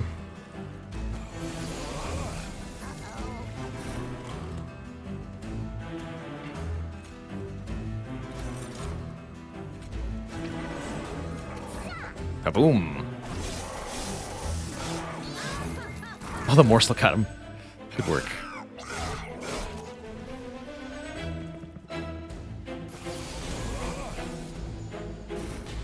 Excuse me, I need you to kill my Penumbra here so that I can play the big things.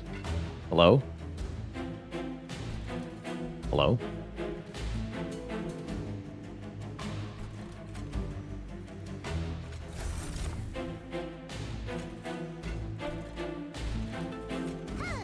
This is fine.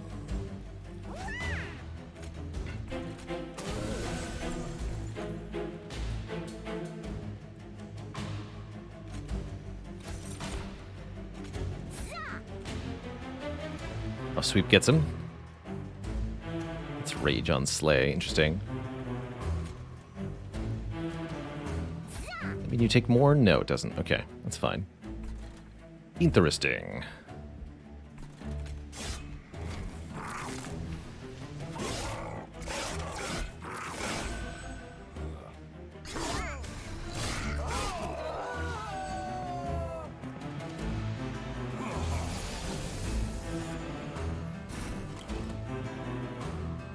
Okay, here's our trample, which is probably going to go on you. You can reform those morsels, primarily. Gotcha.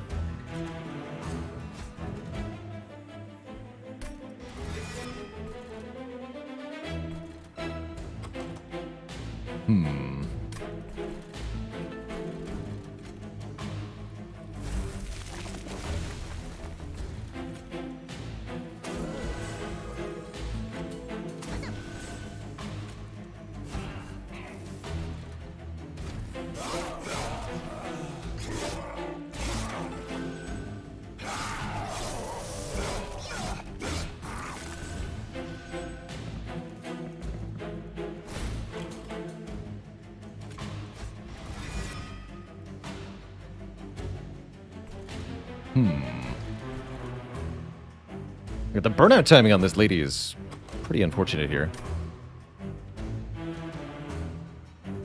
Ominous.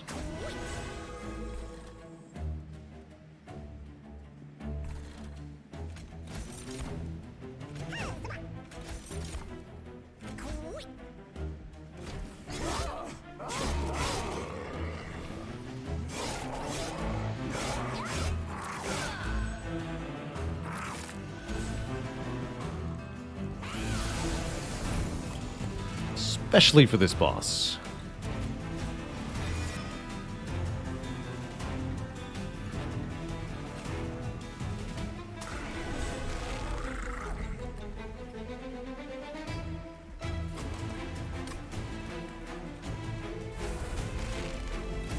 Oh, I did that wrong. Oh, shoot. Oh no, I made a terrible mistake. Uh-oh. I'm sure it'll be fine. Don't worry about it. Definitely should have played the... Well, I couldn't have played the Reformed Champ on the higher floors. I needed to make more capacity on the higher floors.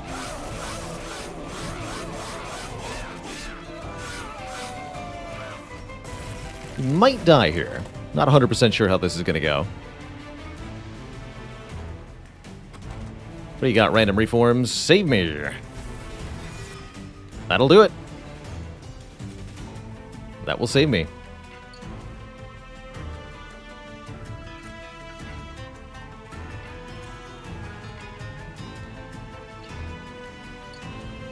You have to go first.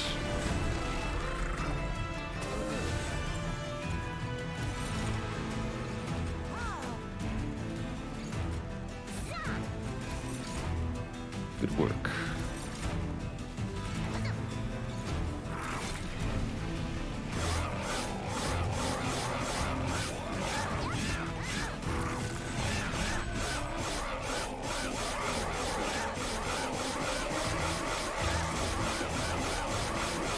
Hilarious sounds. Okay, that should win, yeah? Yeah, good. Have a petty theft.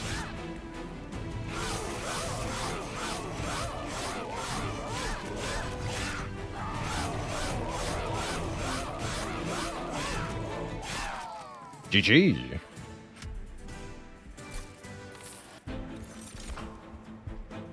That we were able to survive, that gives me a lot of hope for the rest of this run. Shadow will siege in one day, but not today. Subsuming Blade's too late. We've already got too many cards in this deck. Let's try to remove a couple, hey? Go to another Merchant of Steel. I like the idea of... Yeah, I do. I like the idea of going to another Concealed Caverns also.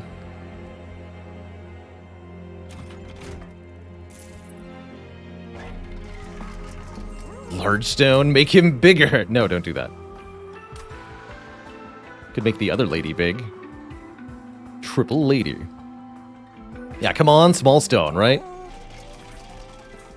We want to upgrade first, though. I think I might remove this lady of the house. Yeah, let's do it. You're getting purged. It was a mistake to add you in the first place. Endless. Every damage shield is okay on Shadow Siege. We're gonna go Merchant of Magic. Probably Merchant of Magic again.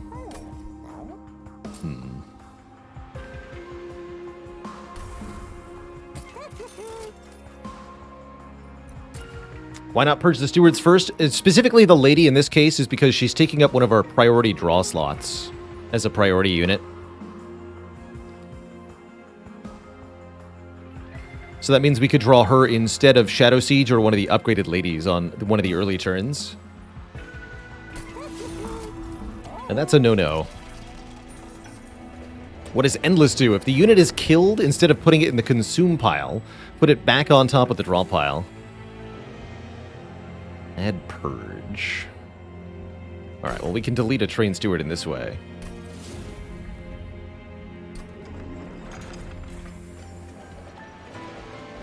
Alright, all we have to do is get past Curse Fel, and we took the Fel's Remorse, which actually makes it easier to get past this version of Fel, so I'm not too worried here. This version of Fel adds Scourge cards to the deck, slowing down our draws and forcing us to spend energy on things we don't want to spend it on. The ultimate penance. Ugh. Hey, at least we got this lady of the house here. Good.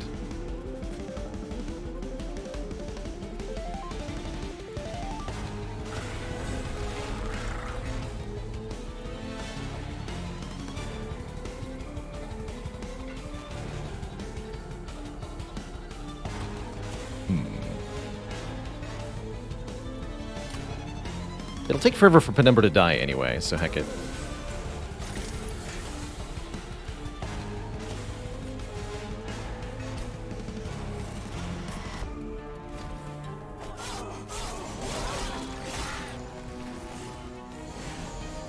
Can't allow all these curses to happen. Unacceptable, I tell you.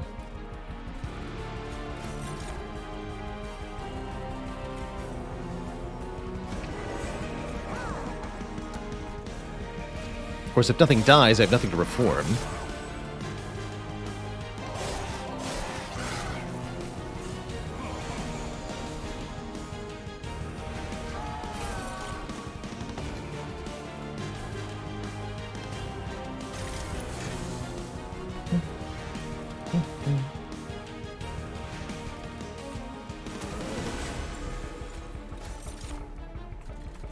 Put Trample on the Champ. It's really not doing a whole lot if I put it on one of the ladies, because I don't believe it'll retain through Reform.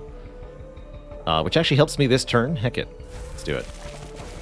Silence will fall again. Or something.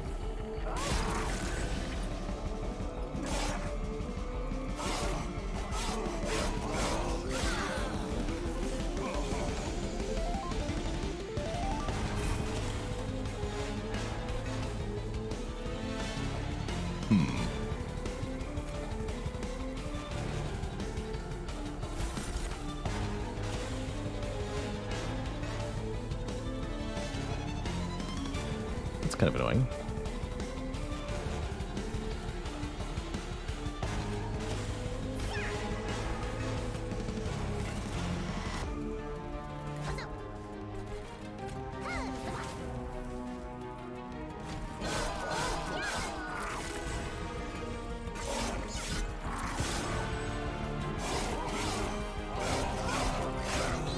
That dang sap.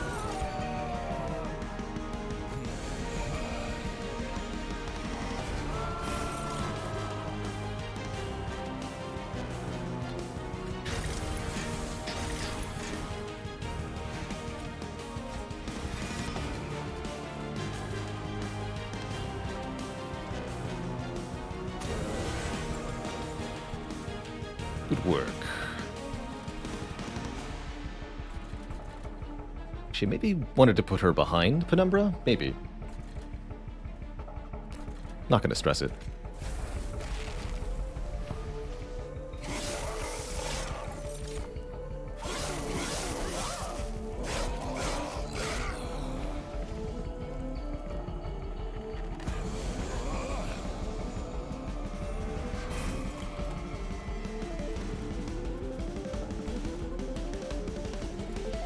perishing this turn.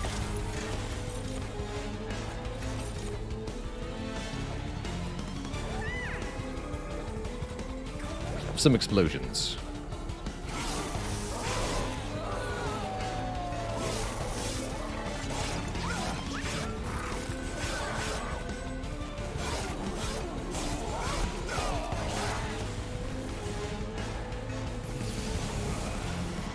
Alright, Fel enters the combat next turn.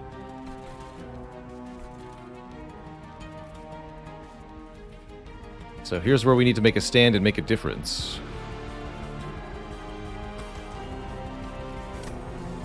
Actually, probably better that we didn't get a reform.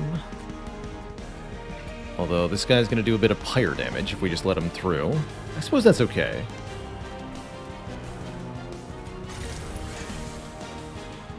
Some damage shields. I don't want to play the Train Steward to stop this guy because then we cannot play our lady up top. That would be pretty bad. I think Train Steward plus Shadow Eater is not bad here either.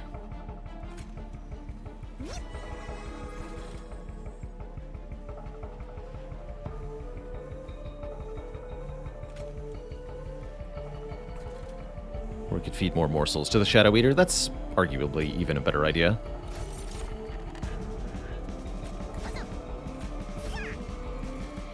Okay. It's a bit spooky here. This lady only has Burnout 2 for Fel. That's not good.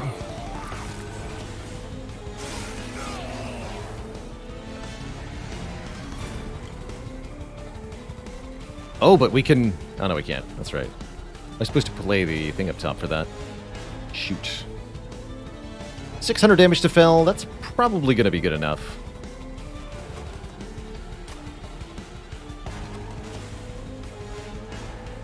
So much reform in the draw pile. I don't think we want to reform yet, because we don't want to start ticking out down the burnout. So I think we just end turn.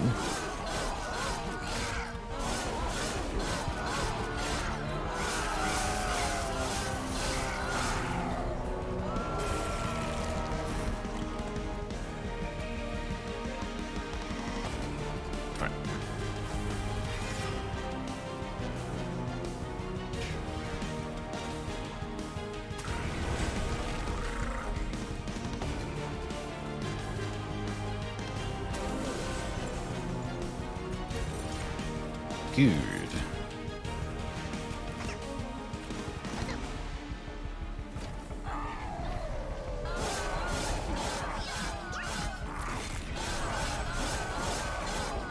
Are we taking capacity after this? It seems like it might be a good idea, but we also really would like card draw.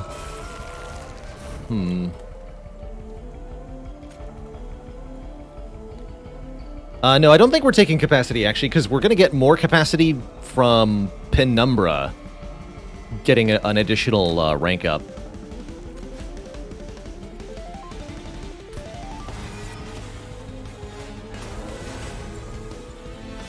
Morcellum!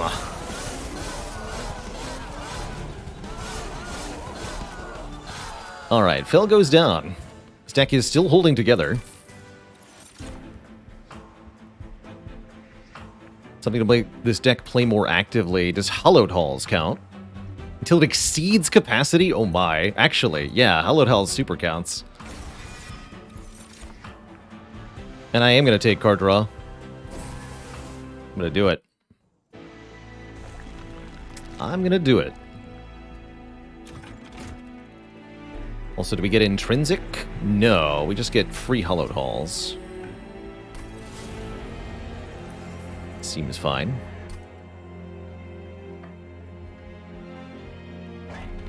Holdover? Yeah. And so this is now a thing. Anyone? Anyone for zero cost holdover Hallowed Halls? That's a heckin' card. This kills all of our units and then reforms until capacity is exceeded. And there's lots of nonsense we can do with that. Many nonsense. Here, you need more magic power.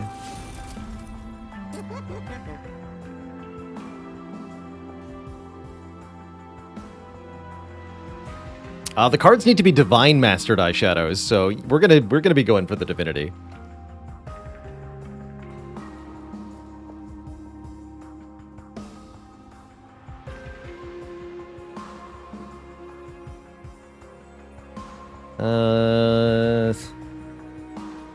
Let's count this, I guess.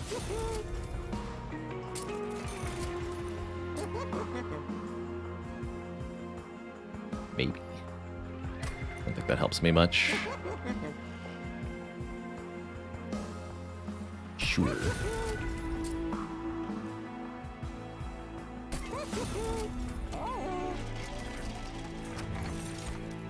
Gorge triggers twice. I don't have any gorging.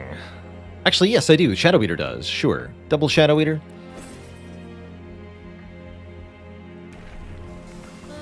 +4 on the floor. Also, really good attack power for the 3rd rank of Penumbra there.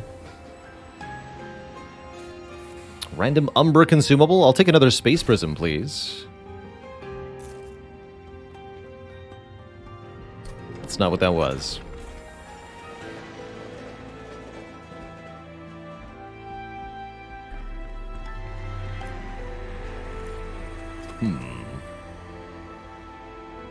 Feeling pretty good here.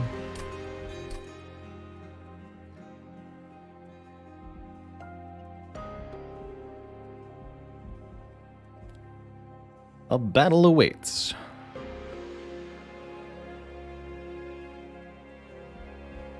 We could maybe remove one at the shop. I'm going to save cash for the Trinket Merchant.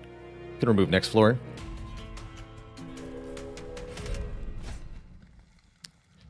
+8. Killing my unit's actually a good thing, so yeah.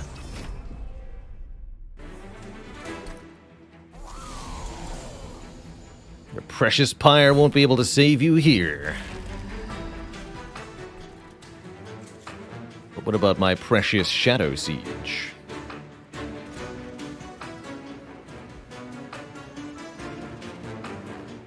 Jeez, that's a lot of attack power. 22 times 5? Good lord.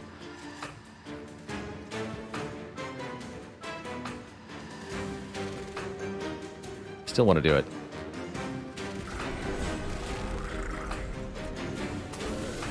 -44. Here, put this jump in the mix, too.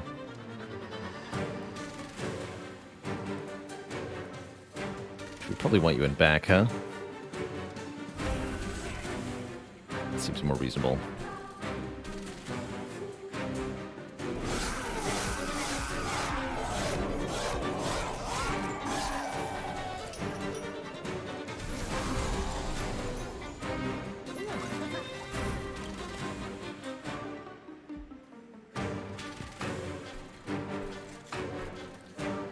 Perfect. Ish.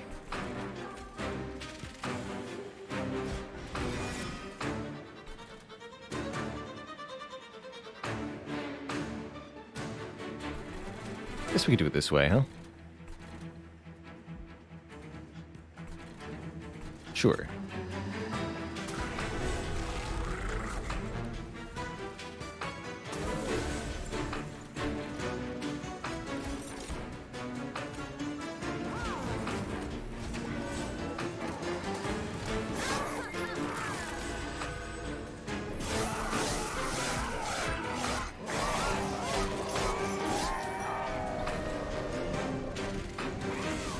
Glorious sounds of them dying. Hell won't save you now. But wait a minute. I didn't think this through enough. Dang it. Bummer.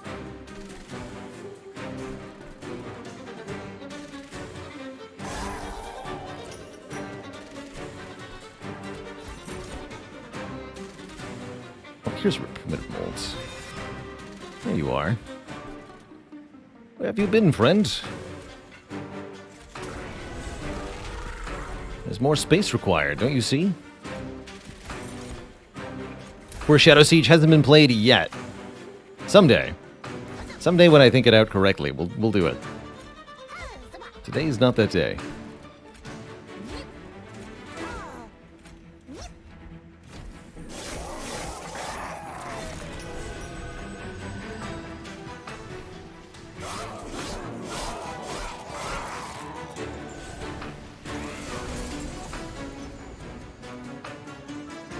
The fire has burned its last.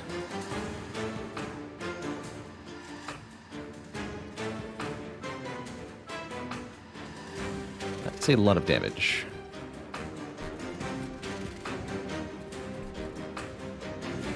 Please have a damage shield.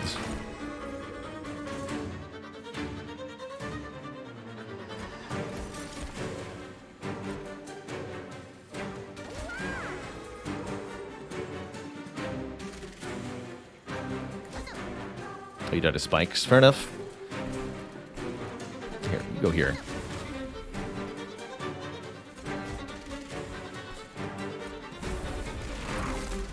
More space up top.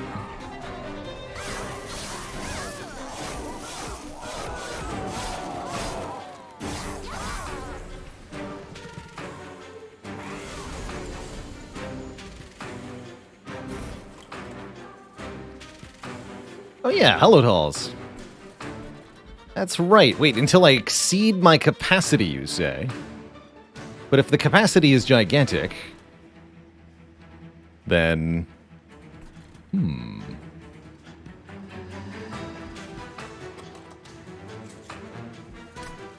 I also see this as a slight problem.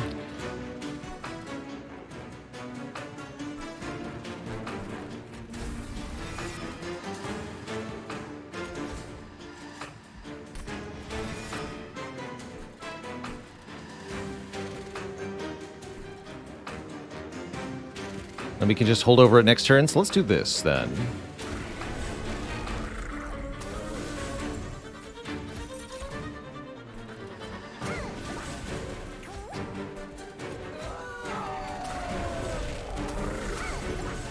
Stacking additional capacity each time.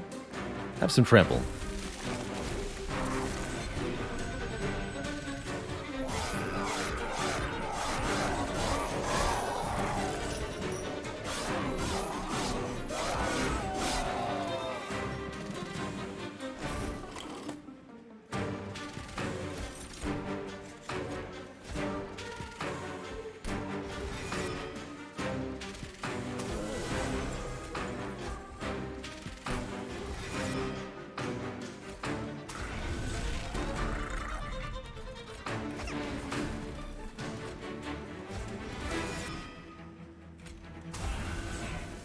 Die. Oh, we do keep trample? Am I seeing that correctly? Or I just hadn't reformed yet? No, we don't keep trample. Okay. More capacity.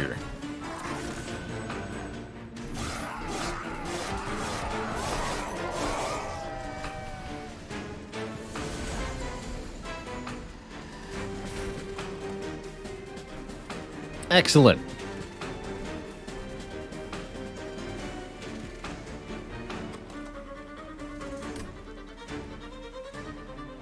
All right, hallowed halls.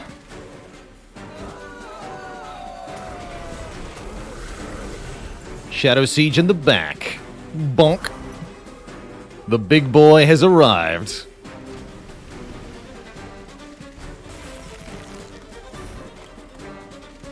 And we won't play hallowed halls again. We're just going to take the W.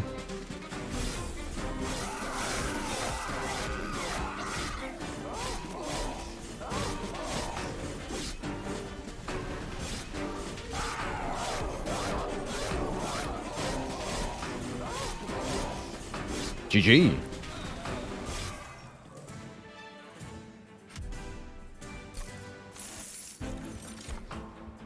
Take another trample stone, but it doesn't seem very good. What about Ember Forge? Is it actually helping? No, it's not. Kisak Dab, thanks for the 13 months of support. Lucky, number 13, for Big McLarge Huge.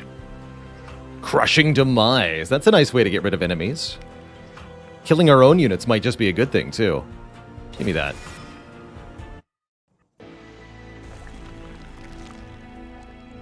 Do we want to dupe anything? I wouldn't mind a third lady of the house. Seems pretty good, honestly. We could also dupe the hollowed halls. We do need to get 15 more shards, which we can get from the Divine Horde here.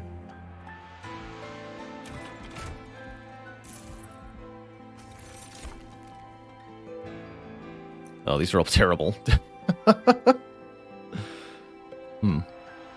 I don't think Conscription Notice is good, but you know what? Another unit seems fine. What's the Trinket Merchant got? More capacity on the middle floor. I'll buy that. Enter with Lifesteal 2? Not sure if helpful or not. Damage Shield Morsels could do a thing. For Divinity, maybe. I don't think the morsels are going to matter that much, though. I think we're just going to reroll. None of these matter, unless we feel like we need a third upgrade slot on a spell. Probably not. But yeah, I think some aggressive card purges might be the way to go from here. I would like some more cheap reforms and such. Another holdover.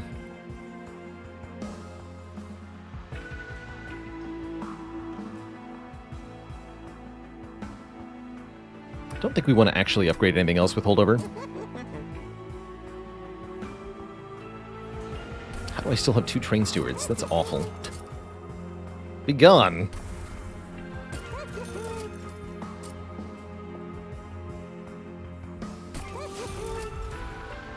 Holdover on a molded might be okay. So that we can have reform every time we need it? Sure.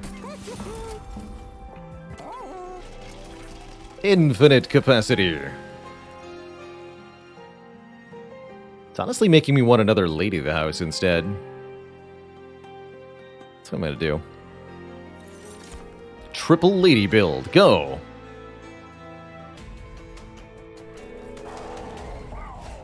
Is Train Steward like a strike? Basically, yeah. They are in your starting deck and they are pretty bad. Although, just like Spire, it is possible to keep them relevant in some ways. So we just tried out hard cast Shadow Siege in the middle floor. That's great.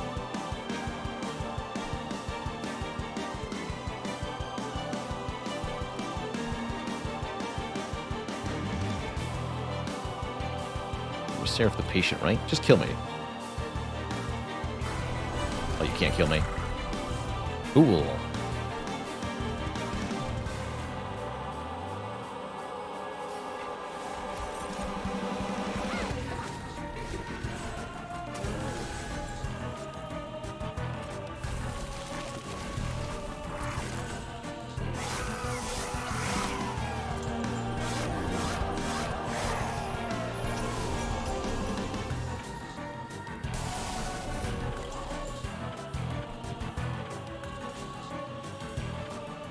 Quick. Shadow Siege.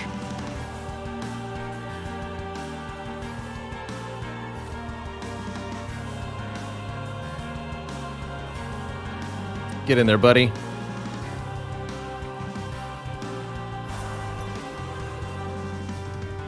Then die. Twice.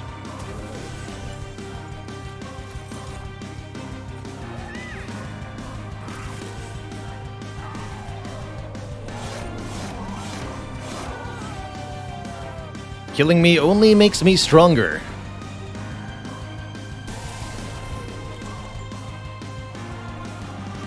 Like so. Actually, you're gonna get to the player, huh? How do I stop that? Morsels will work.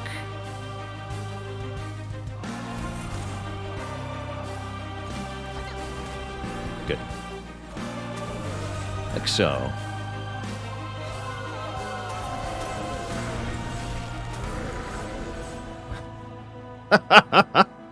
Now that's what I call a battle line. Damn.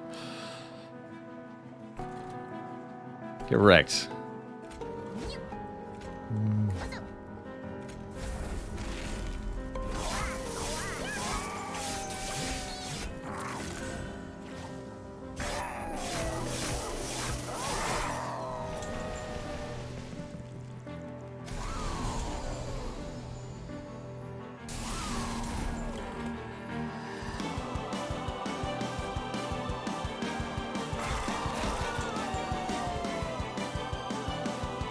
Blarg.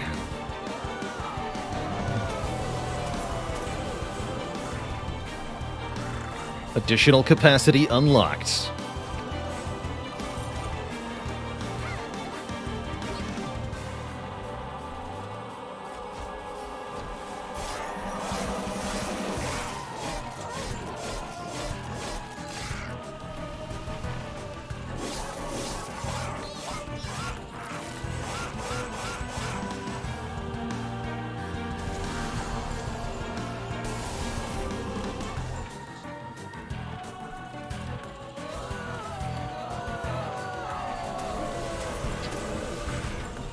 Sounds are so ridiculous, man. Mine is 87. Oh shoot, I just got him killed. We'll fix it. Easy. Easy.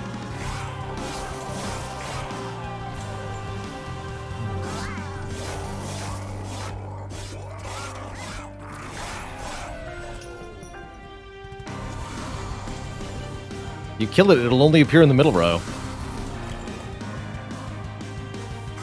Money!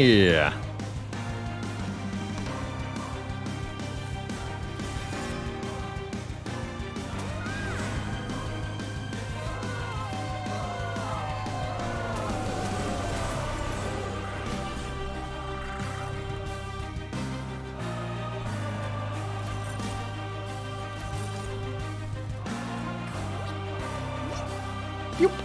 Oh, you're all dead. Alright, fair enough.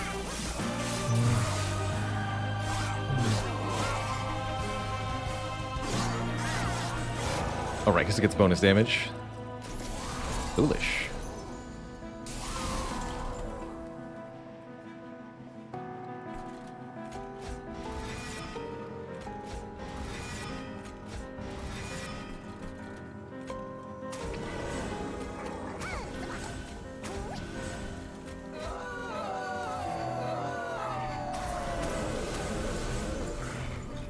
Room capacity is at its maximum. I didn't know there was a maximum to the capacity. Neat. The hotel's full.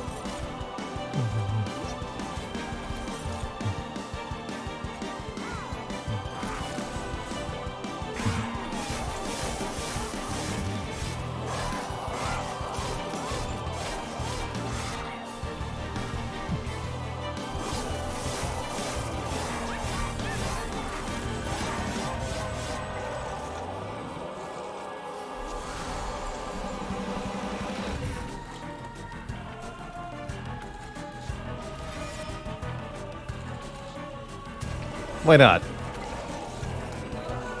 With a Shadow Eater in here, too. Just for funsies.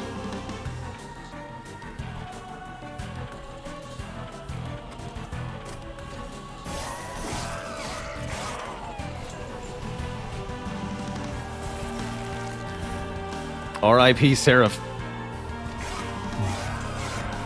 He did.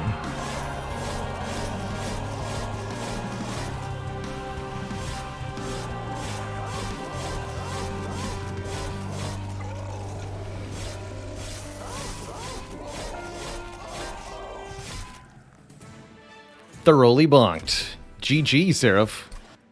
But can we do the same thing to the last divinity? That is the question. Yeah, pretty high hopes. This deck seems to be very, very effective at this point.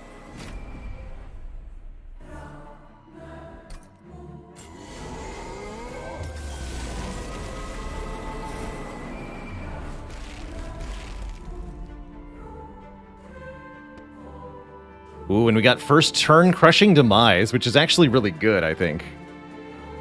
Because we can stack bonus capacity on several additional floors.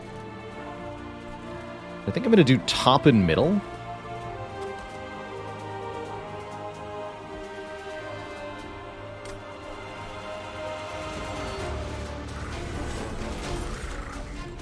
Get a Branded Warrior.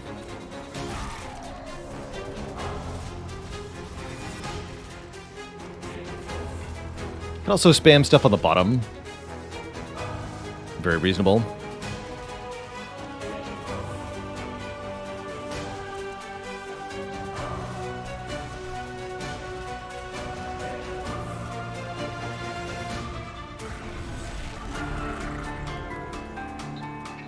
Just die? Can't just die. There you go.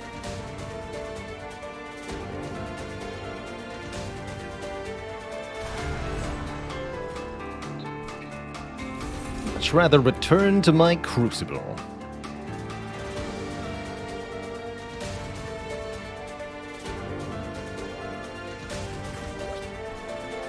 You can kill these. Although I don't want them eating my reforms. Just kill one.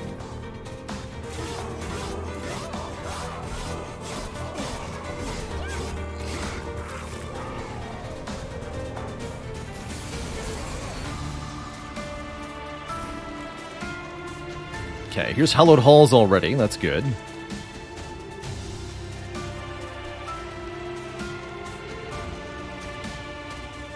How do we want this to go?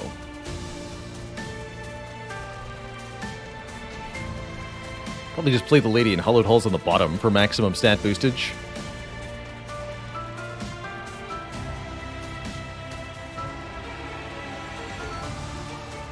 Doesn't matter if these units get by a little bit. We can put Shadow Eater as a sort of final wall, although I do think Shadow Eater works a little bit better on the bottom. This will work fine.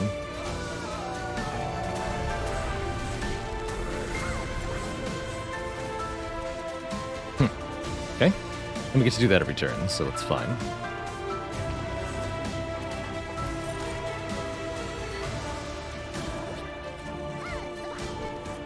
Shadow Eater is 20 AoE per morsel it eats, which is pretty good.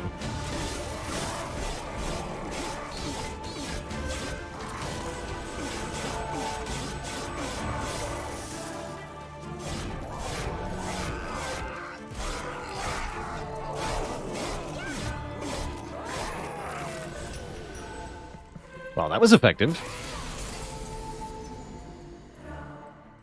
Hollowed Hall is not so great against this floor. Shadow Siege has to go on top. Am I seeing that correctly?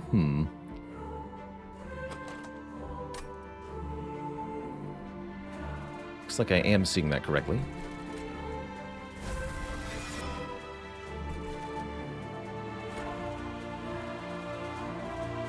I am not seeing that correctly. We can put Shadow Eater on the bottom if we so wish. Or Shadow Siege. Then Hollowed Halls. Enjoy your armor.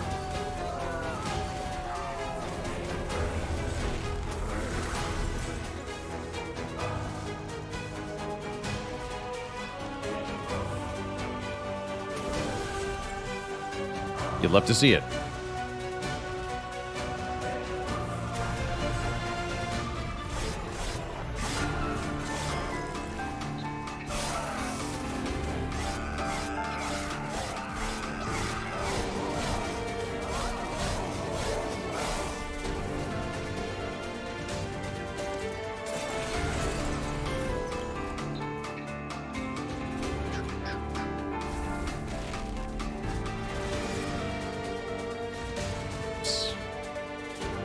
Shadow Siege is now 0 cost. The Big Siege.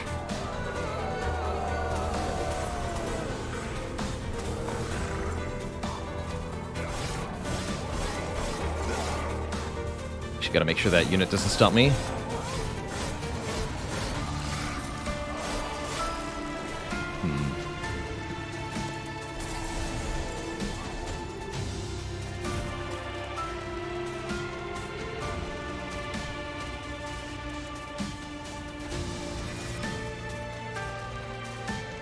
Oh shoot, you have 110 armor. May have made a mistake.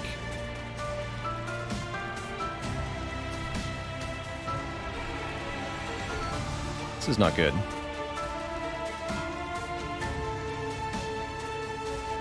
That'd be a hilarious way to die. Can I fix this?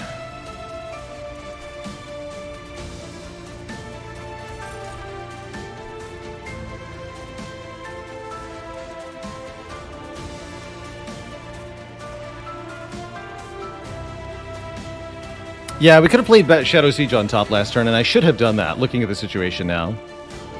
Can't we just Hallowed Halls up top? No, because nothing is dead, so there is nothing to recreate. All of the units are currently alive. Does Petty Theft have piercing? No.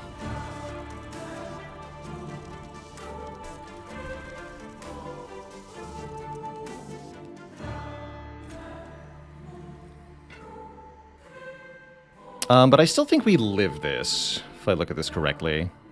Oops, the game crashed. My bad. And you're not even allowed to kill your own unit with theft, so let me just break out the calculator here. I'm pretty sure we're okay.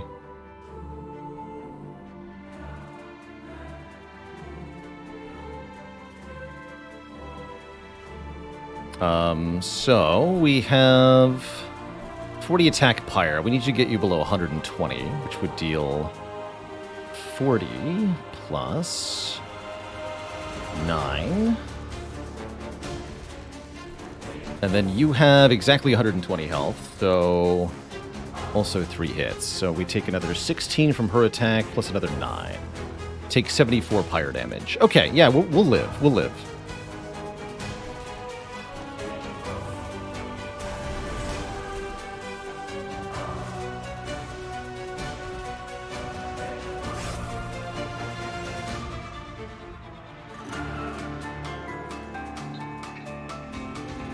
Nines or 12s? No, the Pyre only hits the enemies 3 times. They hit us 4 times. We hit them 3 times.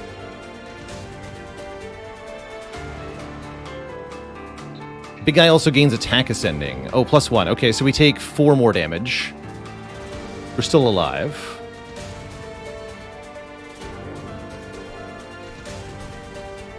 I don't think we need to use Hallowed Halls here. Let me just double check. 139 minus 48.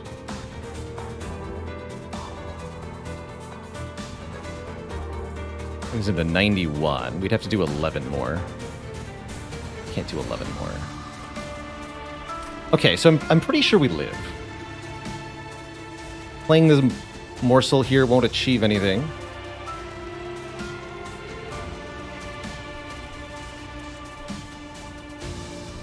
Might as well do this.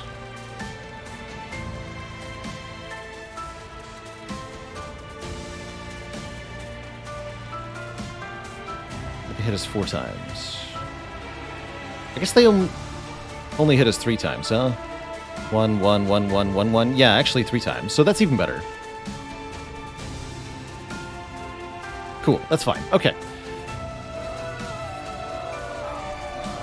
Sounds like we live.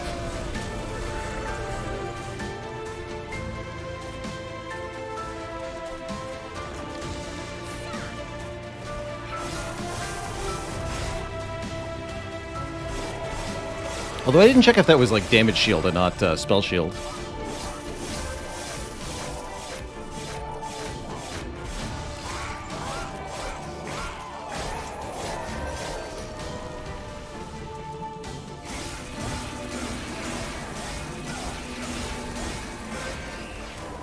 Ow. Okay, we're alive.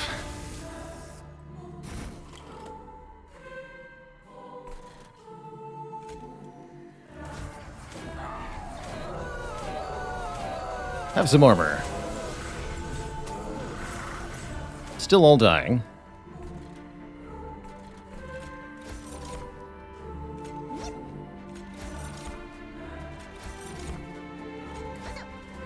We can't let this thing reach the pyre.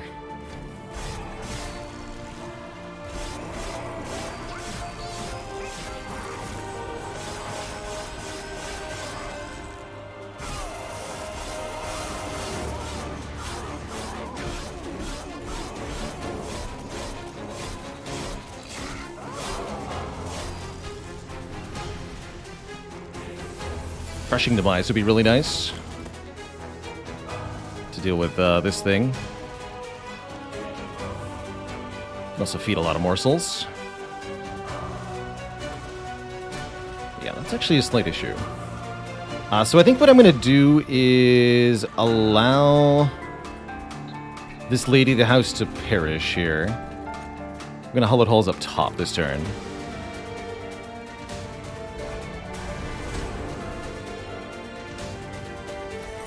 There we go.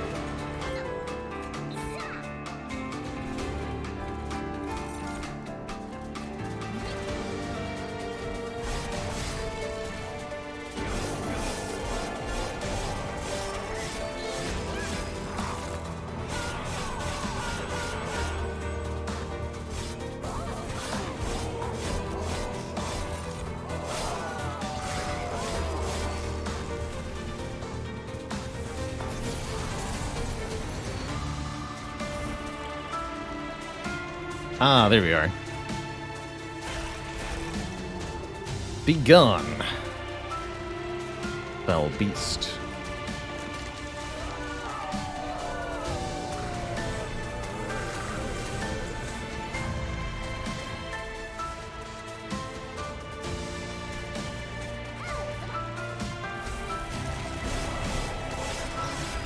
Looks like we win.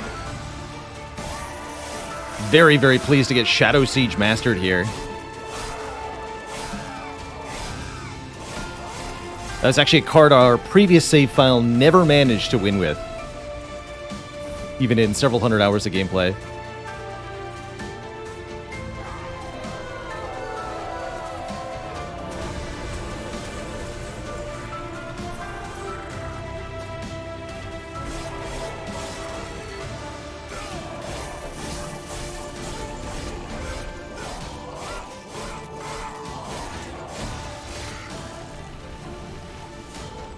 This is not the end. GG, Divinity. GG.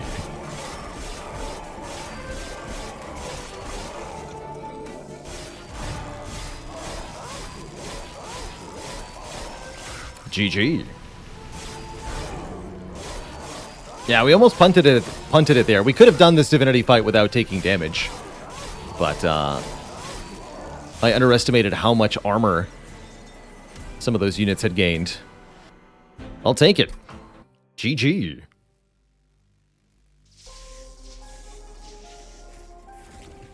Not only do we win with a difficult clan combo, but we mastered one of the hardest cards.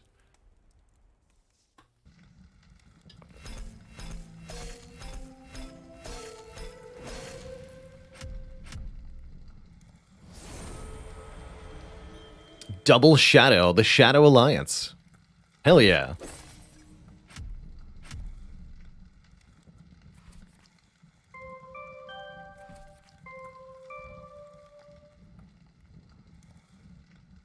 Curiously enough, Umbra now one of the clans with the most cards mastered. Only 2 left unmastered on this clan. What have we not done with Umbra? One of the Void Infusion cards or something. What else?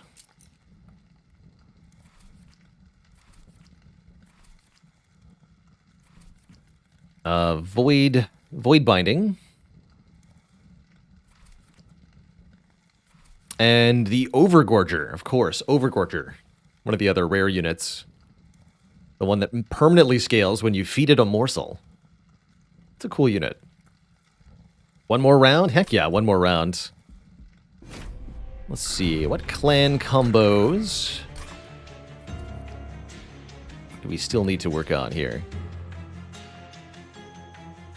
Lots of Umbra and Remnant combos that need to be done. Let's do Melting Remnant Awoken. Want to play with Little Fade. Yeah, Little Fade Awoken. Let's do it. Oop, other way around. Here. Little Fade plus Awoken Clan. Want the restores? I do want the restores. Oh, there's a mastery filter. Actually, I hadn't noticed that. Are we getting spiky? I hope so. I certainly hope so. Ooh, and it got targeted reform too. Yeah. Crushing Demise to start. Very exciting. Little Fade is a very unusual champ. Little Fade is short-lived but extra strong here. There's a quick, endless version that gets bonus stats every time they're extinguished, or my personal favorite, Little Icarus, permanently gains spikes and attack power when they kill a unit.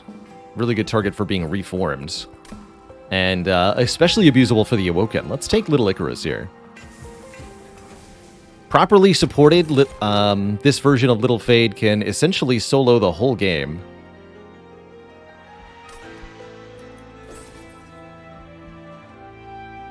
Divine Horde's questionable, but we'll do it. Units cost -2. Sure. I said permanently, that's right. Permanently.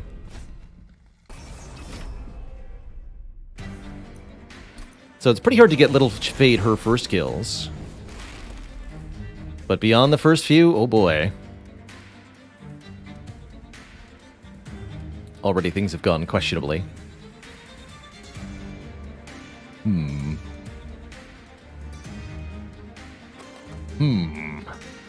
Here goes. Oh, I see. No, that's fine. Should not have played that.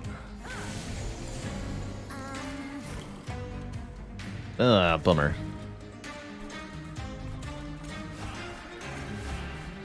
We actually might just lose this first fight.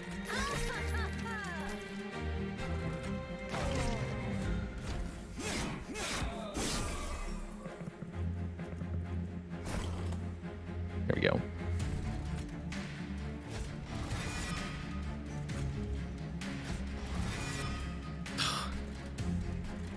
Gotta be kidding me, man.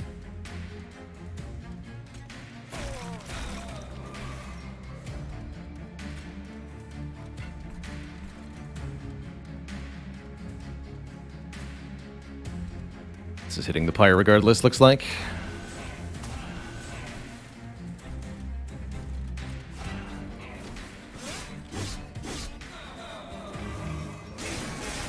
Yeah, this is pretty bad.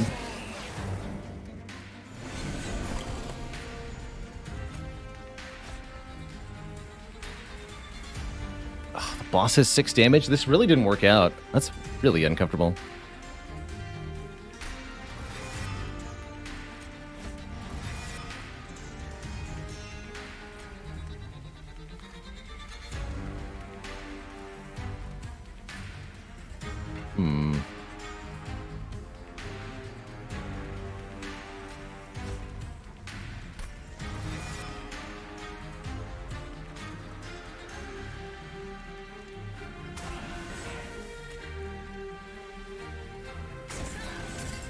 It's no good. We should have put her up top or something.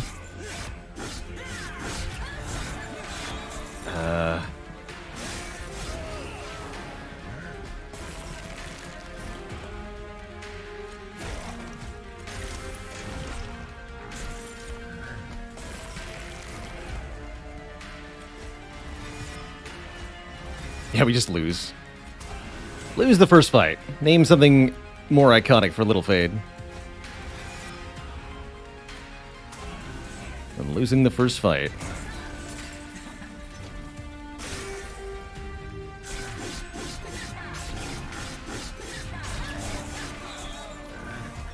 Actually, wait.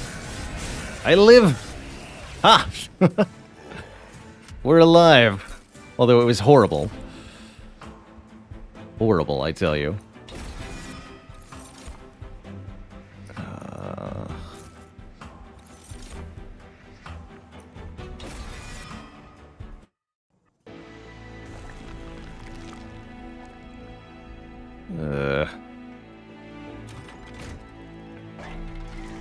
Are we really alive? Not really, no.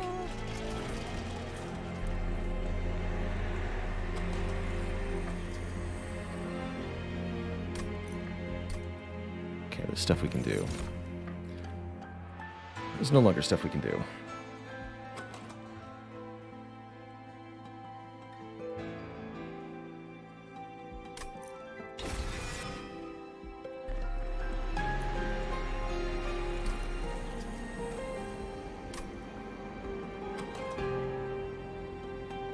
Harvest Spike Hollow is kind of interesting. Or a Spike Wickless Baron.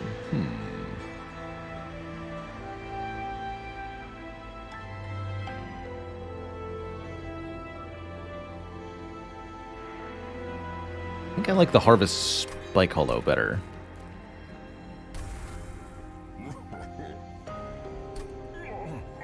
Let's try it. Can make it quick? That doesn't seem that worthwhile.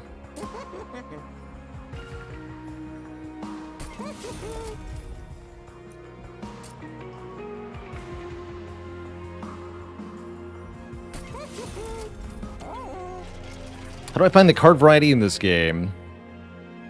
So-so. There's not that many cards for each clan, and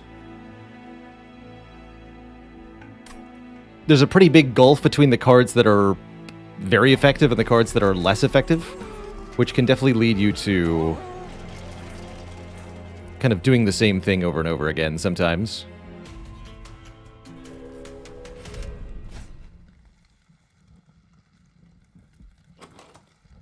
This is going to be worth it. More enemies for Little Fade and the Thorn Hollow to kill.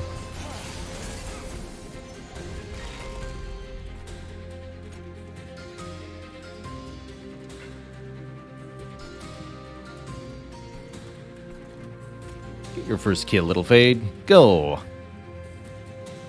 Just do it.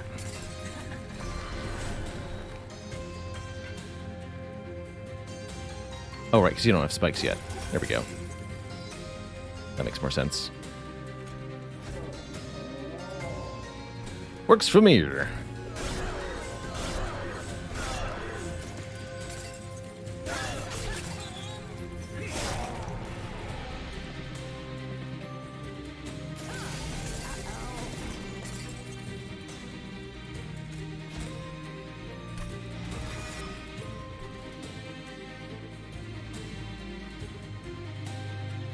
Spikes 3.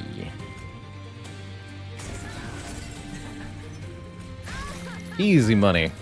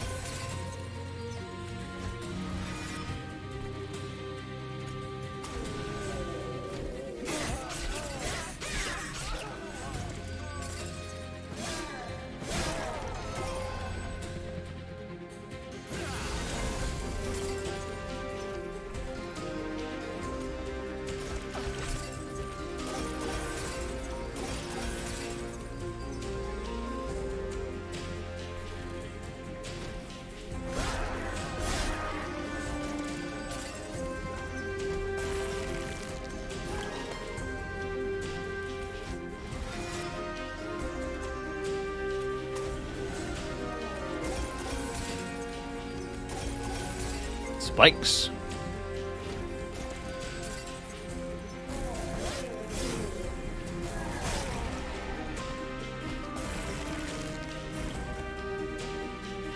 Excellent. A little Fade back. We won't be able to kill the boss with Fade, but we can kill that backline unit. I'll take it. Actually, wait, Little Fade's alive? Hold on.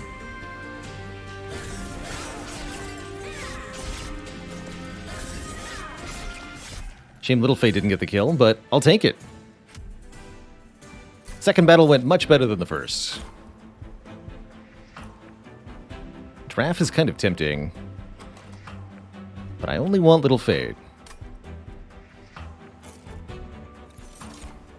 Perhaps that's not the wisest. Grab a Vine Grasp. What is Burnout? You can think of it sort of like a fuse or death counter for the unit. Burnout decreases by 1 each turn. When it reaches 0, the unit perishes.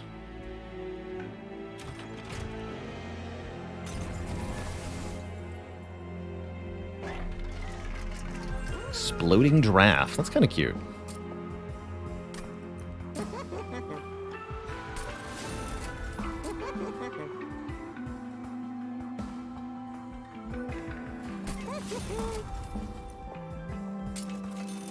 Holdover, perfect.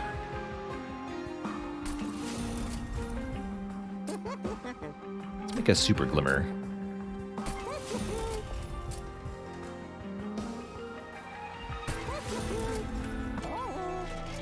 One HP too many. Well, now we have 22 HP too many.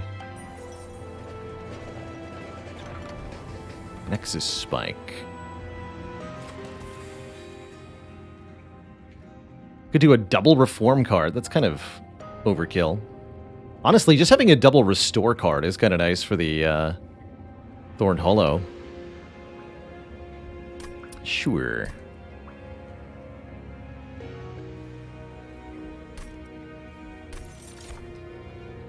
Double restore. Restore your face. Crushing Demise plus Reform, that's also kind of a cool combo. Double Crushing Demise, you can't use the same spell twice.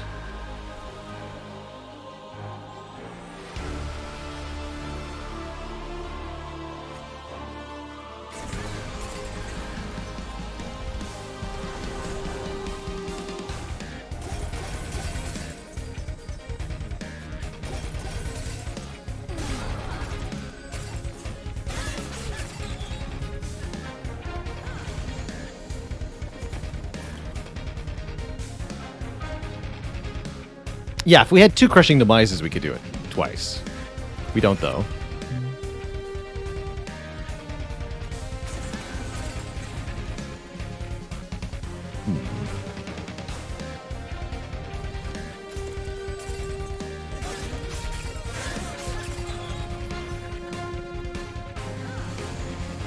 This big sweeper's a bit of trouble here.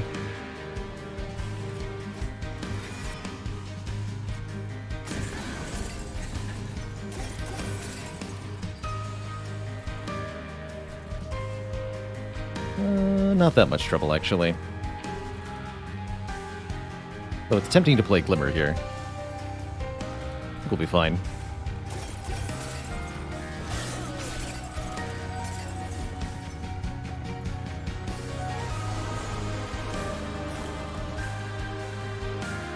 Good.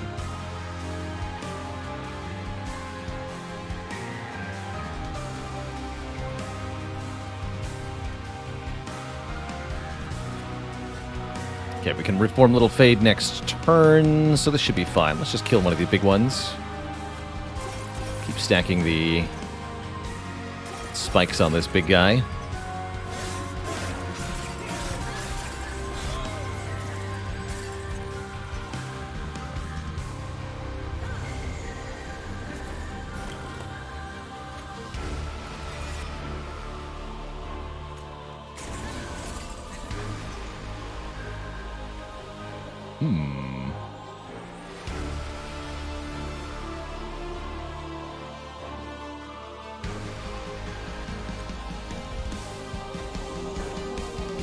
There we go.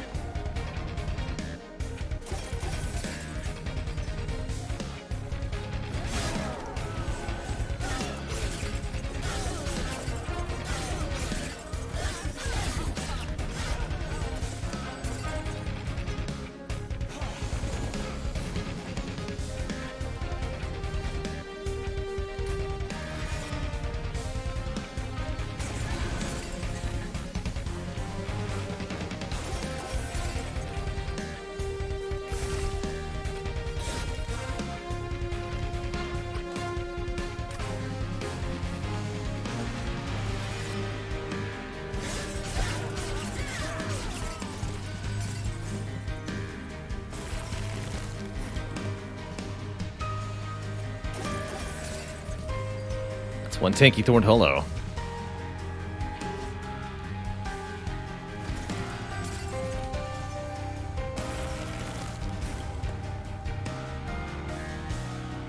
Good enough for me.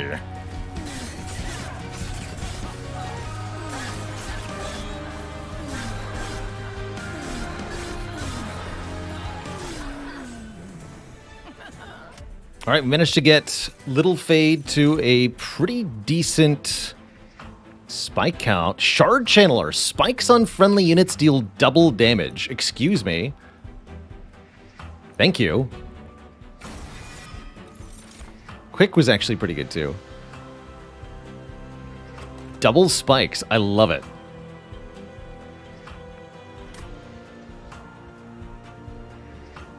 Problem is the quick doesn't persist through reform, so it's no good. Shard Channeler. Maybe I wanted to get a Baron for that Shard Channeler.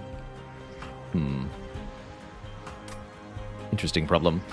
The essence of the Spike Channeler is, or Shard Channeler is quite unique. They gain add spikes to friendly units at the end of each turn, which is totally different from their regular effects.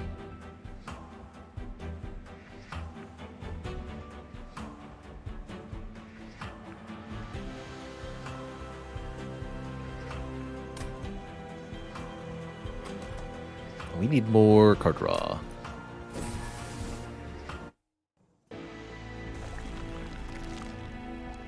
Merchant of Steel? Yeah, I think so. Although we don't have very much money here. I just want a health upgrade for the Shard Channeler. That gives it the ability to not die. How about you? Quicken multi-strike. Nothing I really like here.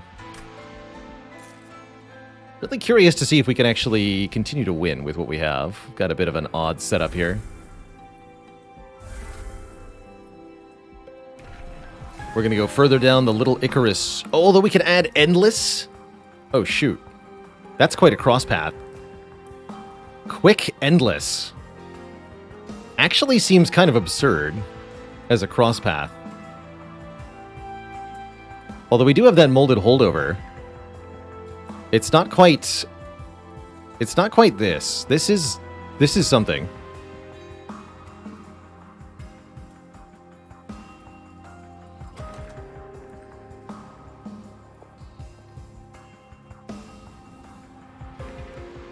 Makes it harder to get health without the reform scaling. Get 1 per turn instead of 4 per turn. That is less, I suppose. We have so much reform anyway. But the fact that it goes quick and kills an enemy with a superpowered attack before the spikes apply, that's what I'm seeing stars over here, is the quick. That and the extinguish scaling is also going to be pretty hype. Let us kill the bosses. Let's try it. I don't think I've ever done this sort of little fade variation before.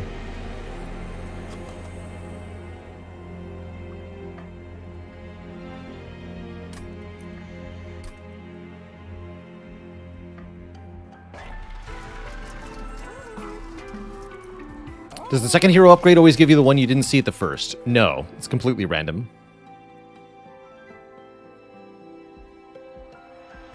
Don't want this, right? Could put piercing on one of the glimmers, but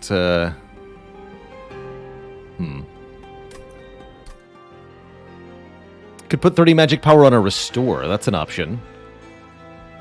Currently, we don't have a good way to heal the Thorned Hollow all that well. I'm not going to do that yet. I think we can just put regular upgrades on them.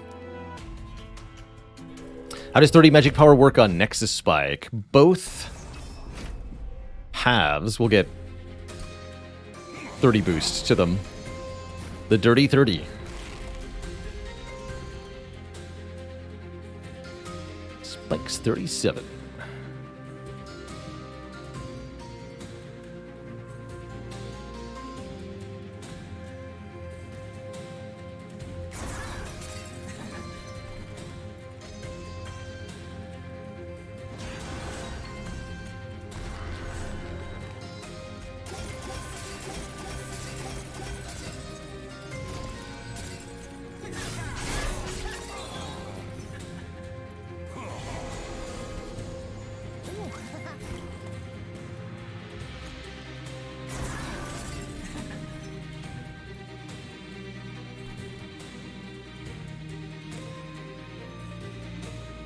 $16 attack power.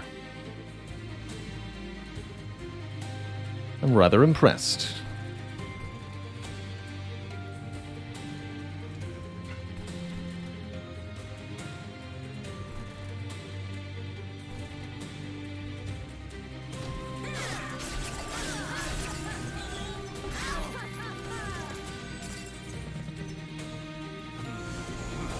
Did the 30 capacity deck win? It sure did.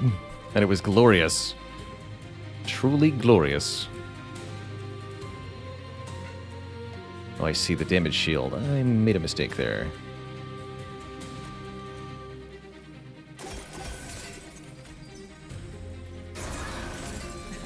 Okay, that worked out. 21, huh?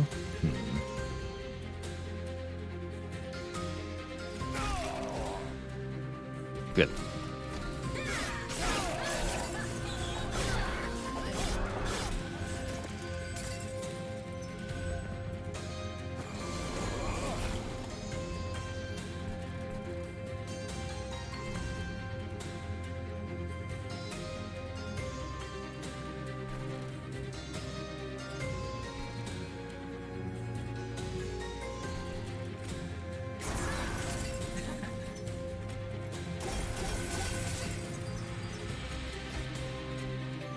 Not a lot to reform anymore.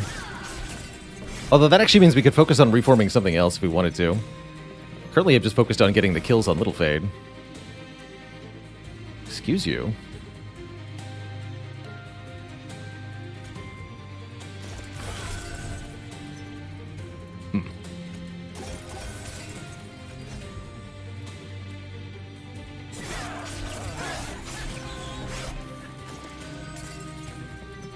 Ow.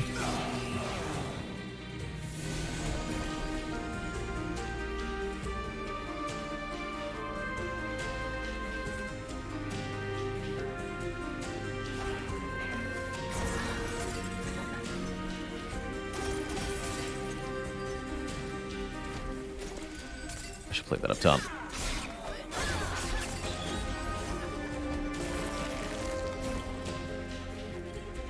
Yeah.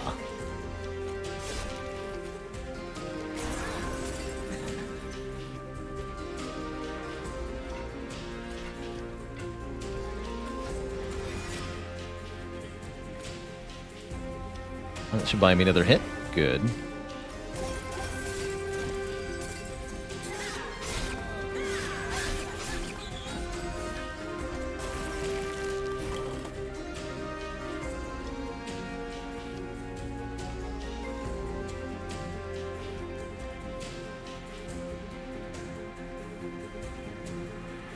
Okay, we don't get the kill if I put Little Fade in front. What about here? No, Little Fade doesn't get the kill here either. If I do this, though... Yes, there we go. Huzzah! Oh no, Dagger's Video Game Theater. All 3 challenge relics from Malika? That's a bad time. Formless Child. If only I had something to return. Formless Child is pretty abusable, though, with a deck like this. And 0 cost? I'm going to grab this. This could be a game breaker.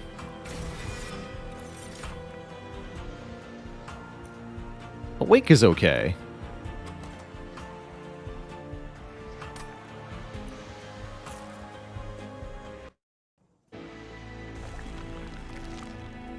Although we're past the point where we can get any more units, huh? Interesting problem.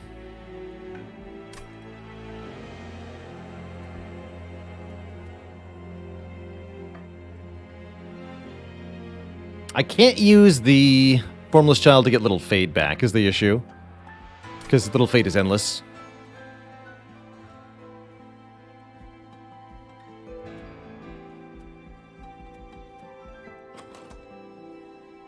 Looks like we go to the Merchant of Magic then. Yeah, we could return the Tomb over and over. It's one option. Permafrost Crushing Demise is probably a thing.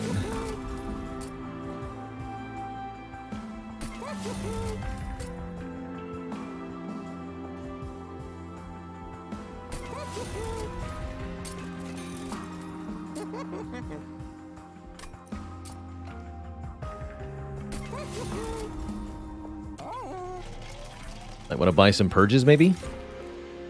Apply Endless to the first friendly unit played each turn. Go figure. Root anything that reaches the top can be a nice safety mechanism. Let's do that.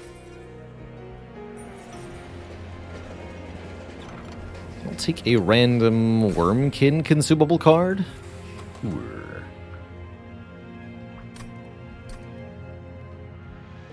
Oh, I can get another one. Wow, all three. That's pretty unlucky. Or unlikely, excuse me. Usually this event lets you... you have to leave after just taking one card. But being able to take those others for 20 more gold, pretty sweet. That's exactly enough for 2 purges. Maybe we keep one train steward? No.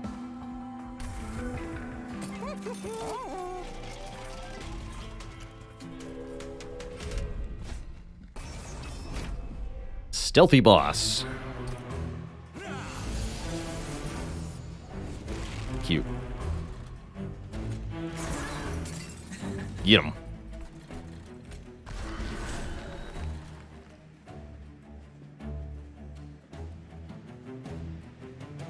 Put you in front. Let's do that.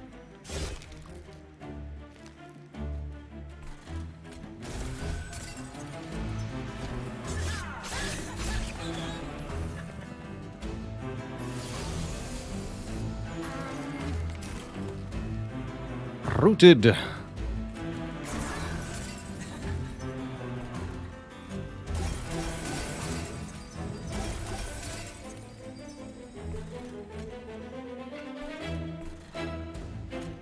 My child.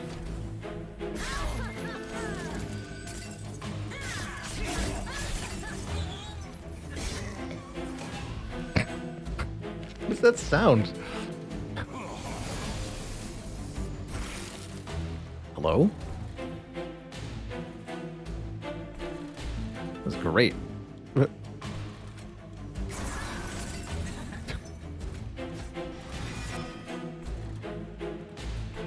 Again!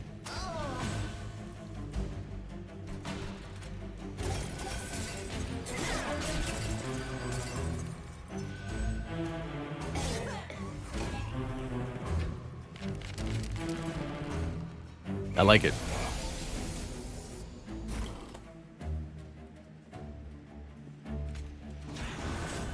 Time to spike it up.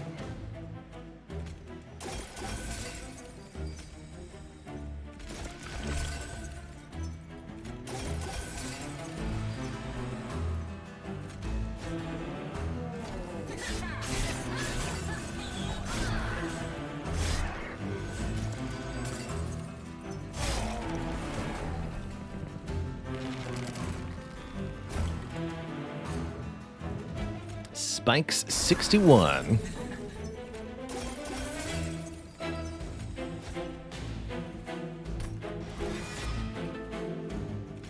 You must do it, formless child. Show them the power of the Super Tomb.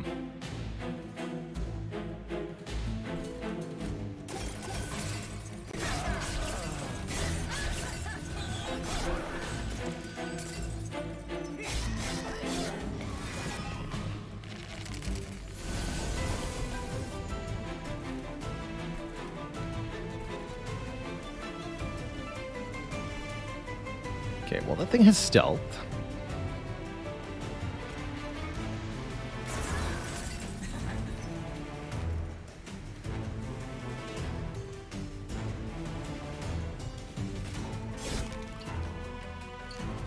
Perfect.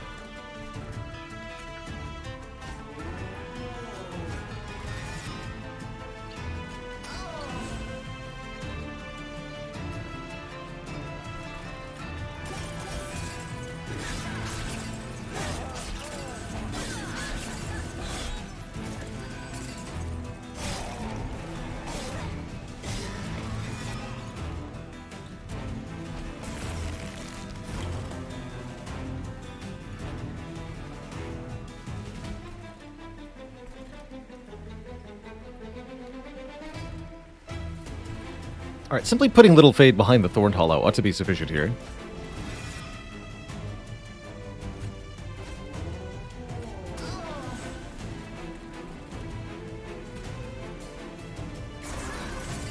Also, let's kill the Clip Defender.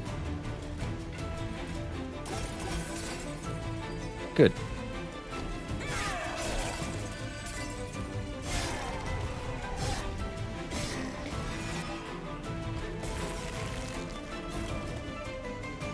Easy peasy. That's spike damage, though. Dang. Subsuming Blade permanently scales when it kills something, including one of our own units. Some interesting possibilities there.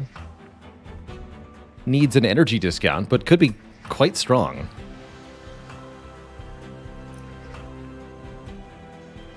I'll take it.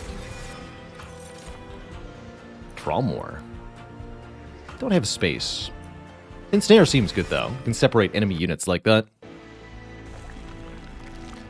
Kind of like a Ritual Dagger, but not quite. Anything I'd like to dupe? Could dupe Formless Child, and then we just have them comboing off each other? That'd be pretty funny. I don't even know what the child is doing, though. That's the funny bit.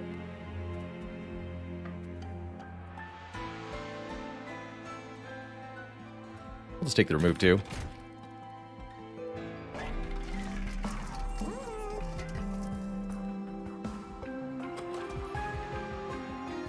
Yeah, those are pretty whatever.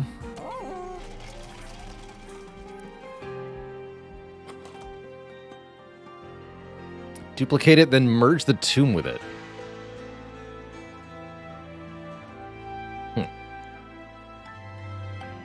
Yeah, 300 ones that die without attacking. Exactly. They don't get any more health.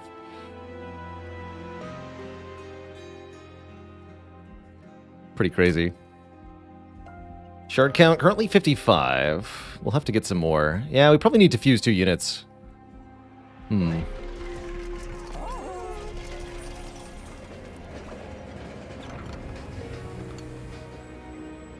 Plus 10 health to all friendly units? Oh my, okay. That's really, really good.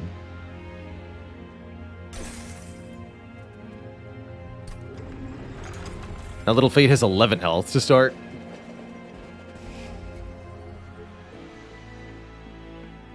Cannot be healed means the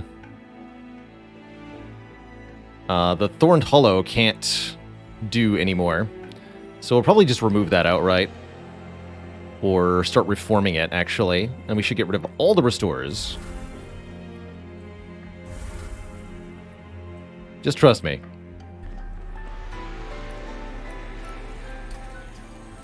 And yes, we do get -2 cost on this.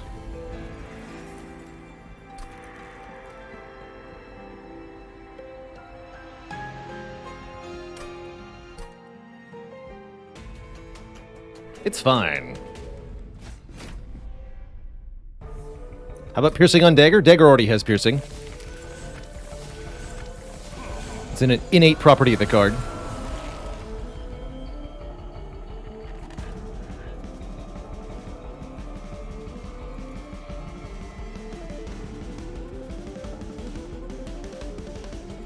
Alright, let's just ham it up then.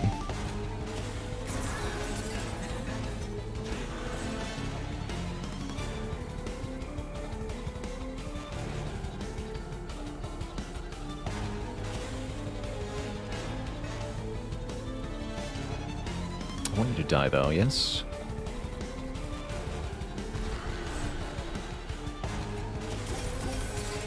Oh! Huh. Apparently it still works. That's kind of cool. I did not expect that.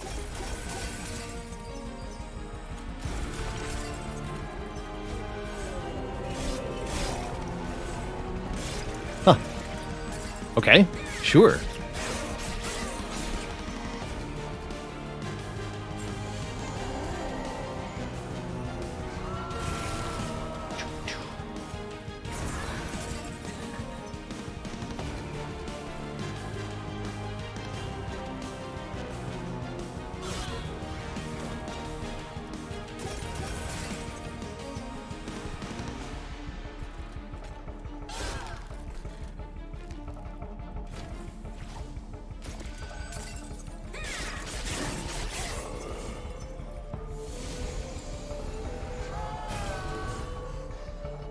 Sweeper no sweeping.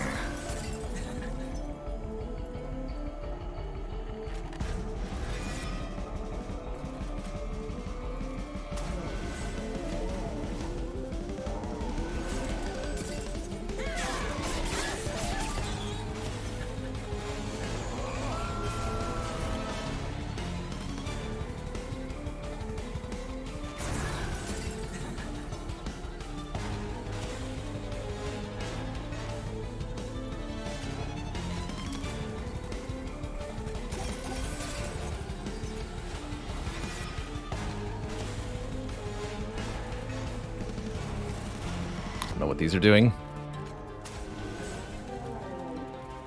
Not much.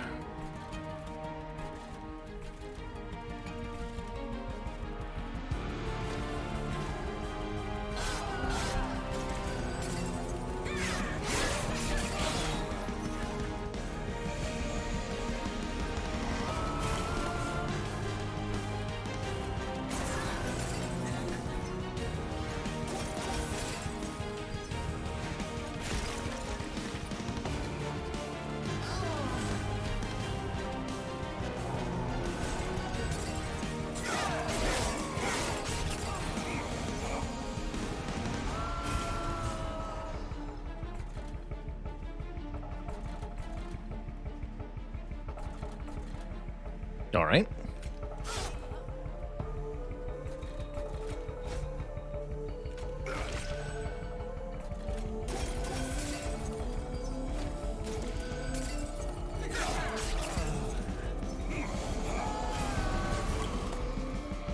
Perfect.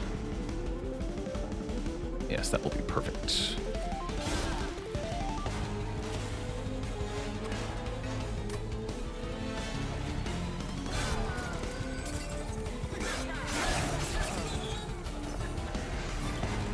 So Fel is 14 by 3. That's great. Enjoy your spikes, Fel. 574 damage. Here, you can have this as well. 802. Even better.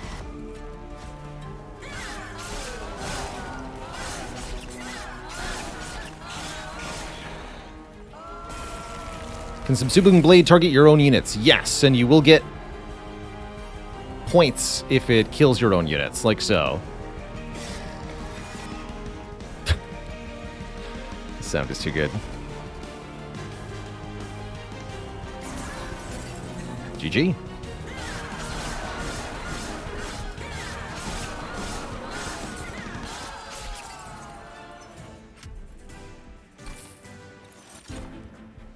The Devourer of Death. Gains 1 soul whenever a unit dies on its floor.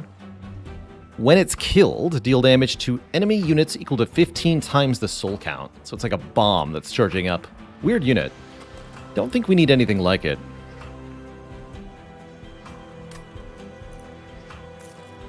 This is really all about Little Faye doing her thing.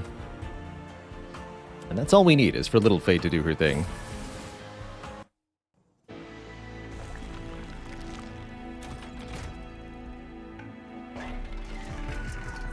No holdover? Not that I can see.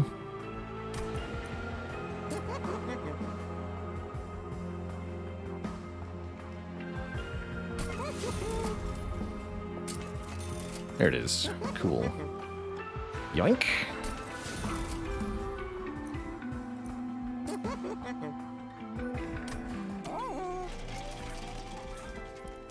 Let's further our spike progression. +3 attack power and spikes per kill.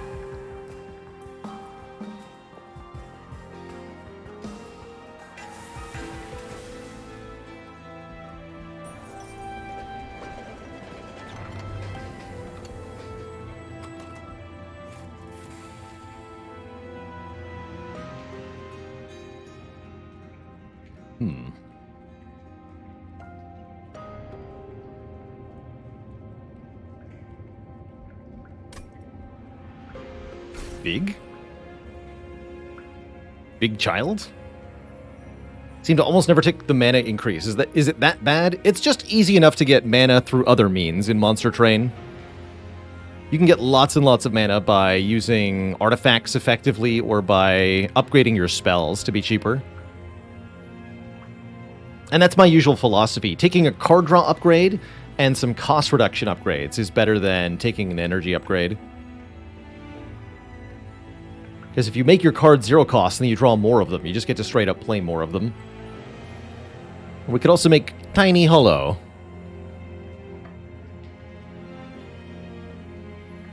I like the 5580, sure.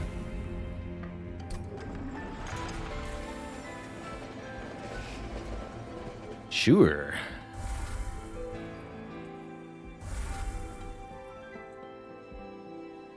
And I'll pay for one more purge. Pretty purge happy here.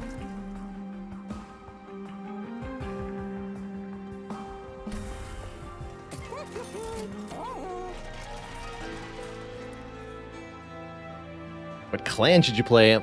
Go with my favorite, Stygian slash Wormkin, if you've got them. With Tethys as the champ. It's one of my favorite ways to play.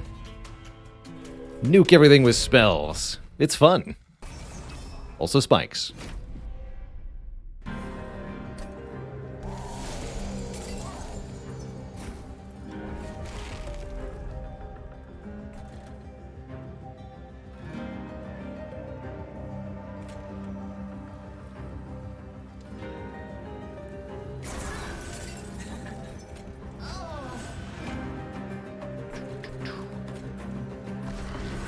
Big.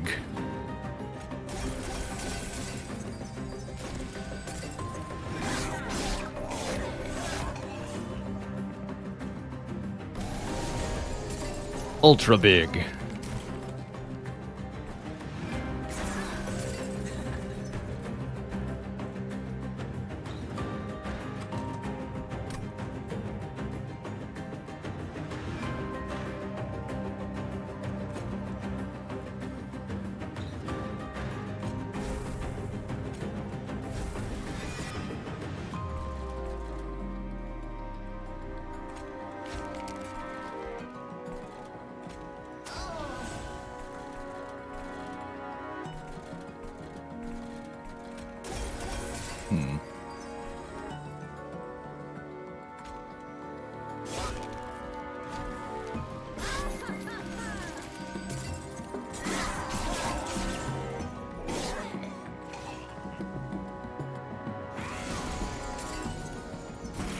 Is that a hollow that can't be healed?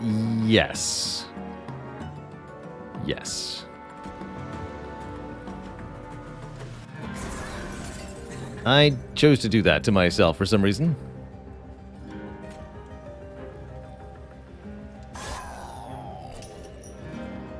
Why is a little beyond me, admittedly.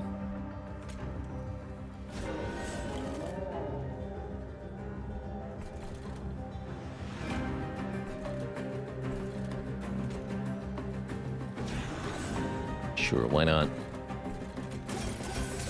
We learned that you can proc rejuvenate even if you're heartless. That was important information, I think.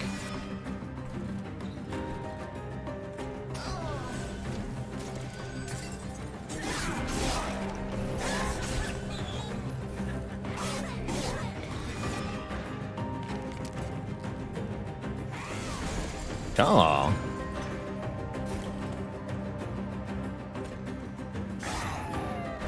Probably should use that on this one. Take a twofer.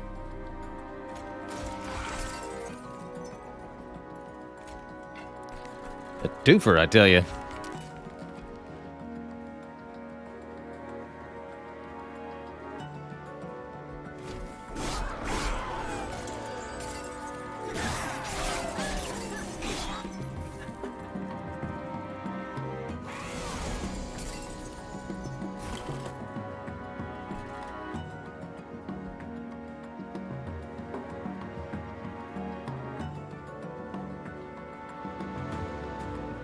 $183, huh?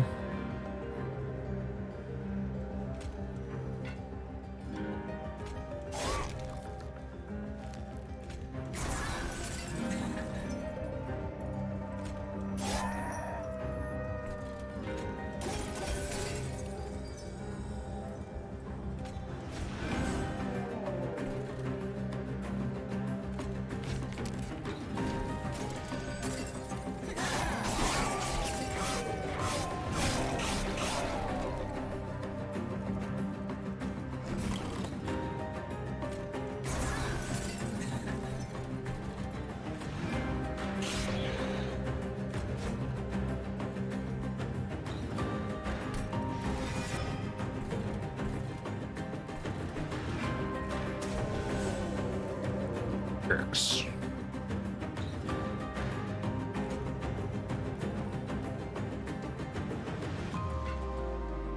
I like it.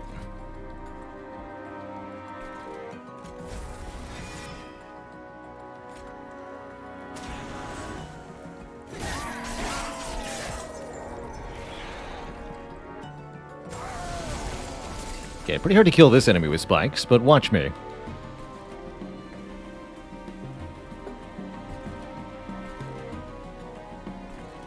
Actually, wait. Need something to put Little Fate behind, don't I? You have Trample? I guess we can just do Brute Force.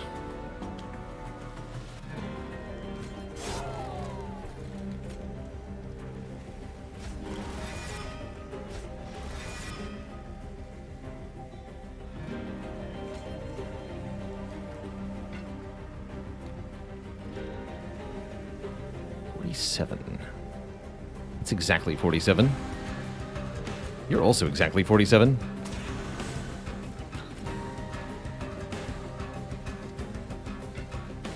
Interesting.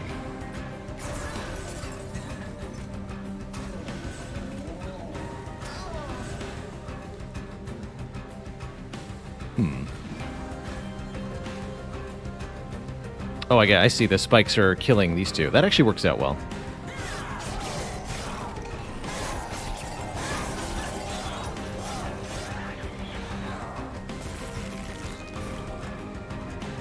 Cool.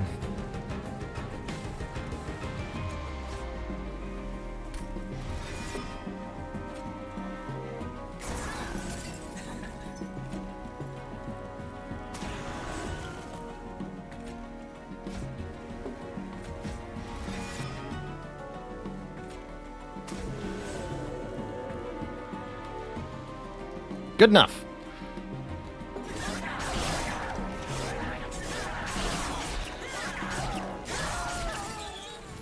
GG.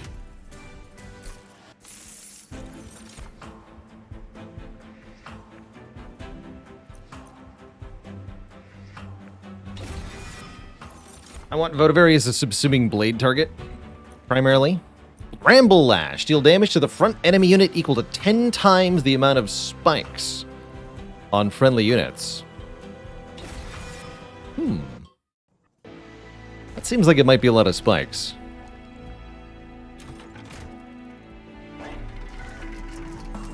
Like, a lot of spikes. Maybe too many spikes.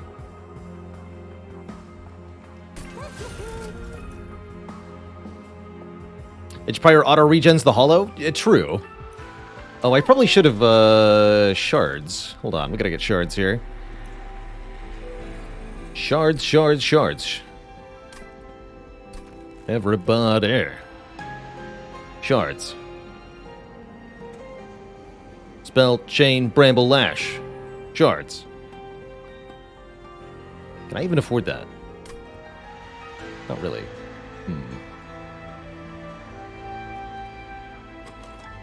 I do want double bramble lash.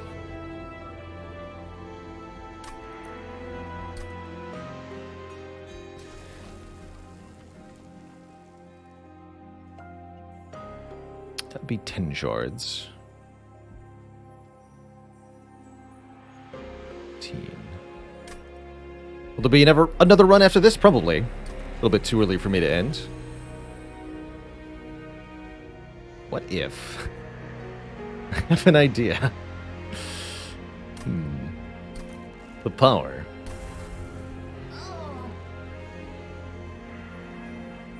I love him. The gimmick, go! We'll just add intrinsic onto this, I guess. There we go, 105 shards.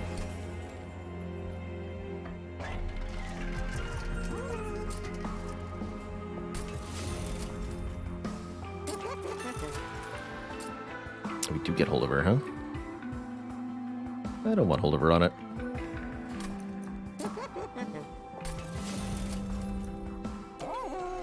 But we are going to have two of those.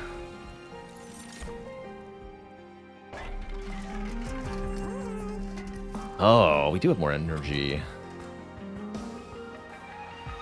Sure. Actually, wait. Give me a Spike Relic. No.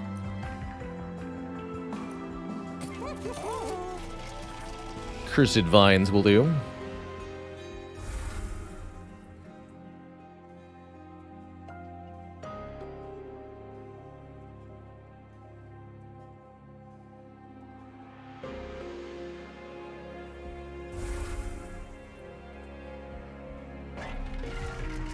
And I'm feeling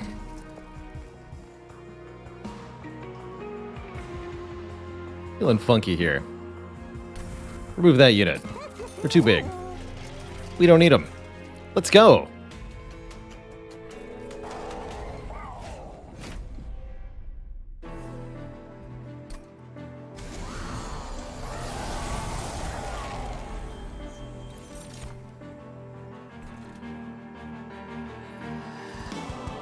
This is Little Fade's territory now.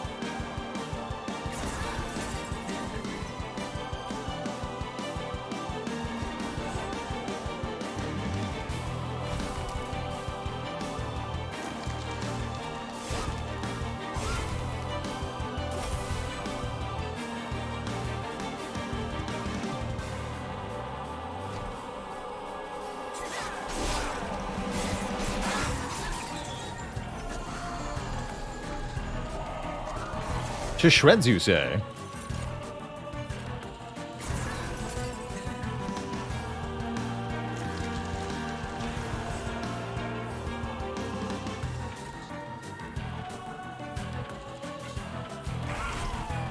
Oops. What about consume there? It's a bit annoying.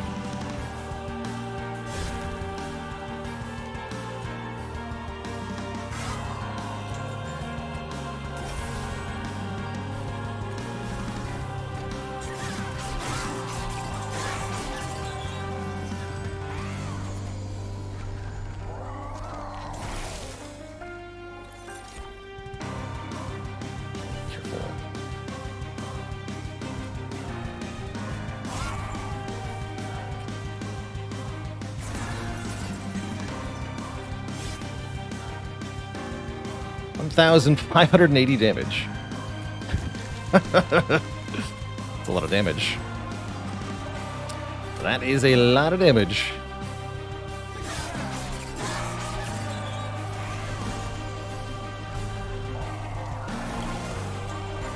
Yeah, and we're conveniently getting a spell to delete every turn, which is quite nice. Here we go.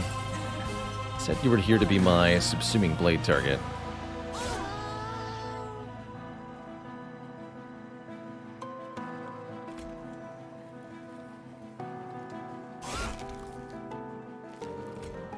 Easy peasy.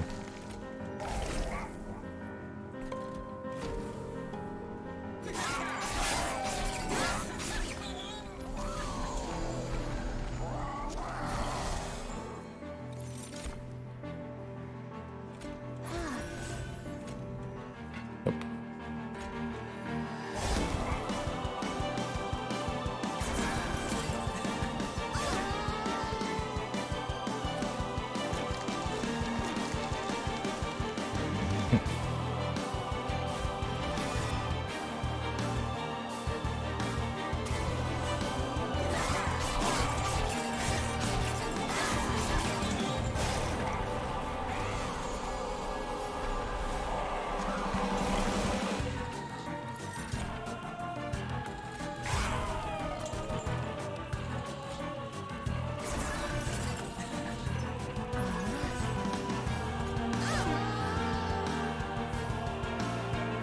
Love it.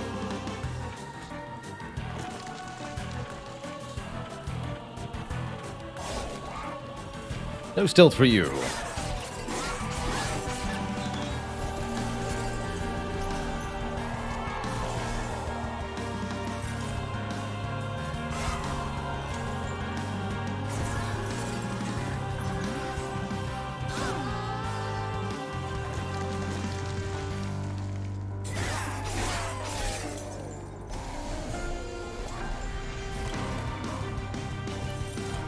That's not quite right.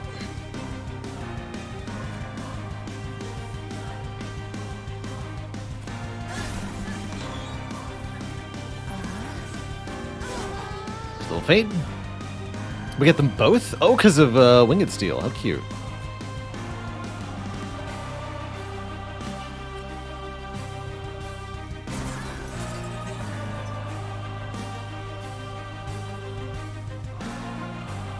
A 101 attack power on this Votavary. Get in there.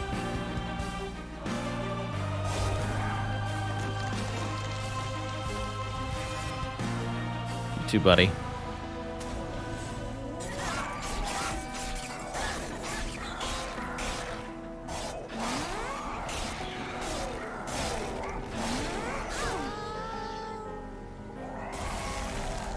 Not so little anymore.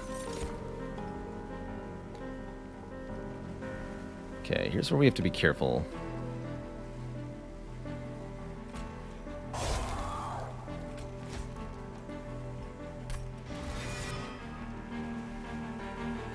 Chandler has burnout 1.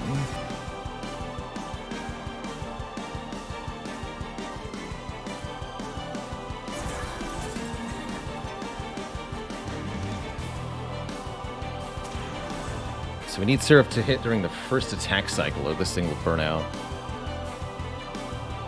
Next turn, we'll put Little Fade behind stuff.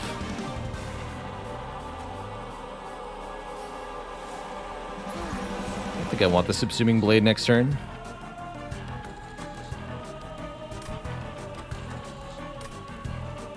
Bramble Lash will work next turn. I think we can get the kill on Seraph.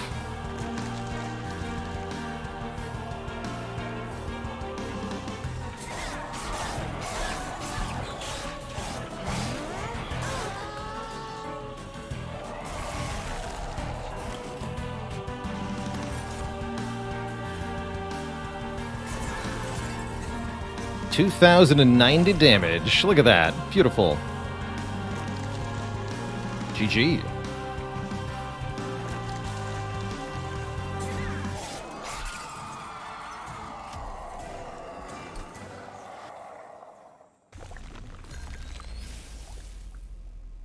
Can you believe we almost lost the first combat of this run? Like, we almost straight up lost the first fight. And lost the whole run from there, but instead, this is happening now.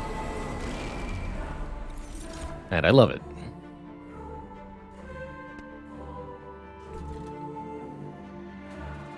Easy clap.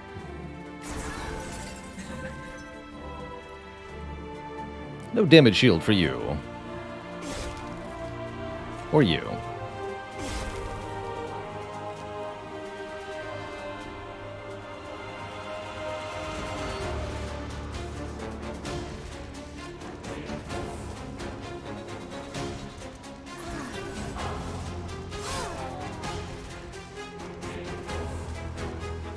Oh, I understand. That was a mistake then. That doesn't consume. Seems good.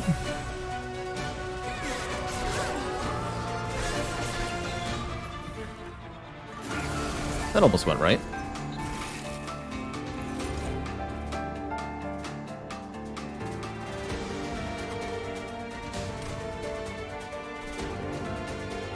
So I'm pretty sure what we do is this.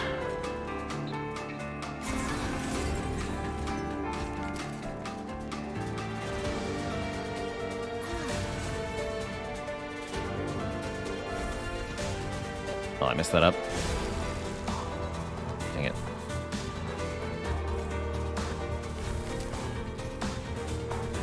Bah.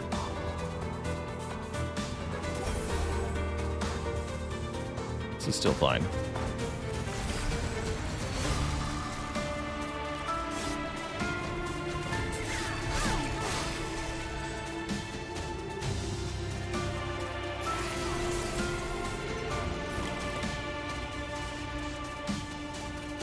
A boop and a boop.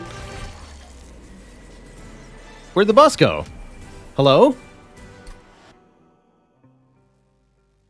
GG.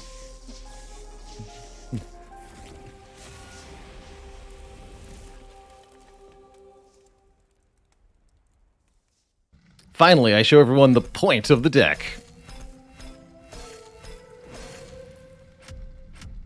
Turns out that Spiked Hollow is just a thorn in our side. And without it, we're winning. GG. GG. That was pretty absurd. The Spike Master strikes again. All right, Twitch. What is spike in power? That's right. What a power spike. Got him. Absolutely got him. And now, I got one more in us. Let's try one more clan combo that we haven't won with. What we got here?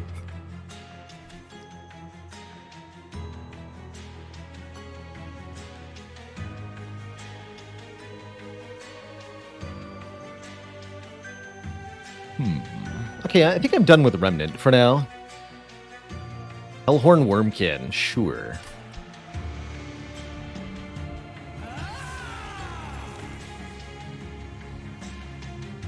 Let's try Shardtail Queen plus Wormkin. Normally the Shardtail Queen is relatively difficult to win with, but I think with the Wormkin clan, we'll find lots of things to exploit here. Should be quite good.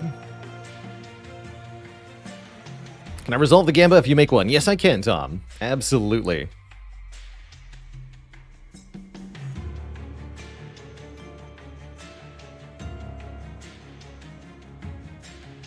Absolutely. I'll even show the starting cards for this run before I take my break here, so you can have the chill start of a Monster Train music. Will this run get the whole way there? Will we beat the Divinity with Shardtail Queen and Imps, Bounding Echoes, Horn Breaks, and a Tiresome Climb? That is what we're up against here. Be facing Daedalus, then Blockfell, then Seraph the Patient. I, meanwhile, will be back in a few minutes. Twitch chat when I return. It'll be more Monster Train time. BRB. Don't go nowhere.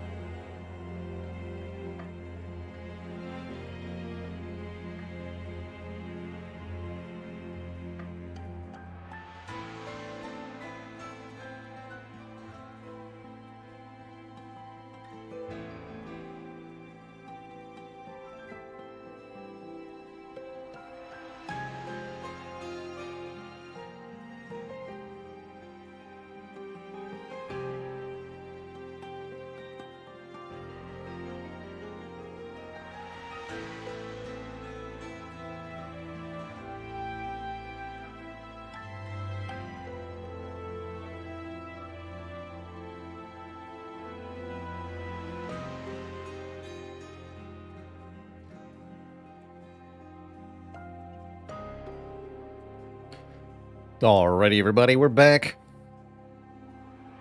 Thanks for hanging out. While I was away, Dr. Dracy, thanks for the 1,000 bits. Been enjoying sleeping and listening to the YouTube a lot, so I'll take your money. I'll do it. I will do it. Oh, good old Shardtail Queen. Pretty good time to take Boon of the Blacksmith when you've got a really weak champ. Consume Crown is good if you can get one unit to get a lot of kills, but I don't really see that happening here. Let's take Boon of the Blacksmith. If anything were to so-called leak, won't be that bad. And I'm going to try Imperialist. Kill all imp units, dealing damage per imp to hostile units on the floor. Is that good? I'm not sure. We're going to have to find out. I think we're going to go Merchant of Steel first, so I'll take the $100. How's it going, Jankoviak? Thanks for the 7 months. Here's to it. Now, that's a lot of bonus attack power on enemies, but I think we can deal with it here. Get Pierced Friend. That's right. And I'm going to put the Shardtail Queen in the middle? Nah, she'll be better up top.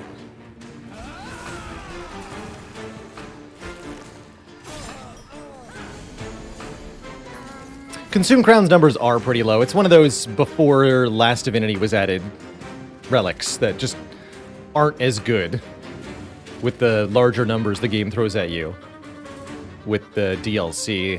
Kind of like the +3 magic power upgrade. Kind of falls in the same category. Nice badge, Tom. Yeah, we've got badges up to like 6 years or something. That badge is a lightning orb from the Defect.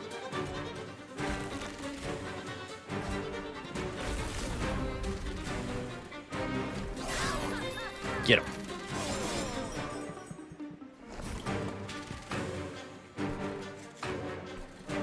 Oh yeah, Tireless Climb on the top floor is pretty good. Actually, it still works here, right? We can daze 2, so daze 1, daze 2, 35 damage from the Pyre, 10 damage from the Shardtail Queen. That's exactly enough.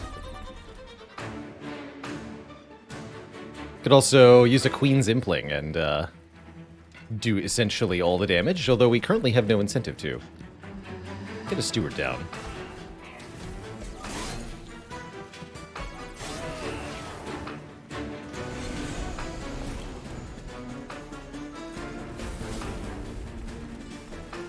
Get him, Stewies.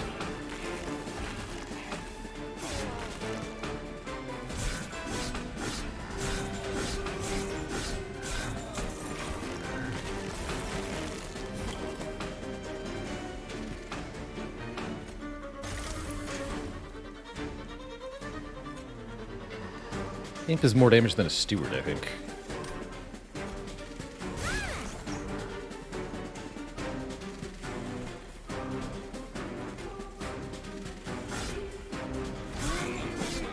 Our cards that are infused will have a purple aura around them.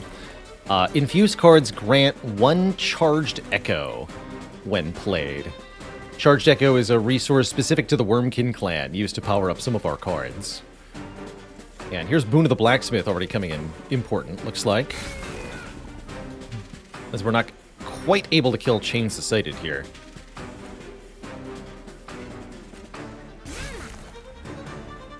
Yeah, not quite. Take 6.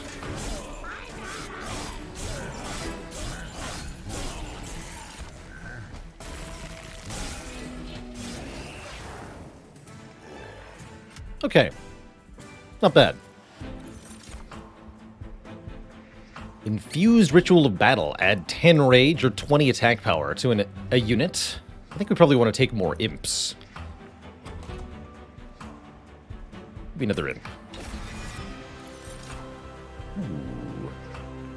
Proclamation's one of my favorites for the Wormkin clan. The extract keyword requires us to pay Charged Echoes, the sort of purple candies, in order to play the card. Or Shelter would give us armor based on how many echoes we already have. Bogfly is a very good unit for the Wormkin. It scales its attack power with your charged echo count.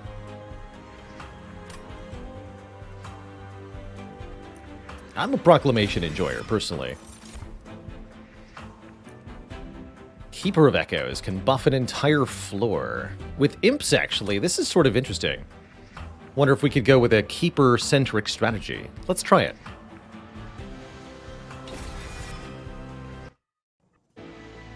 Let's try it.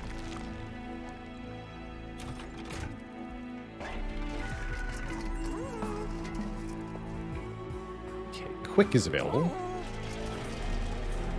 The temple has Spell Chain, as well as Magic Power Piercing. That's very good on Proclamation. Magic Power Piercing. Probably gonna happen. Could even do both. Spell Chain, Magic Power Piercing, Proclamation is a very strong card. Although without Infusion, it's a bit awkward to pay for. And we get another Wormkin unit here, which could be quick. Kinhost Carapace. When it's played, gain bonus stats and become bigger per charged echo. It's kind of interesting.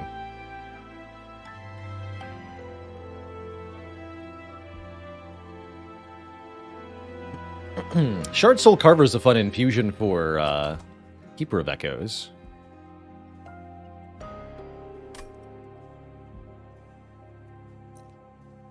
Be a really good frontline tank. I'm kind of down for that. We want to make it quick. I think so.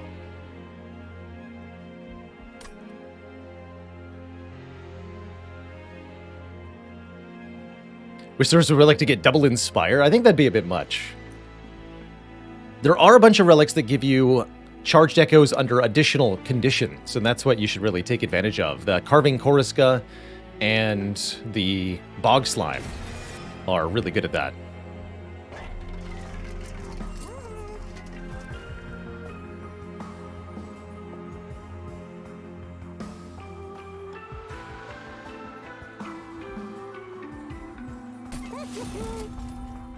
So I can't afford a reroll, huh? Let's make a Battle Imp, I guess.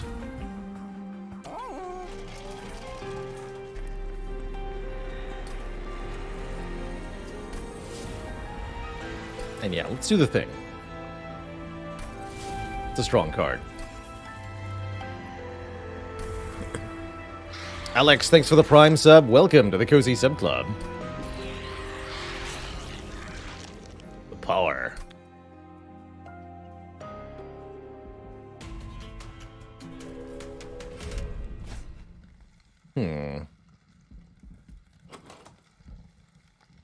Clergymen shouldn't be too problematic.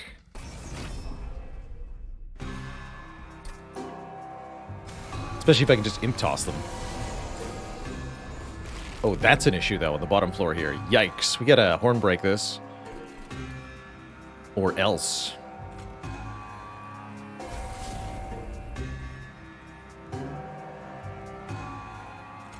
Which means letting one of these nerds through, it looks like. Or I could just do Shard Soul Carver, Shard Tail Queen up top. That's not terrible.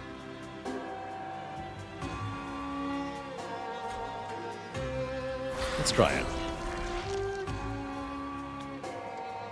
Oh, I can't play both cards, though.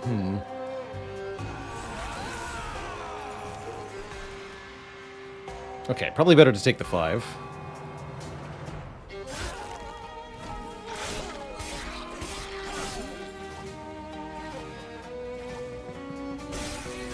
Actually, only 3. Even better. Just 3. Too many units. Warning. Too many units. Problem detected.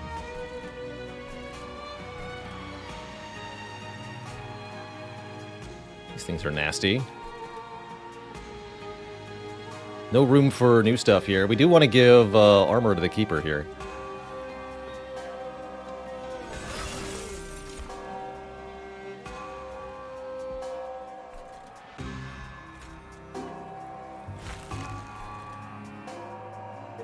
take one.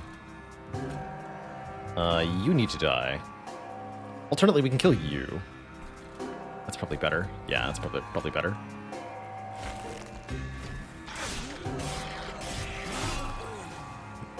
Little concerned here, but only a little bit.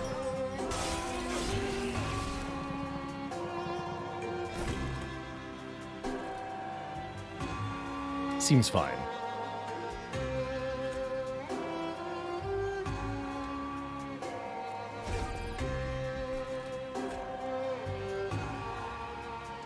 Two times 2 is 4 damage. Won't be enough to kill.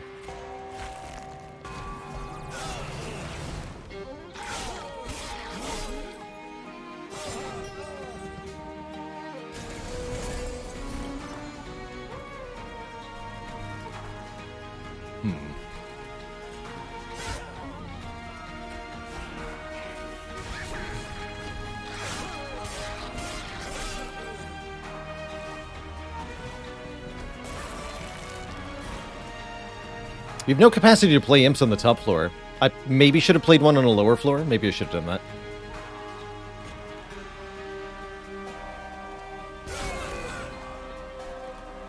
Perhaps.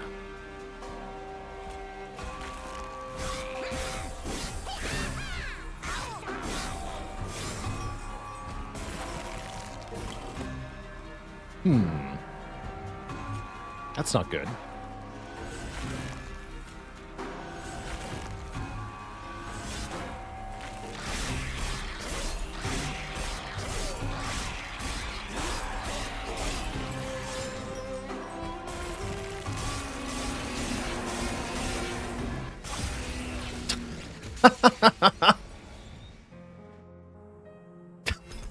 I don't think I've ever seen that before.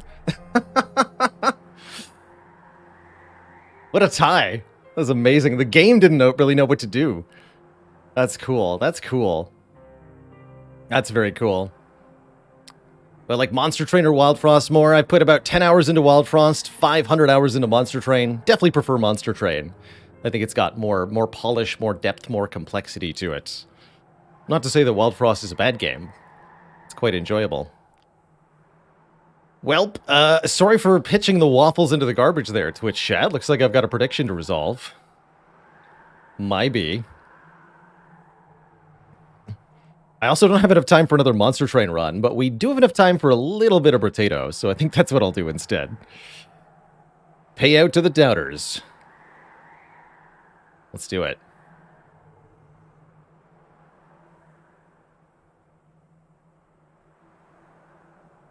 No.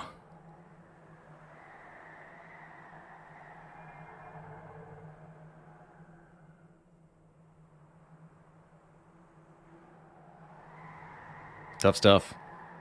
Is it time for the streamer to get their moment? In Brotato, perhaps. Let's see. Let's do it up. Let us do it up, Twitch chat. If I was a potato...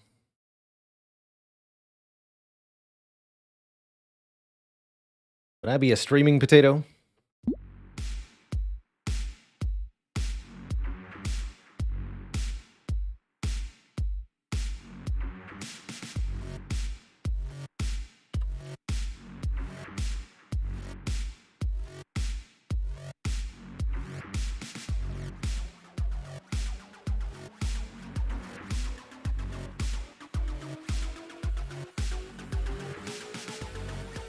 Just grab my controller here. It was on the floor.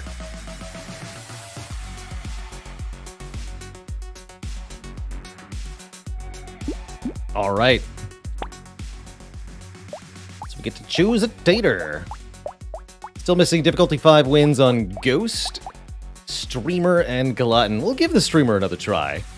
This character is one of the weirdest in Brotato, so if you haven't seen Brotato before, this character is going to make it kind of confusing.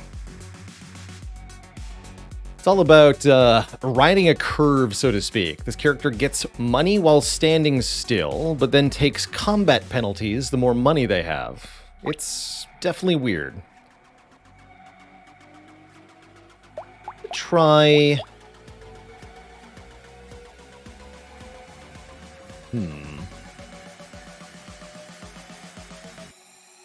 try SMG to start. I don't think this is a good start, but I'm going to try it anyway.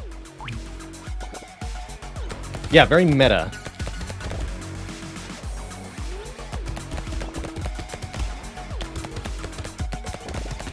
So you want to be able to kill stuff while standing still.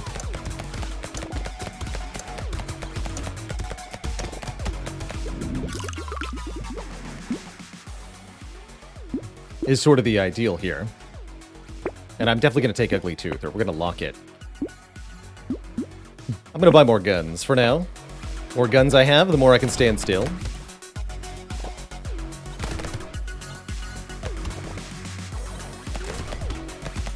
We'll want to get the materials probably towards the end of this wave.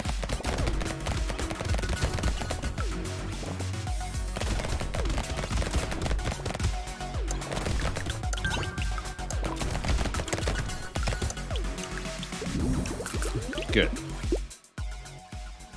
And I'll take 5 attack speed. I'm gonna keep the Ugly Tooth locked for the moment. Siege Rabbit, thanks for 2 months. Many waffles to you.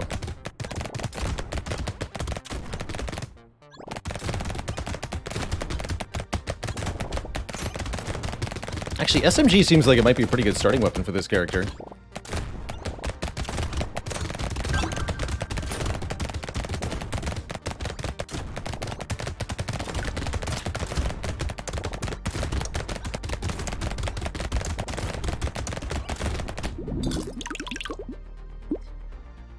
So we want to be able to get more money, but it's important that we don't go overboard here.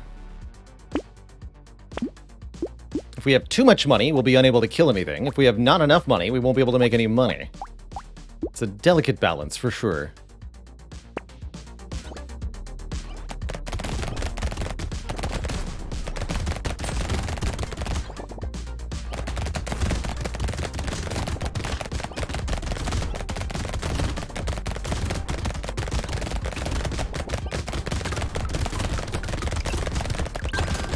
If we get overwhelmed numerically, we can start moving around for a little bit as we get combat bonuses while moving.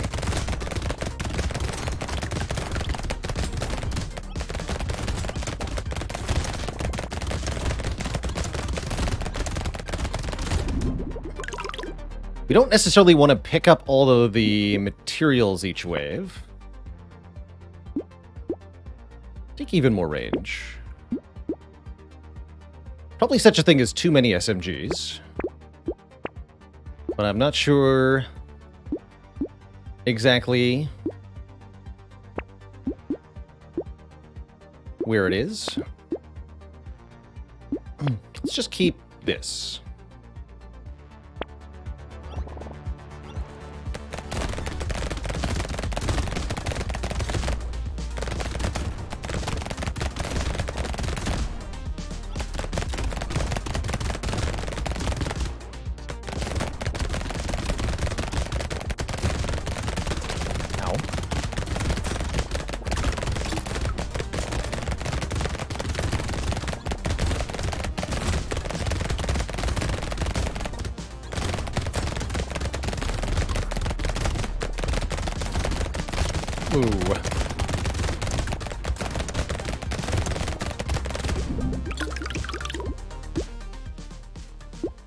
All right, we want to be around 200 materials at the start of the wave, I think. Anything more than that, and gets a bit weird. 30 luck. Let's try it.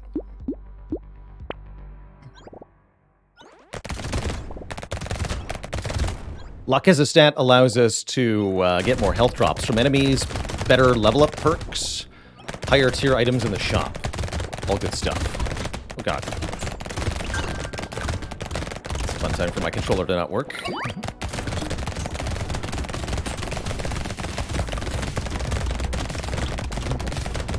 Further and further we get into the run, the harder and harder it is to stand still, though.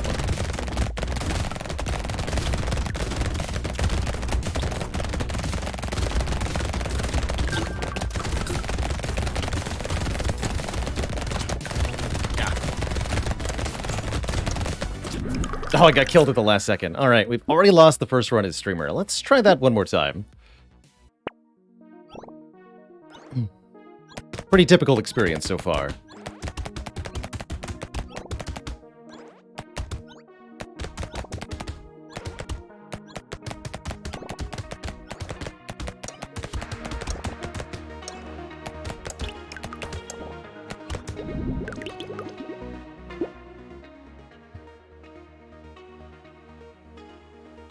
Harvesting. Sure.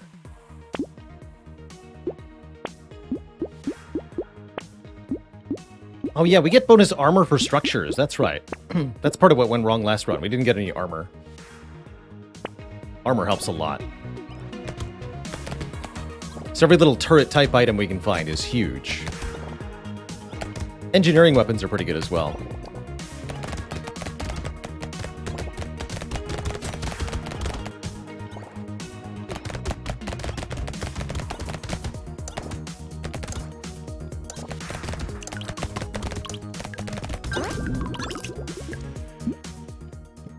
Or harvesting.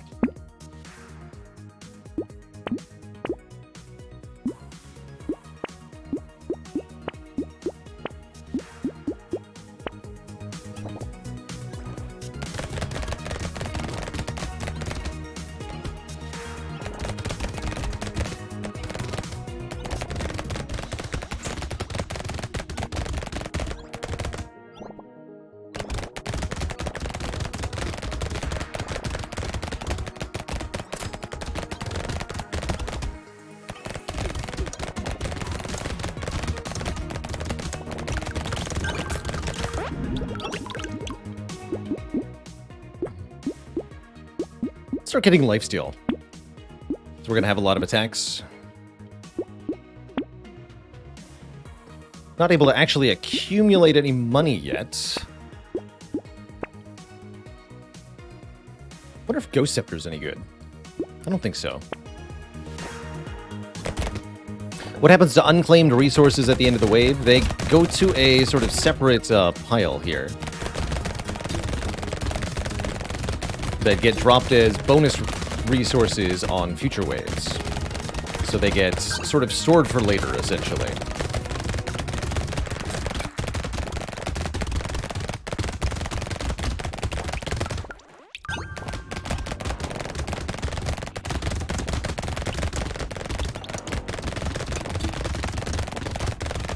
Okay, that went pretty well.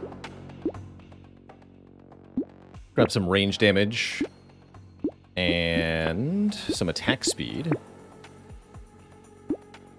And one more SMG. And try to make some good money this wave. I think all SMGs is probably not the weapon way to go, but that's where we're at currently. So it'll have to do.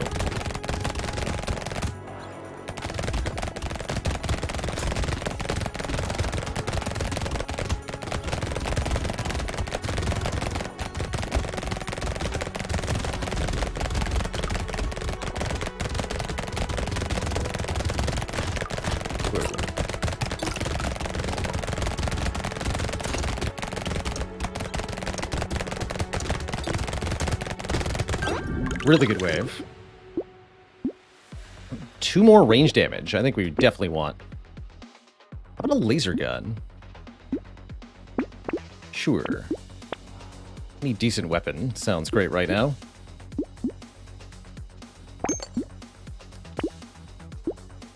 It's a good amount of money to start the next wave with. Sure.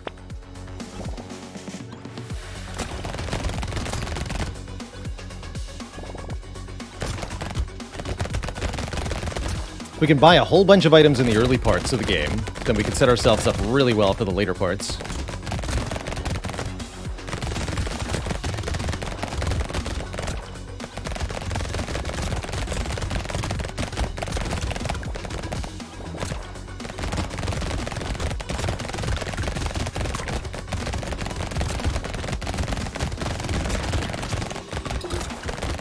It's only if we can stay alive, though. Don't die. Good talk. Okay, really good wave. We have 500 materials somehow. I'd like some more durability.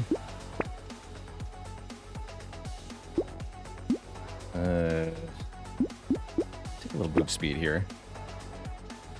Landmines. These are a structure, and so landmines give us +2 armor for a very low price. Knockback bonus, yes.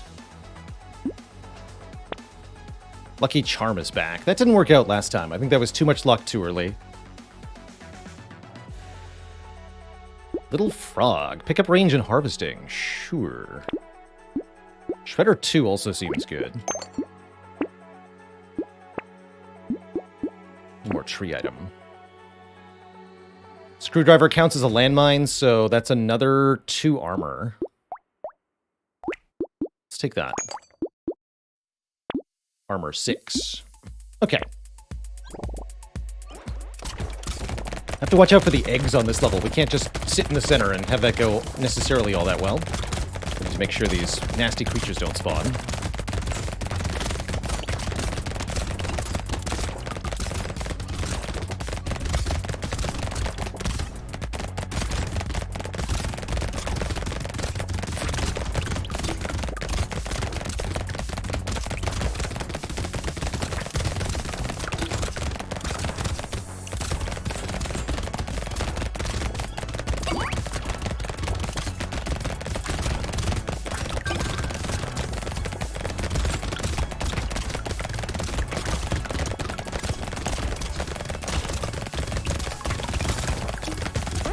Good wave. Even slower enemies sounds perfect. 15 attack speed. Let's go. Pistol's a half-decent weapon. I'll reroll past it, though. Cacti Club 3? What? Garden. That's also a structure. So 2 more armor for Garden.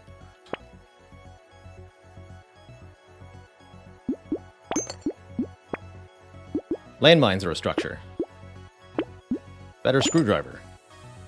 We're at armor 10 now. Range damage and attack speed. Great.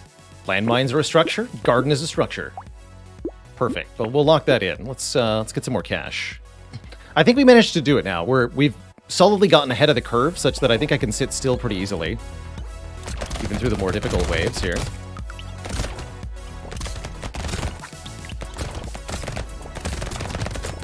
Therefore, the money is mega.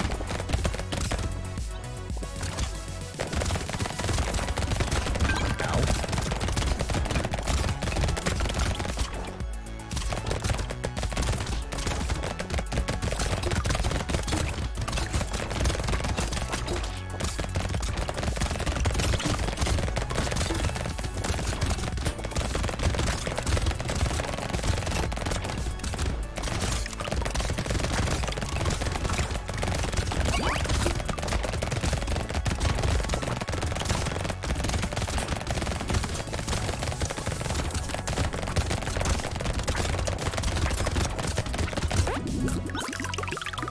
The good wave. Sure, I'll take 10% damage up. With a lot of money, we have a big damage penalty, so getting percent damage ups seems like a really important thing, actually.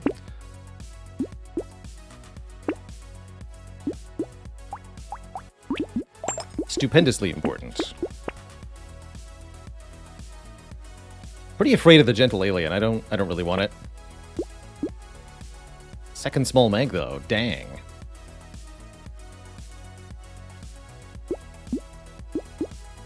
The scope first. Go.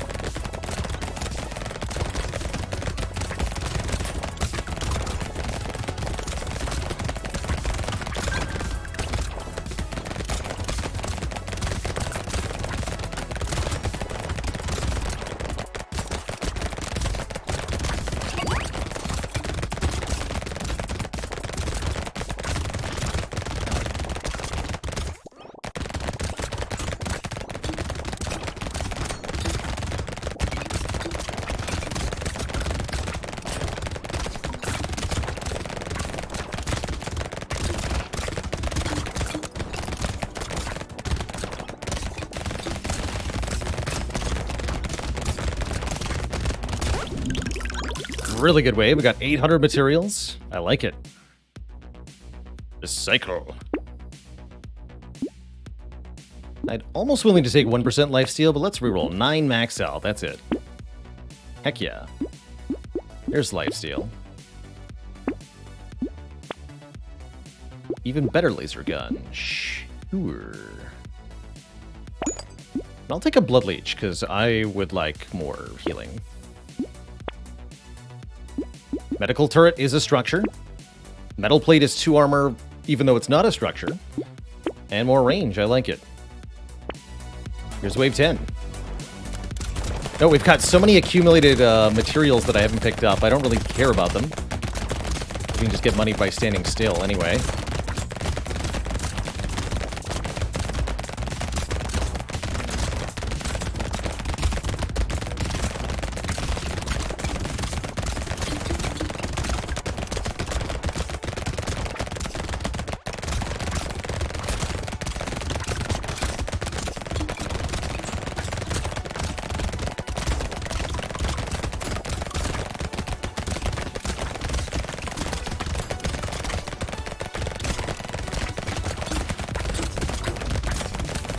Getting a little out of control. Apparently I have too much money.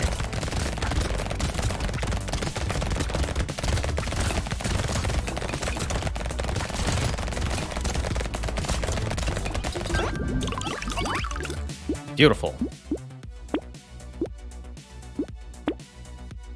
Yes, more percent damage. And more max health. Please, more max health. Armor while standing still.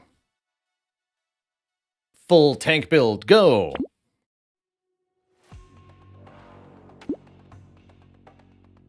Guess that means we probably can lose the screwdriver. We don't need the 2 armor that much anymore. Give me another laser gun. Memersworth, thanks for the prime sub. Welcome to the Cozy Sub Club. With your memes.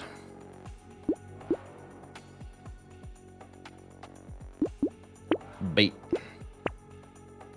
Bait is bait. Let's go.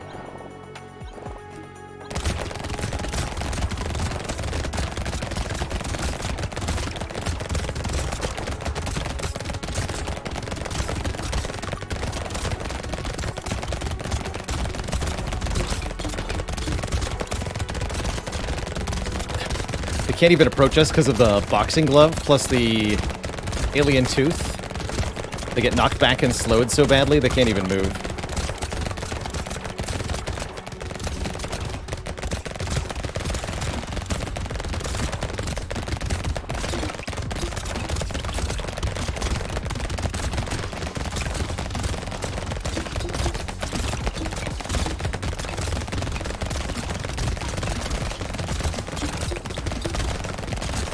Meanwhile, I can also barely move.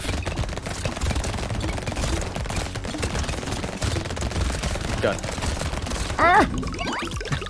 Oh, how am I alive? I probably shouldn't be. We need more max health. That's what that moment taught me. Terrifying. Simply terrifying. Saved by the bell, no kidding. How about some more lifesteal? Even elite next wave? That's kind of horrifying. I should spend most of my money for this elite.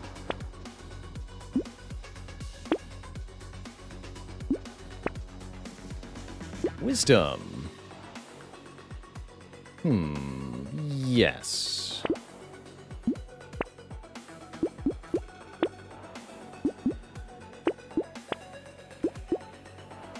.30 range. I'm not taking blood donation. This is armor, though.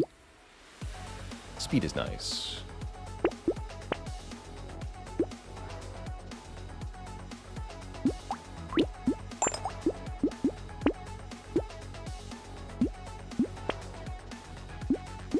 Power generator. Power generator is very terrible with this character, since we're often operating at negative speed. That means as our speed and damage decrease, our damage would decrease even more, eventually bringing us to no damage. Read the description. Give me the description. Wait.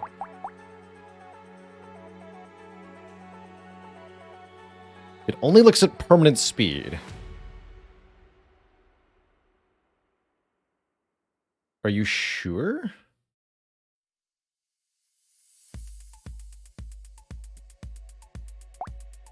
I don't believe that for a second. I'm gonna be really honest.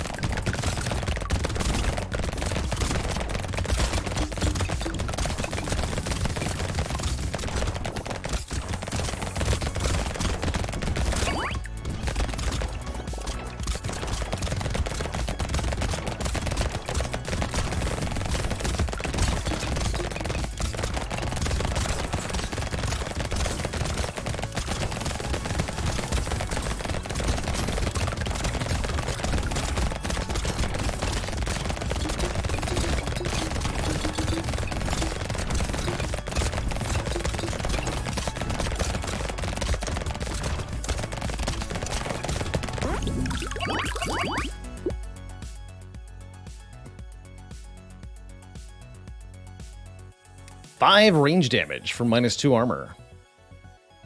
Yes, I'll take these huge arms. And more trees. And a statue, 30 attack speed while standing still. Okay, well, we're pretty committed to standing still now. Crit steal bonus damage is interesting. We have no crit chance, though, but perhaps we can change that. Sure.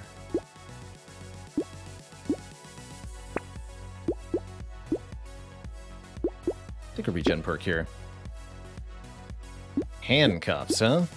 I think a little early for those.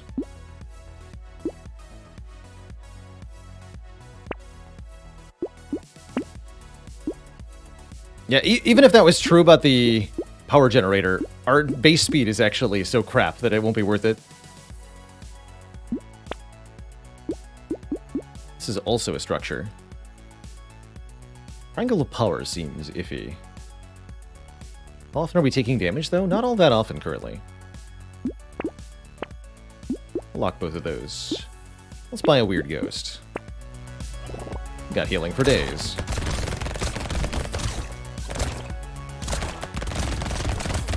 Get a little closer to the medical turret. Yeah, that's right.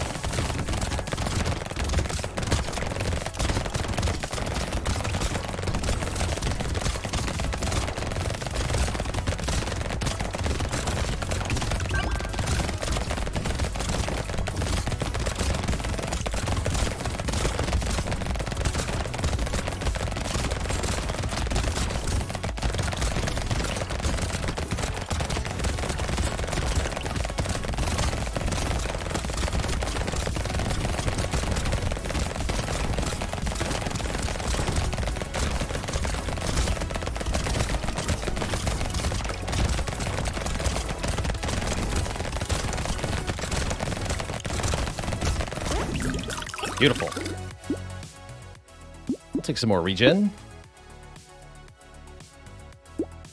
Buy this, buy this, buy this. Reroll. Got another elite, so again, we want to go down to essentially no money.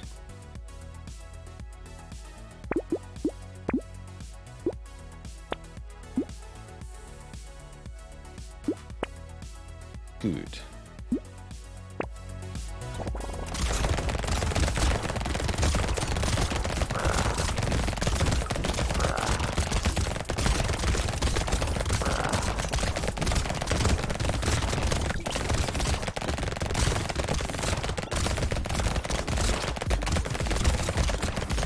Easy peasy.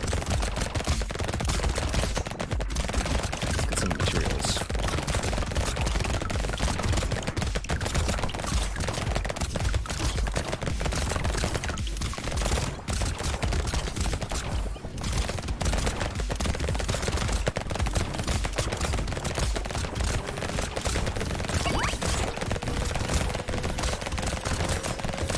Feels good to finally make this character look actually easy.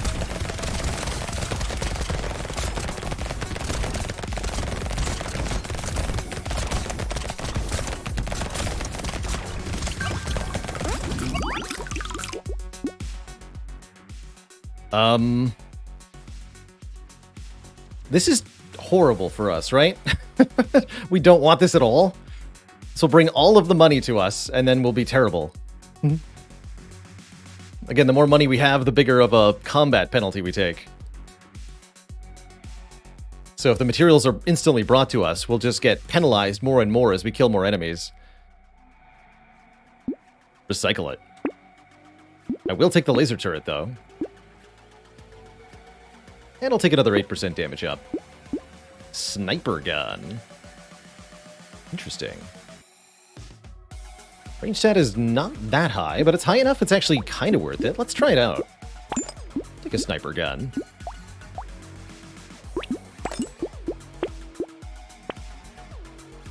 Wandering bot is a structure. Just lock it for the moment.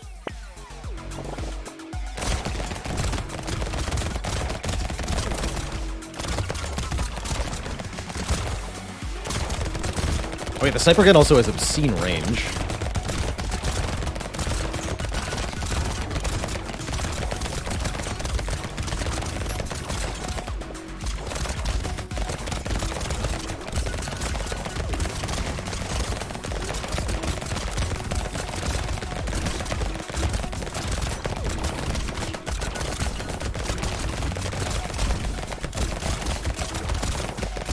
I'm rich.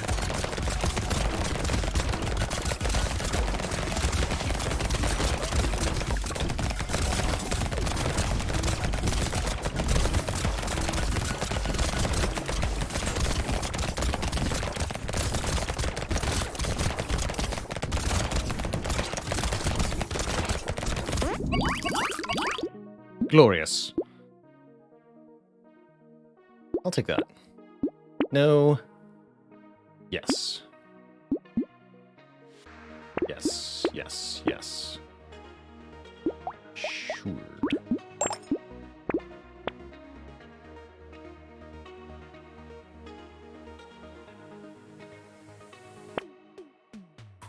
Power generator's back. Are we sure we don't want it? Another statue. Here we go. Take an alien baby, speed up the enemies. I've learned my lesson about doing that. Do not like alien baby. Okay, 53 health handcuffs. With our healing, that ought to be enough. And the immense amount of armor we have. Let's do it.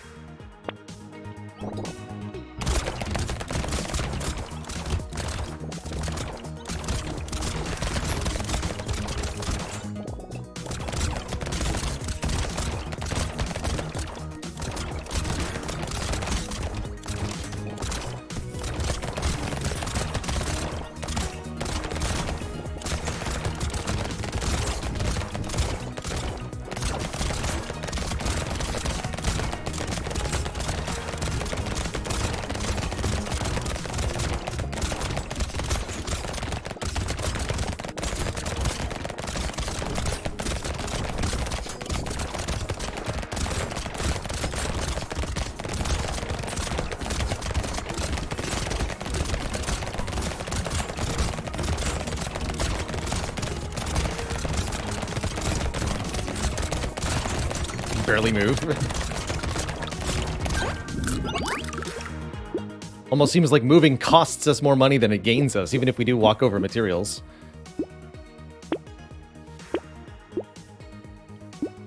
Crit chance. Landmines. Okay, we got an elite wave, so once more we're going to spend down here. Take a gummy berserker for once, just one. Enemies have a 20% chance to explode for 15 damage when they die. I like it. Gives me good reason to get the melee damage stat, too. Sure. Another statue. Oh my goodness. Our move speed is minus 40 now. We're going to be barely able to move, but it won't matter much.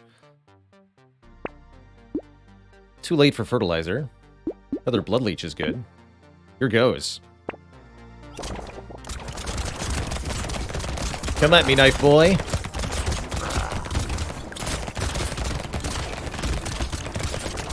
Alright, good fight.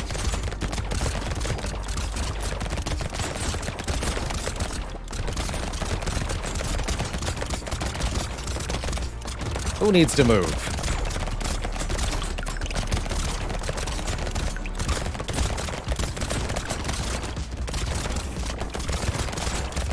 Our attack speed currently 177% attack speed, by the way.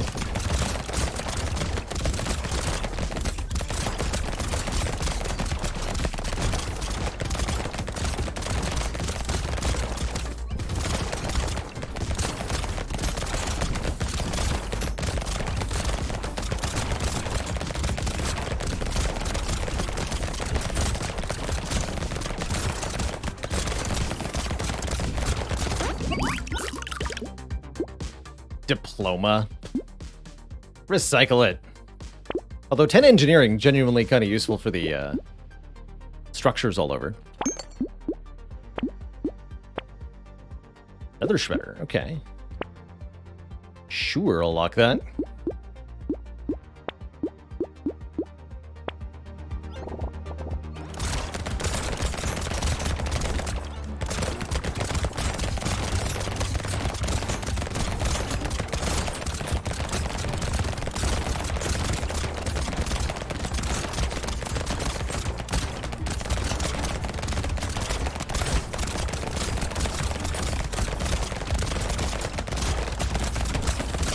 I am rich.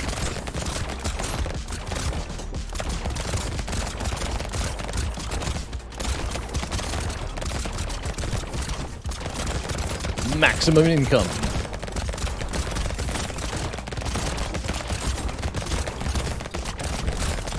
Everything is still dying. We're at minus 20% damage currently. And going up. Or down. Oh god, and I can't move. Okay, we'll just be here. So this is why we don't necessarily want Sif's Relic, for example. Picking up all the additional materials. Yikes.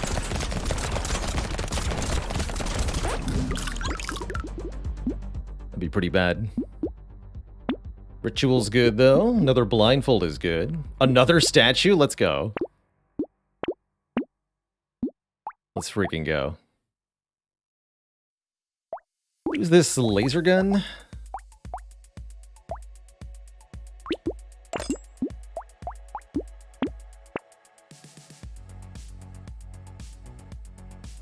Alien eyes aren't that good.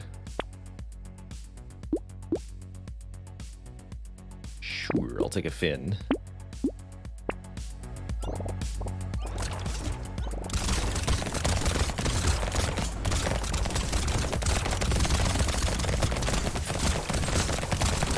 The blabbeting.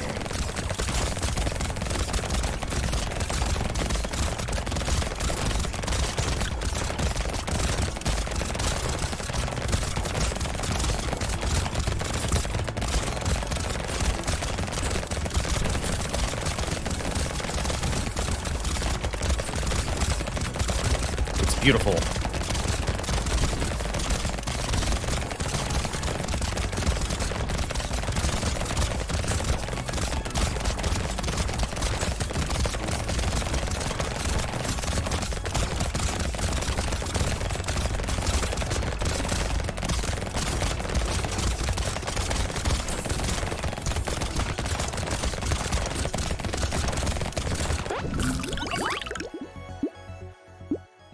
I'll take it. Ooh, improved tools. That's funny. Improve the reduce the attack cooldown of our structures by a lot. Not that the structures are doing a ton, but sure. 10 attack speed, why not? So we want to get rid of all of our money now. There's no point in income anymore. We just want to do as much damage as possible to the bosses. As quickly as possible. Estes Couch. Plus 2 HP regen for every permanent -1 speed that you have. Oh, permanent. There's the word in the description. I understand. Permanent. That's what I was missing on Power Generator. Sure. 66 HP regen. Why not? Never had a good Estes Couch before. Let's see what it can do.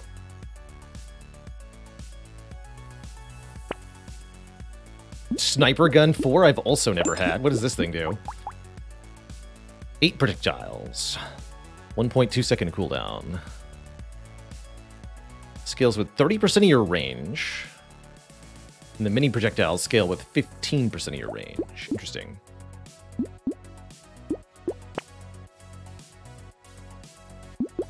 Sure. All right, bosses, I hope you're ready to die. Come at me. Look at that regen! Oh god. Wow, I'd be super dead without Estes Couch right now.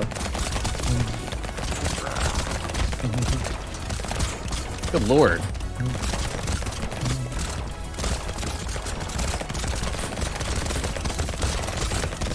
GG. Yeah, what was that? Hey. Show me. Can't mouse over the regen? I can't. Either way, great run. We finally get our community support unlock. 1 attack speed for every current living enemy. GG. GG. Let's do one more. Do it with the mouse, but not the controller. That's right. 1 HP every 0.11 seconds. 9.36 per second. New run. Let's do a random run here. A streamer's random... No, not doing another streamer run. Thank you. Brawler. Start with a fist. It's punching time. He punch. What else does the brawler get? More attack speed with unarmed weapons and more dodge. But starts with a huge range penalty, which makes these very short range fists. Interesting. Seems like a pretty good character. I haven't played the brawler in a long time.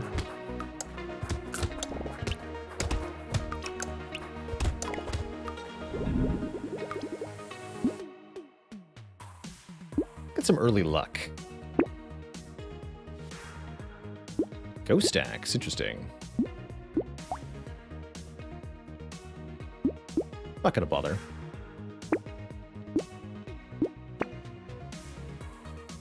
Lemonade's okay, sure. Quad fists. Fists of Fury. Yeah, it feels weird to go back to normal Brotato after playing that weird streamer run.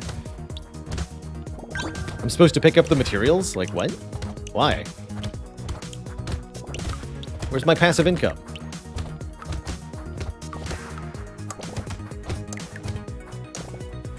It's actually hilariously appropriate the streamer makes money while standing still. That does kind of feel like my life. I make money even when I'm sleeping. Thanks to YouTube.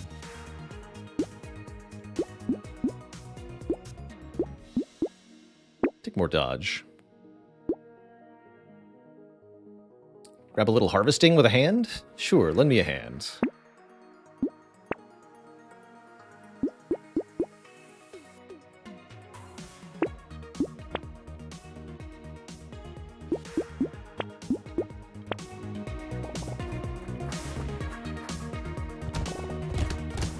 Tonsor says, I earn you money while I'm sleeping. Why, thank you.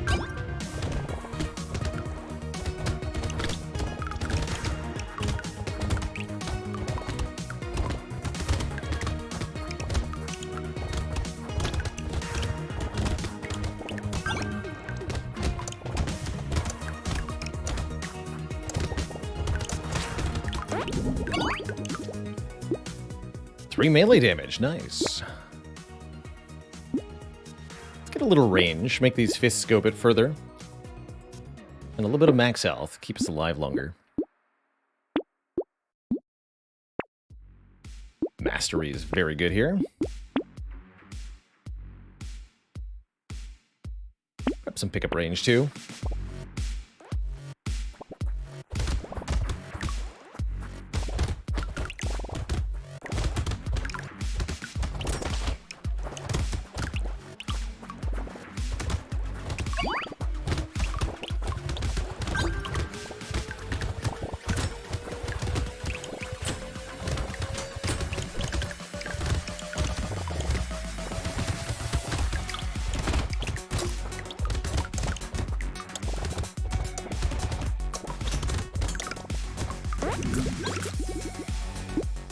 More range.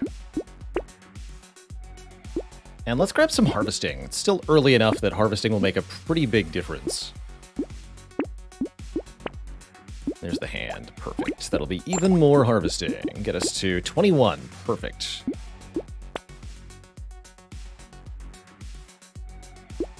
Grab some healing, too. How do I feel about metal detector? Actually, I like it as well. Early metal detector is definitely going to pay off. Passive fist run. Ah. Very good punchline there. Gotta hand it to you, that was a good joke. Really got a knuckle out of me. Wait.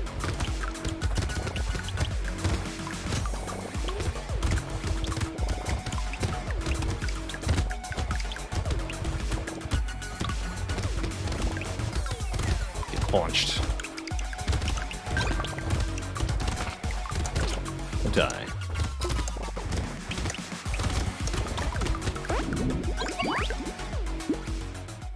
Speed for minus luck. I'll do it. I'll do it. I'm gonna reroll this. 2 armor.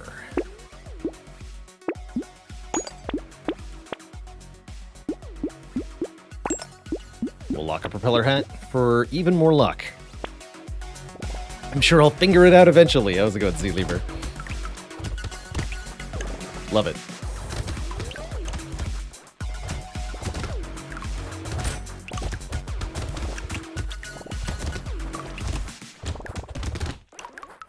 Bonch. Oh god. We're supposed to have pretty good dodge chance, right? I haven't seen any dodges yet. There's one. Just gotta ask for him.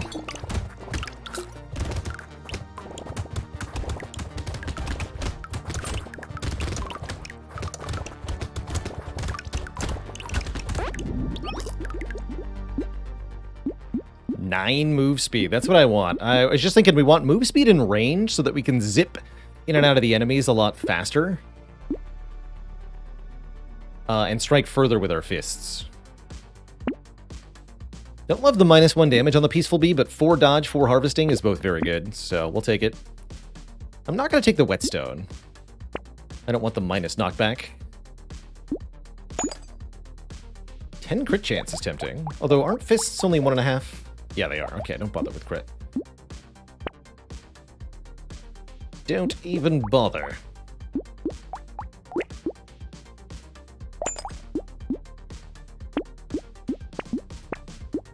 $35 harvesting now. That's pretty good.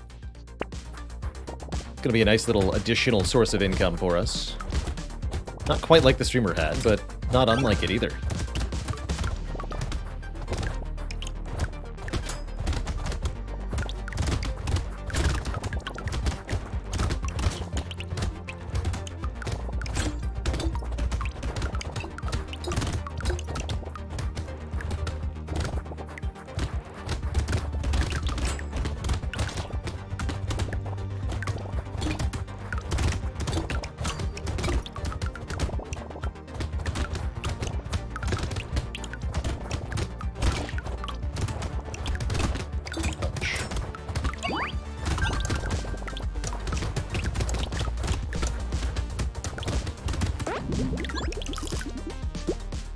That's way too early for handcuffs. I'm sorry, I'm not going to cap my HP at 20.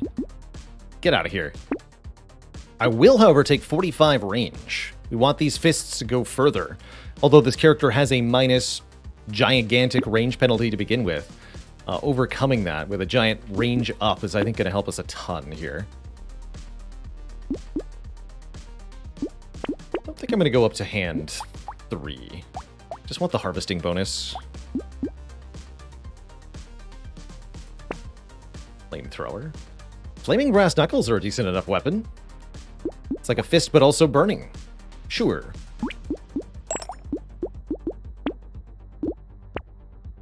Sure, I'll go with burning fists. And you know what? I'll take a gummy berserker. Because I like range that much.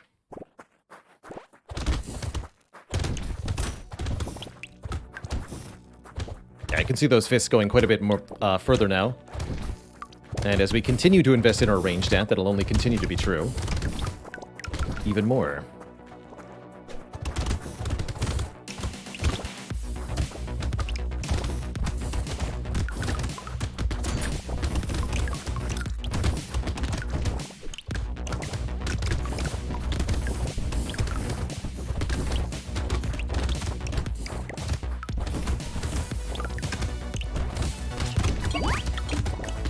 Nobody puts me in a corner.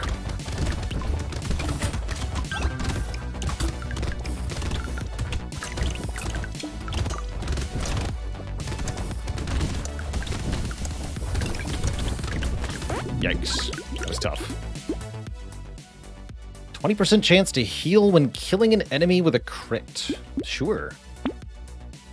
And more speed, also sure.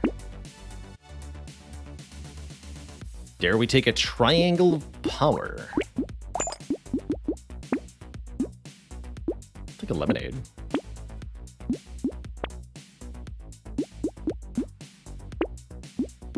%27% move speed now. That's pretty good.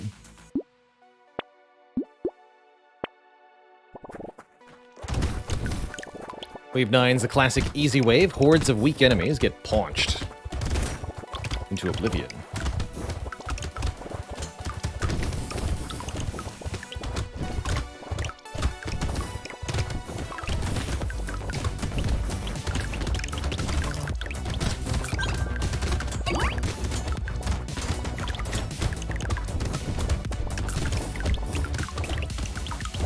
This is where the range stat really helps.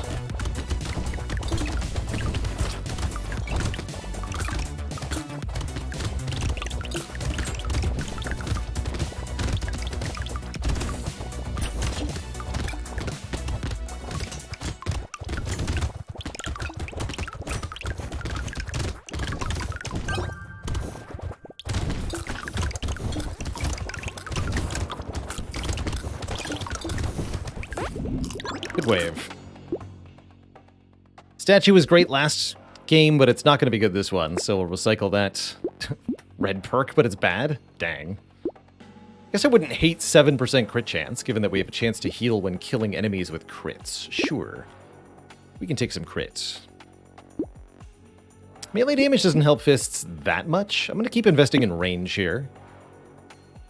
See if that ends up being worthwhile. Alright, I think it's time to lose one of these hands. Get a boxing glove for our fists.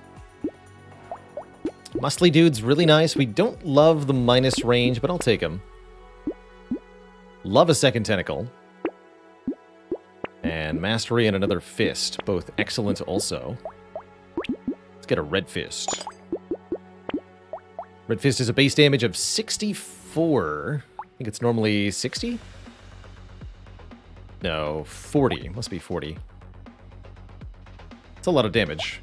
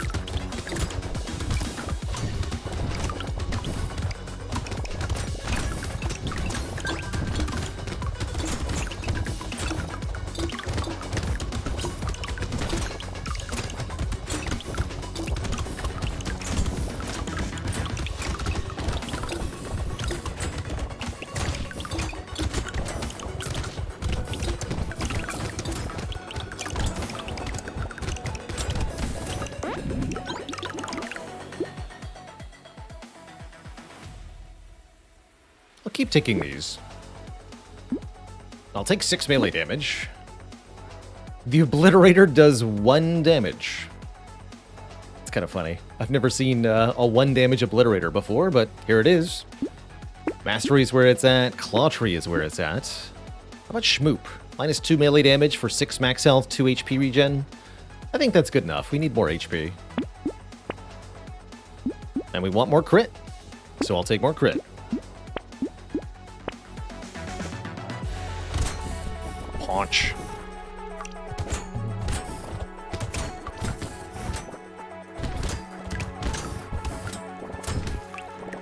Oh, how they fly.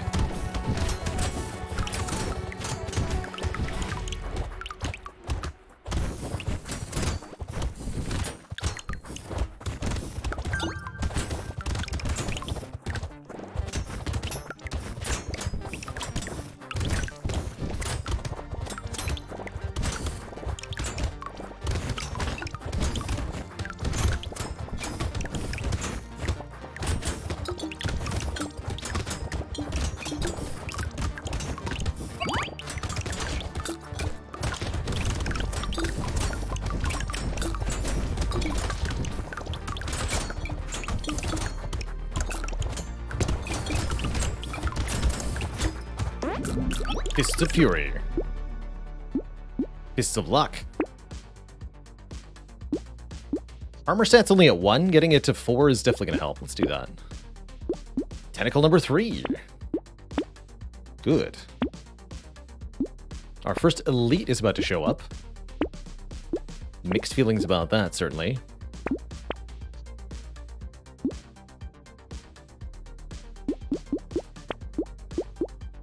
Tardigrade will be useful.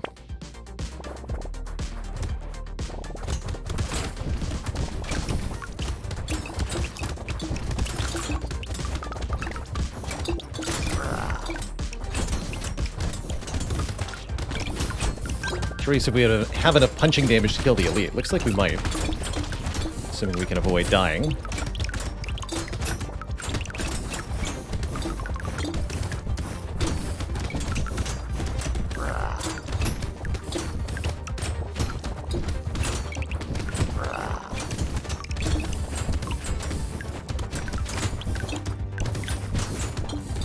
Good.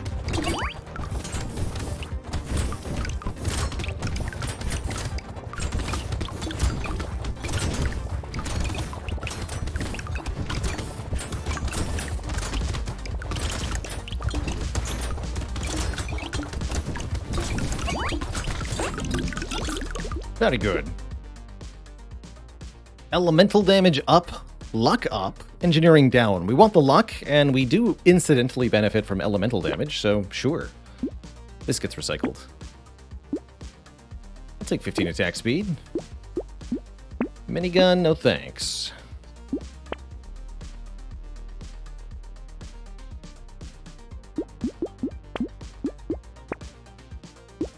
Ten more crit.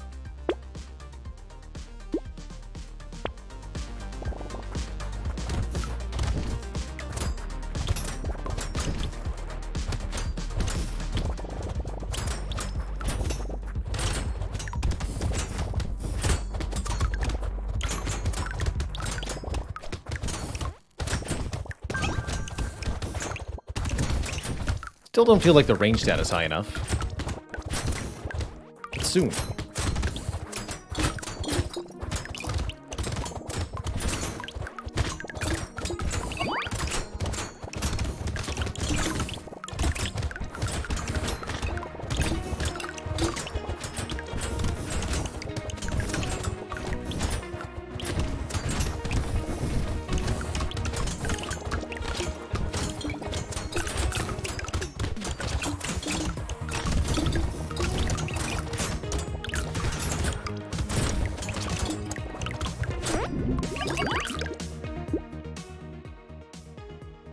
Nah. Yeah. Crit chance. Give me a ton more enemies. I'm ready for it. And I'm willing to buy Energy Bracelet just for more crit chance, putting us up to 51% crit. That's pretty exciting.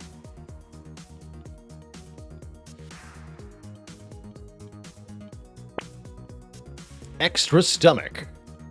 1 max health while picking up a consumable at max HP. Oh yeah. Gonna get lots of consumables thanks to our huge luck stat. Ally was both melee damage and crit. I saw the minus dodge and I said no. Crit up's good though.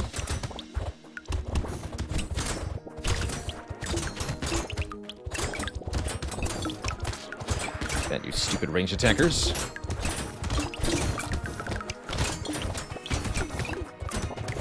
Punches.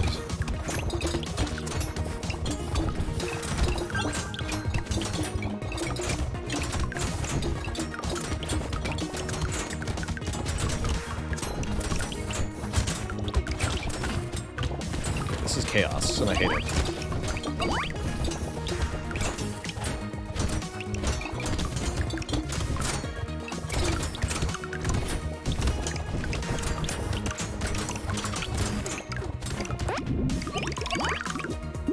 Cool.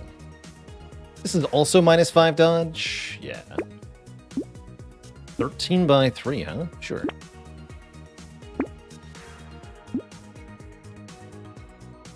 Take 30 more range. It's a horde wave. I'm excited. Kate Engel, thanks for the full year of support. The 12 heckin' months. Good stuff. Here's to many more.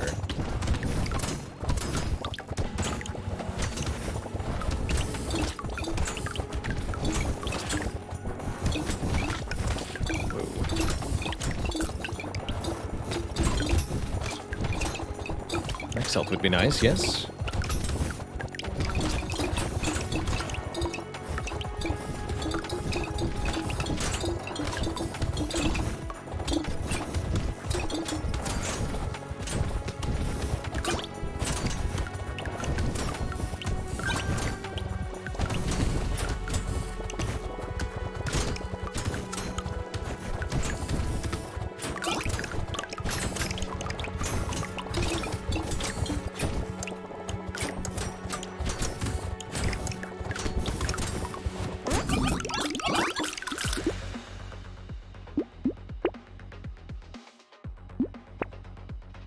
Percent damage. Seems okay.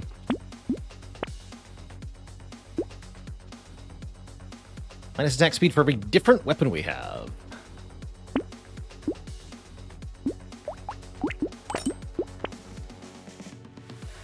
Easy.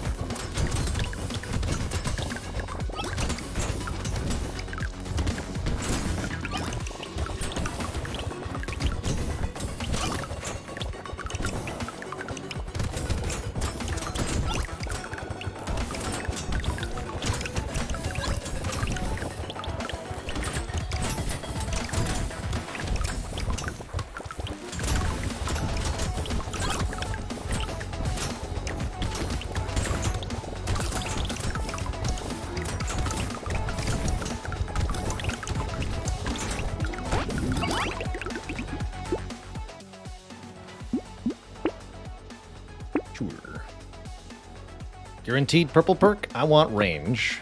There's range.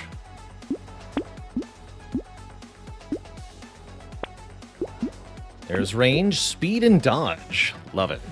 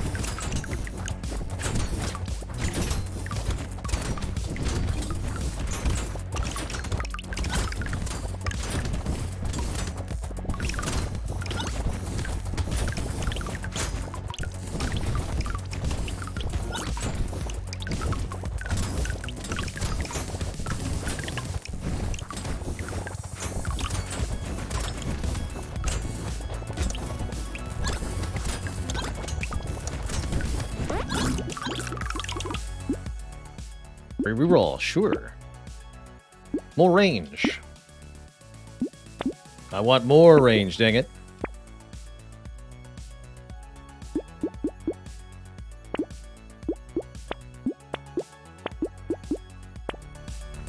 Does Second Stomach have an internal cooldown? Not to my knowledge. It has a 10 per wave max, rather. So yes, there's a cap. Say Peacock for wave 20. Maybe wave 19.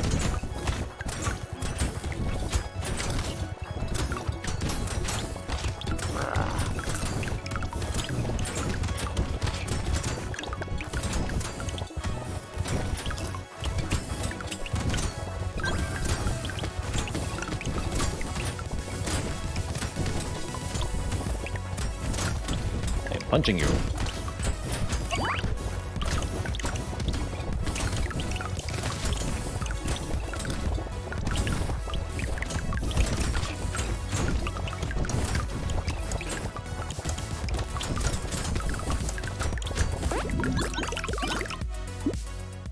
$15 melee damage. I'll take it.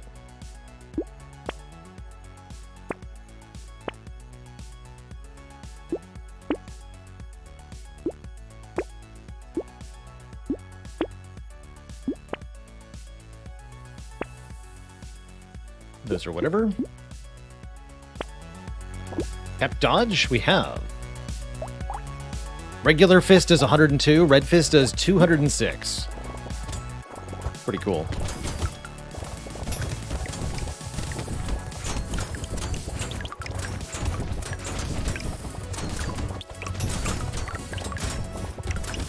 Double XP weekend, let's go. We get level 25? I'm gonna believe.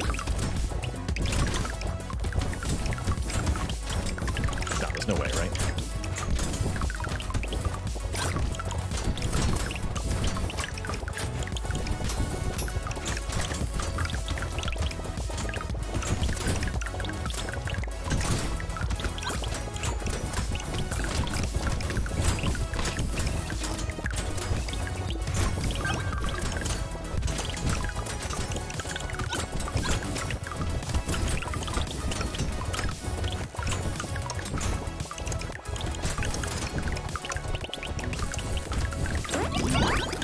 Close, but not quite.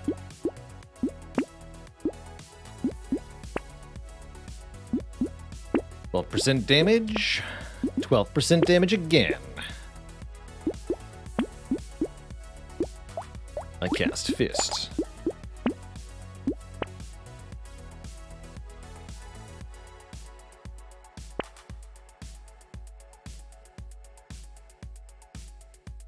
Nothing here really matters that much. There we go. Fist upgrades.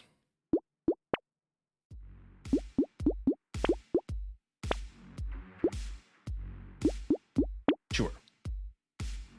So we have 181 range on these fists, taking them from a base of 150 to 240. 60% more range. With which to punch the bosses.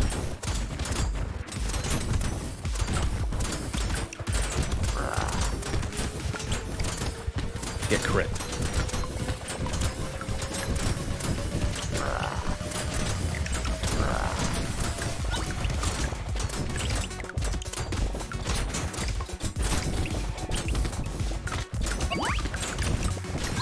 Maximum overpunch. GG. Not too bad. That's a fun one. Brawler is definitely one of the stronger characters, I think. You get huge bonuses to unarmed weapons if you can overcome that minus range penalty like we did. Well, it's pretty good. GG, Twitch chat. GG. Unfortunately, that's going to have to bring us to the end of tonight's show. It was a really good one. We'll be back at it tomorrow, not later than noon Eastern Standard Time. Some Spire and... not sure what else. Not 100% sure. I think we're going to do Civ on Friday and Against the Storm on Saturday. But I'm not sure about tomorrow yet. I'll have a look through the library and see what I want to play. Thanks for watching Twitch Tarek, Crypt Rat Daddy, Ingenol, Dragonwingo, Var, Malak, Carissa, Omega Urza, Oot Lanning, Coco Frio, Frostbeat Games, Riku, and everybody else. Thank you so much for watching. Have a wonderful, wonderful evening. Till next time, this is Baylor staying stay cozy, my friends. Have a good one. Toodaloo. Night-night.